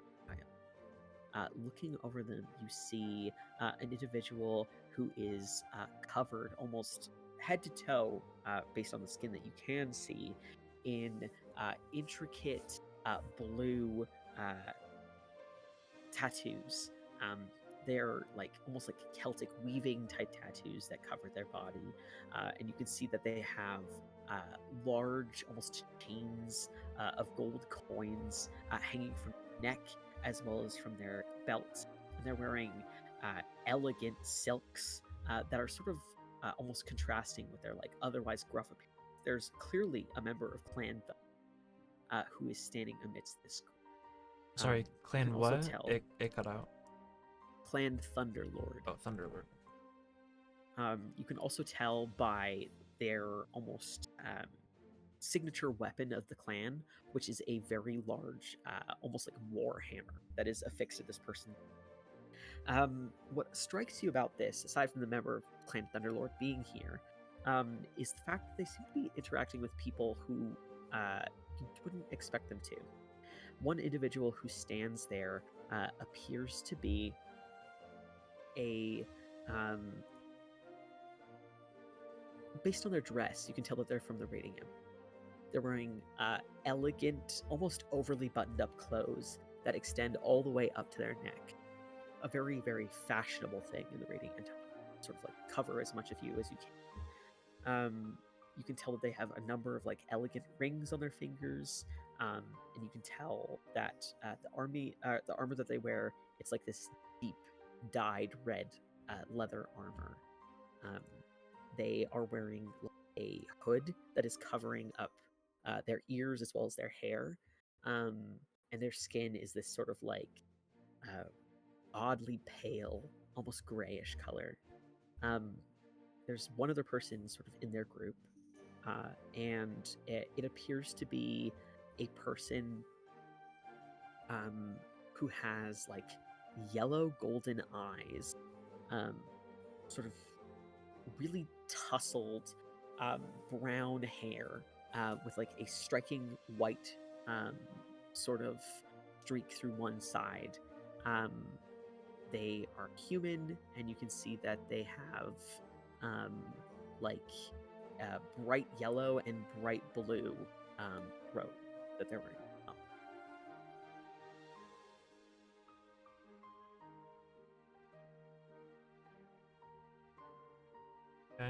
Okay. Rowan probably won't say much, but while they're eating, I don't know, I assume we're kind of close to each other, he might just, make a little noise of, like, acknowledgement to Ricard, get his attention, and then make a little head gesture towards the member of Clan Thunderlord. Just something he might want to see, I don't know. What are you doing? What? Just didn't notice that group before. Hadn't really seen that there were other people from the wilds here. Yeah. Is everything alright with you? Just tired. Long day. Was a long day.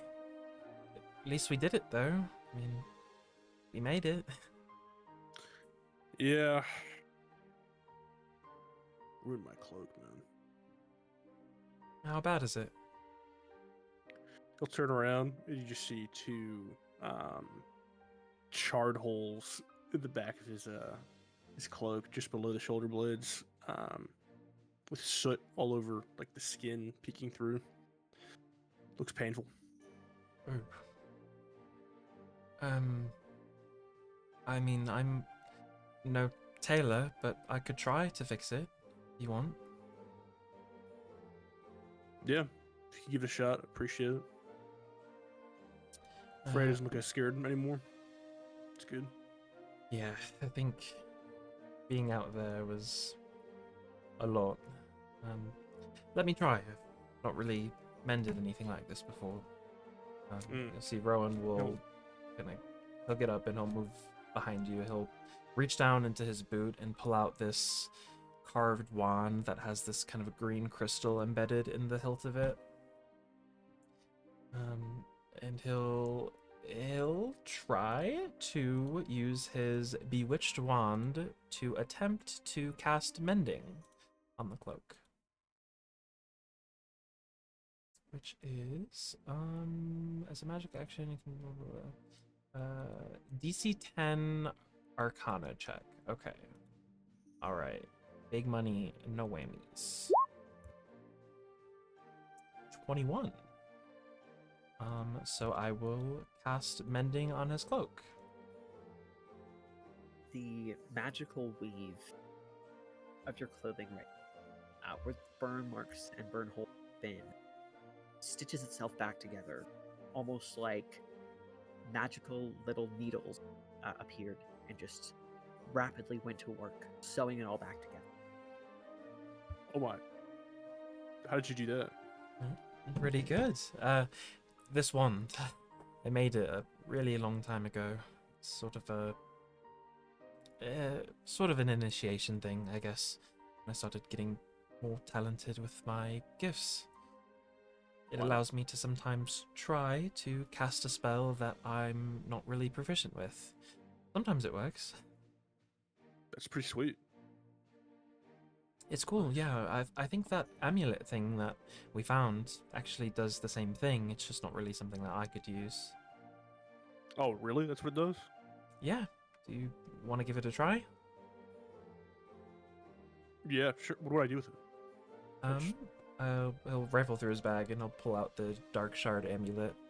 Well, you'll probably have to spend some time attuning with it tonight, letting your magical energies mingle with it. But tomorrow, you just focus on it and try to cast something different. I don't know, something you might think you could still do, but maybe can't, if that makes sense. Sweet. Thank you.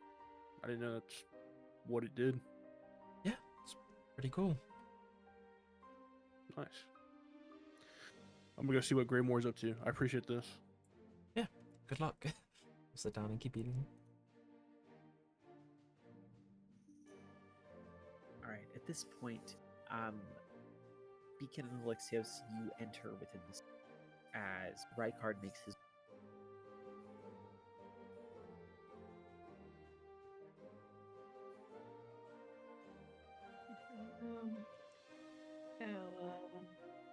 Oh, Harry cut out for me. Sorry, did you say something? What? I heard that we were going in. Yeah. Yeah, we are in the I don't say Yeah. food hall. What's it called? Dining You guys hall. walk in We're as the Rykard goes to talk to Greymore. take some like bread, cheese, and stuff, the cured meats and stuff, and I will join Rowan and Boone at the table. Yeah, I'll probably do the same. As Alex and Beacon go to join Boone and Rowan, Rykard, you approach Greymore. As you approach, you can tell that his group goes like a little quiet, like they were discussing something and now someone else is. But you see Greymore sort of gives you like a nod of recognition as you approach. You said that he's sort of like up against a wall, sort of away from his group, or is he with them right now? They're all sort of like sitting together in a circle, and he is like tangentially with them. He's like leaning against a wall, really close to them, but he's not like in the circle. Gotcha. Now you guys keep going. I'm talking to him. How you doing, man? Good enough, I suppose. Yeah. Do you guys get through it all? Okay. He gives a solid nod to that. Well, isn't too hard. Yeah. Glad to see you're still around. Saw that we have a few less people. Gives a thoughtful nod to that. Makes you wonder what they did or didn't do. Yeah. We encountered these people stuck in a tar pit. It was wild. Some guy just left them for dead. A lot of people think that it's a dragon eat dragon kind of world. Yeah. I don't really see it like that.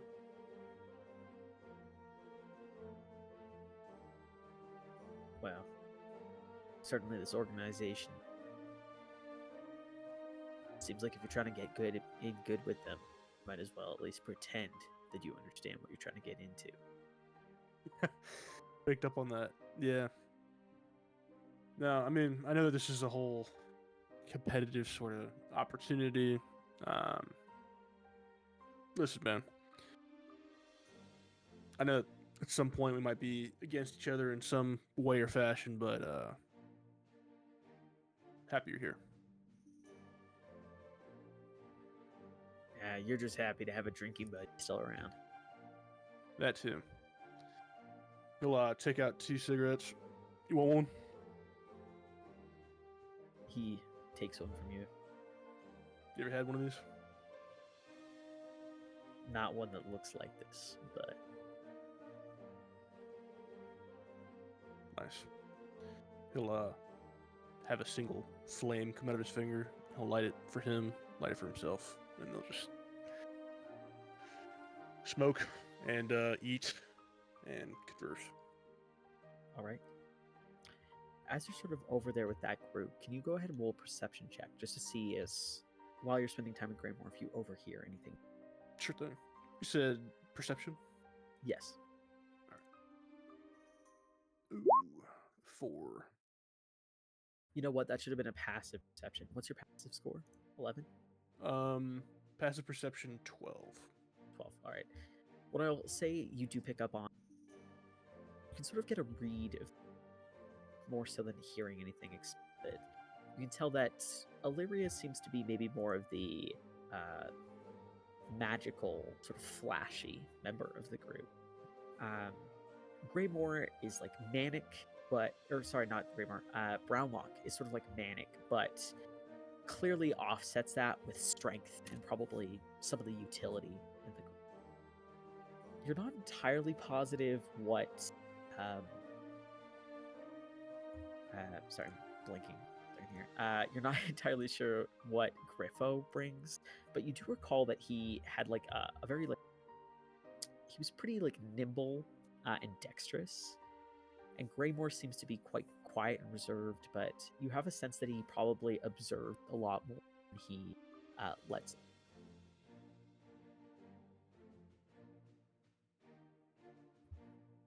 Well, after we've talked for a little bit, I'll rejoin the rest. But before I go, that swirling ball of flame, Rykard will sort of throw his hat in there and double it in size for like a split second with create bonfire, just to freak him out a little bit, and then head back.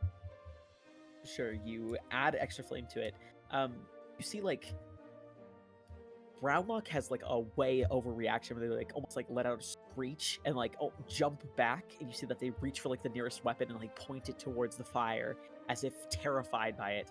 Illyria looks like unfazed other than a quirked eyebrow, and Griffo just sort of stares on in awe.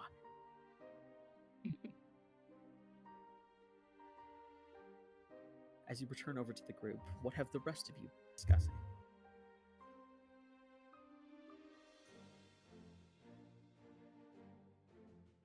Your key. Yeah, I mean, we can also just eating. Yeah, mostly just Um, eating food and sharing what information Lucan shared with us about going to the lodge tomorrow.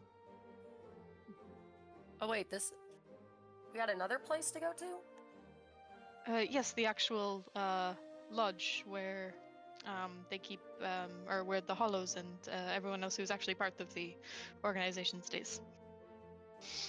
Gonna get like our own rooms and stuff. I think he mentioned that we won't get our own rooms yet, but hopefully soon. All right. He did say we were in very high standing, though. The feeling we've been doing good. I think you are doing an excellent job, Rowan. Thank you. I think you all are doing great. I don't know. I think we've all got something special. Maybe I'm being a little too optimistic, but today went well. I It agree did. with you. We make a pretty good team. The 5 of us. Don't you agree, Boone? Or can I elbow her a little bit? I guess it could have gone worse. Yeah, I mean, we could have died, or drowned, or That would have been bad. or that couldn't have Oh, been no. Verilith, and it could have been like actually someone scary, and we could have all died up there. So that's pretty good. Yes, or we could have gotten kicked out. I think. No, you were there when he mentioned that some people were not Oh. cut out for it, right? Yeah, We that were would. not. I've had it a couple times since we've been here. Yeah. Even more people are not here now. Seems like Griffo and Illyria and all of them made it just fine. It's cool. I'm quite glad that Brownlock made it. Yeah. Same here.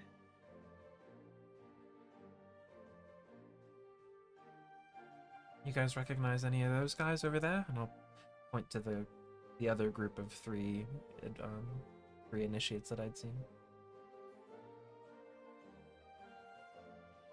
I'll look Never over, seen but it. I'll shake my head probably no. Looking over them, you don't recognize the three.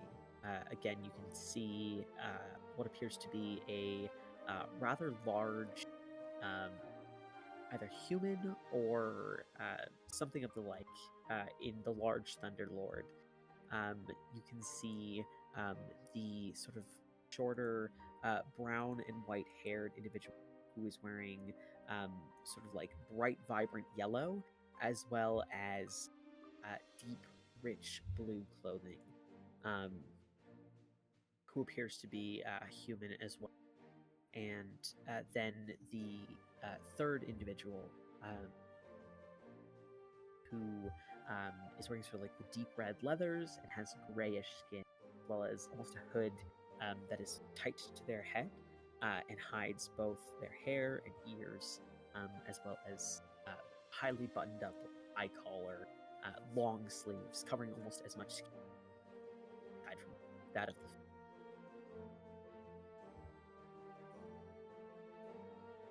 I don't think I've seen them here before, but I can tell you that the one in the middle with the bright yellow is not from Clovefjord, but that's all I could say. If we keep seeing them, we'll have to introduce ourselves. Probably good to know all of the other initiates, right?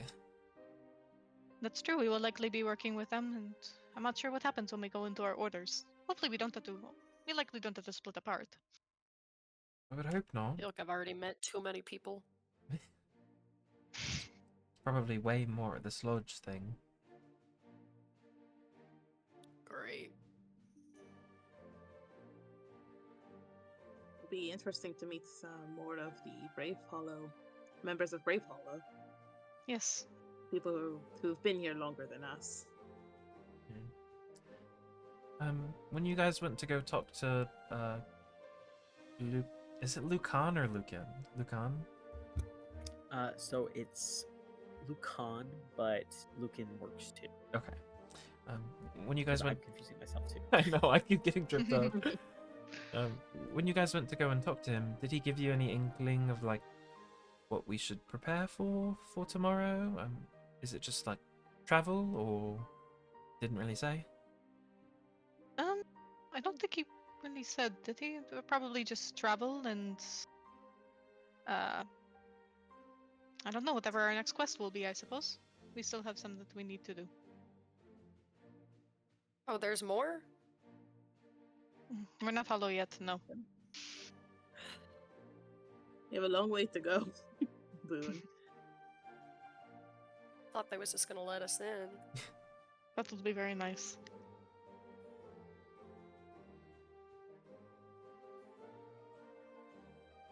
But he did say that it was based on a case-by-case basis and that we are doing well, so I think we just keep on doing what we're doing and we'll be in no time.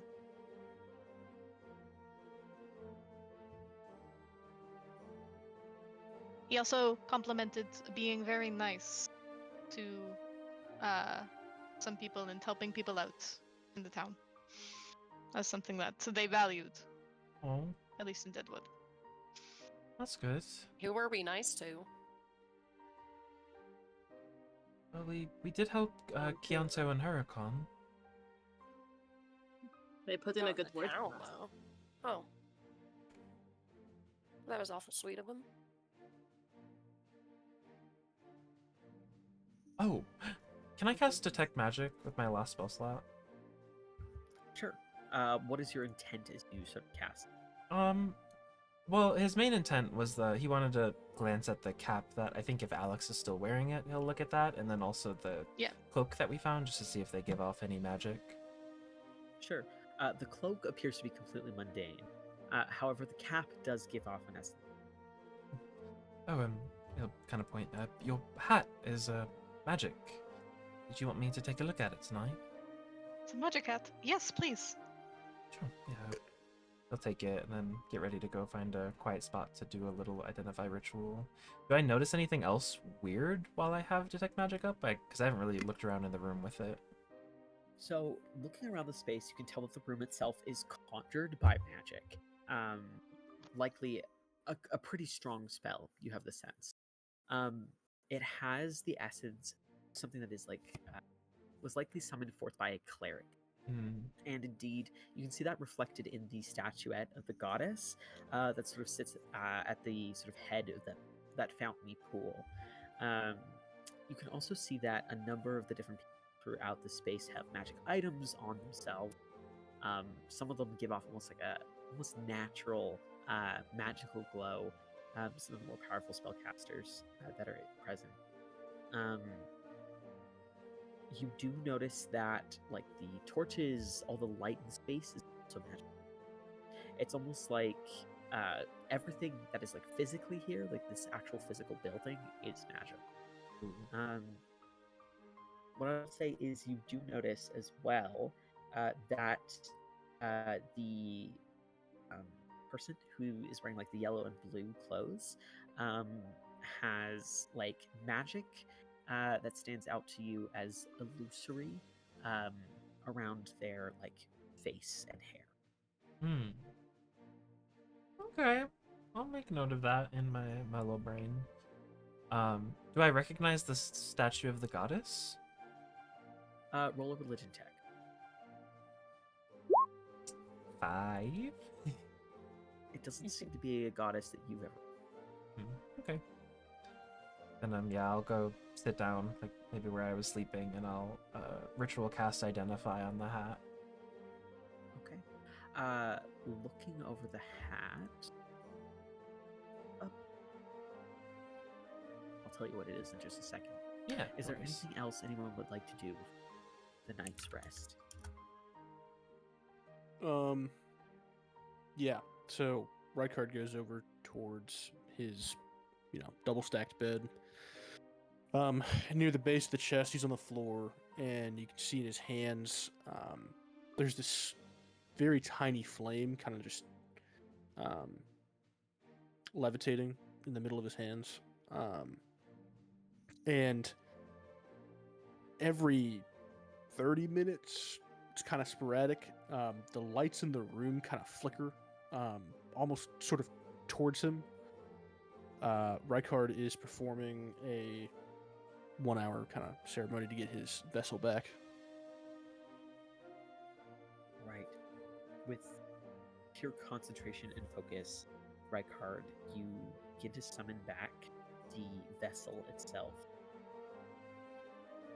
As the flames sort of flicker ever so slightly and tilt towards you, there is this heat that seems to coalesce around you, and your companions, as they prepare for rest, who have gathered somewhere close to you, can almost feel the concentrated heat of the room and space, whereas the darker corners further away from you seem to have a slight coldness.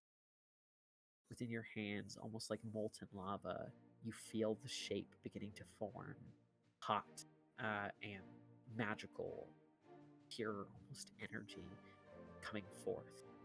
And there's this presence, almost seems to gloss over your mind, slight approval at the care in bringing this back, the effort, the intention of the ritual itself, but disapproval that it was broken. Whispered to himself, yeah, no.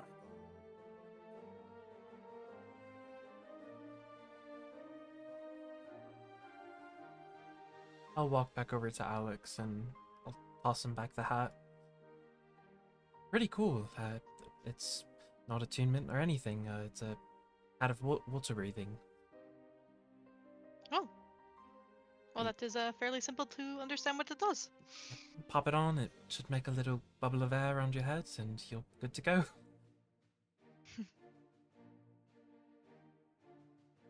Well, if we're I will keep this on for now, but if anyone needs to use it, you're more than welcome to. very useful. Since we're traveling, this might be a long day. I think I'm gonna turn in now. Good night. I'll waddle back to my bed and he'll sit down and just kind of thumb through his Book of Shadows before eventually going to sleep. You waddle. You waddle. Okay. I think I'll join you there. Good night, everyone. Also Good night. waddle to bed. I will also go Eepers.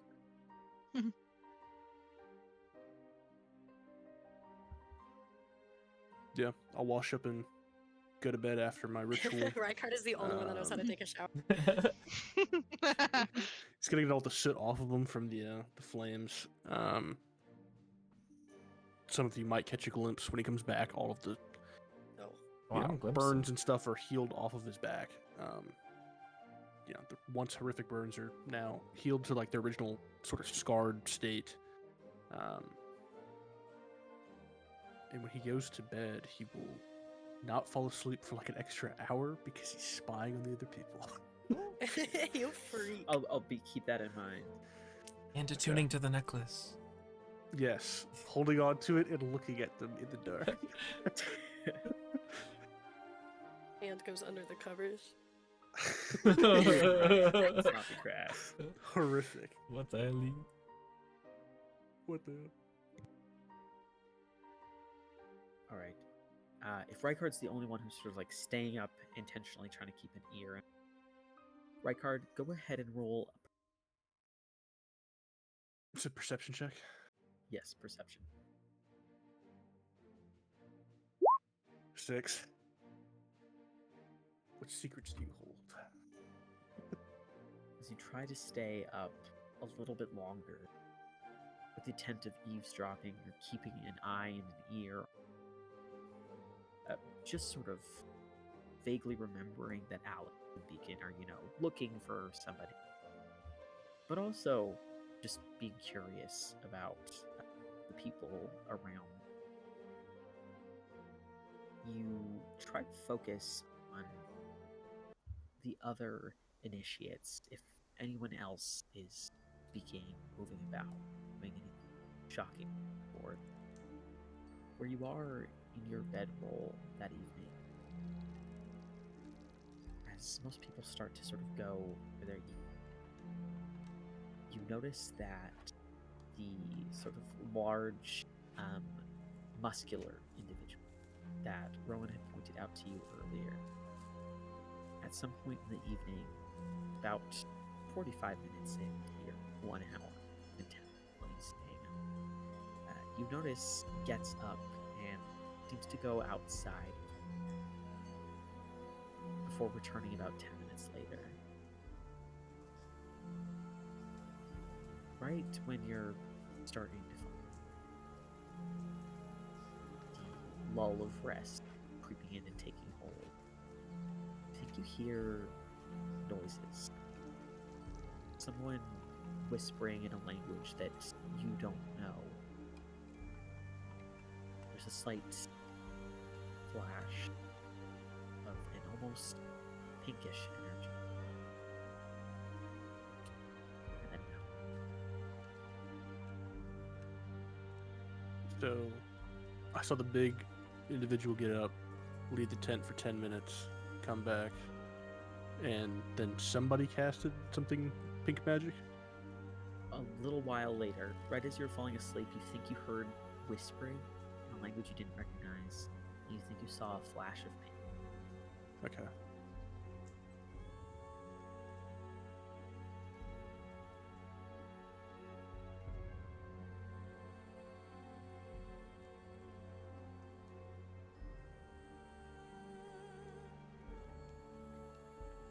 But as you all bed down for the night, rest taking hold,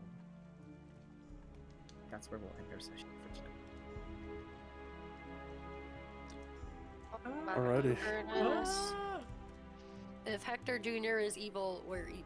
Hey, we don't know I'm that's on Hector his Jr. side. We I'm on don't his know. side. If that is Hector Jr., we just switch it side. I respect it. I found my boy anyway. In another life.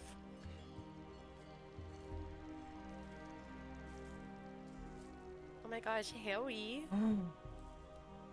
That was so fun. Thank you, When we Harry. entered the little I was literally thinking, I was like, damn, this is like exhibit A fairy tale, like if I picture the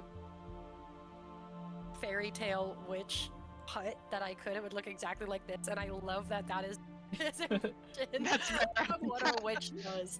Sits all like gnarled and stuff in front of a big smoking cauldron with like bones on the walls, and that's it. I mean, hey, that was basically our hack Queen. experience from campaign 1. That's true and correct. So we can cross off the theory that Lenore is still out there trying to hunt down her baby daddy. Oh god. I mean, Not unless again. it was Lenore disguised as Hairless disguised as a witch. Oh, she got us. True. Like a Russian nesting doll. Exactly. Exactly. And then it was actually Cerulean. No. It was really the whole time. Never escape. The truth is out there, boys. If you called Cerulean fake, you would have swung. Yeah, true. That's true. His reaction would have been very different. Yeah. I remember Possum was keeping watching the hallway one time, and I was playing with, I don't even remember, I was playing with fucking marbles or some shit. And he walked over to invite us to his boss's kid's birthday party. And I offered him a marble, and he straight up kicked my shit everywhere and walked away. I was like, what the fuck? I hate that motherfucker. And then Possum stood up and he goes, "Have you lost your marbles?" Marbles. It's really understandable why he hated us. We 1000%. Vera started to feel a very familiar. And she was like, "Oh no, I gotta cut this shit out. There can't be another." She called me Robert. You're Robert now, I'm glad Graymore made it through. distant cousin of Daniel Gardner. No. I know that dude's gonna shoot me one Bobby. day. Greatmore's gonna take you out back. Whittly he's Bobby's definitely- way. Yeah. Look at the flowers. Yeah, Look at the rabbits. it's gonna be game over. Game over, man. Game over. Game over, man. Game over. The truth is, the game was rigged from the start. I hope this doesn't cause any fallout between us. Fallout, New Vegas. Wait, is Craig still here? She is. Oh my god. Craig. Stop Craig. threatening her. Bye, Not Craig. invited. Oh, by recording. That's her Bye, government Craig. name. Bye, Austin. Oh. Oh, Austin, I'm sorry, baby.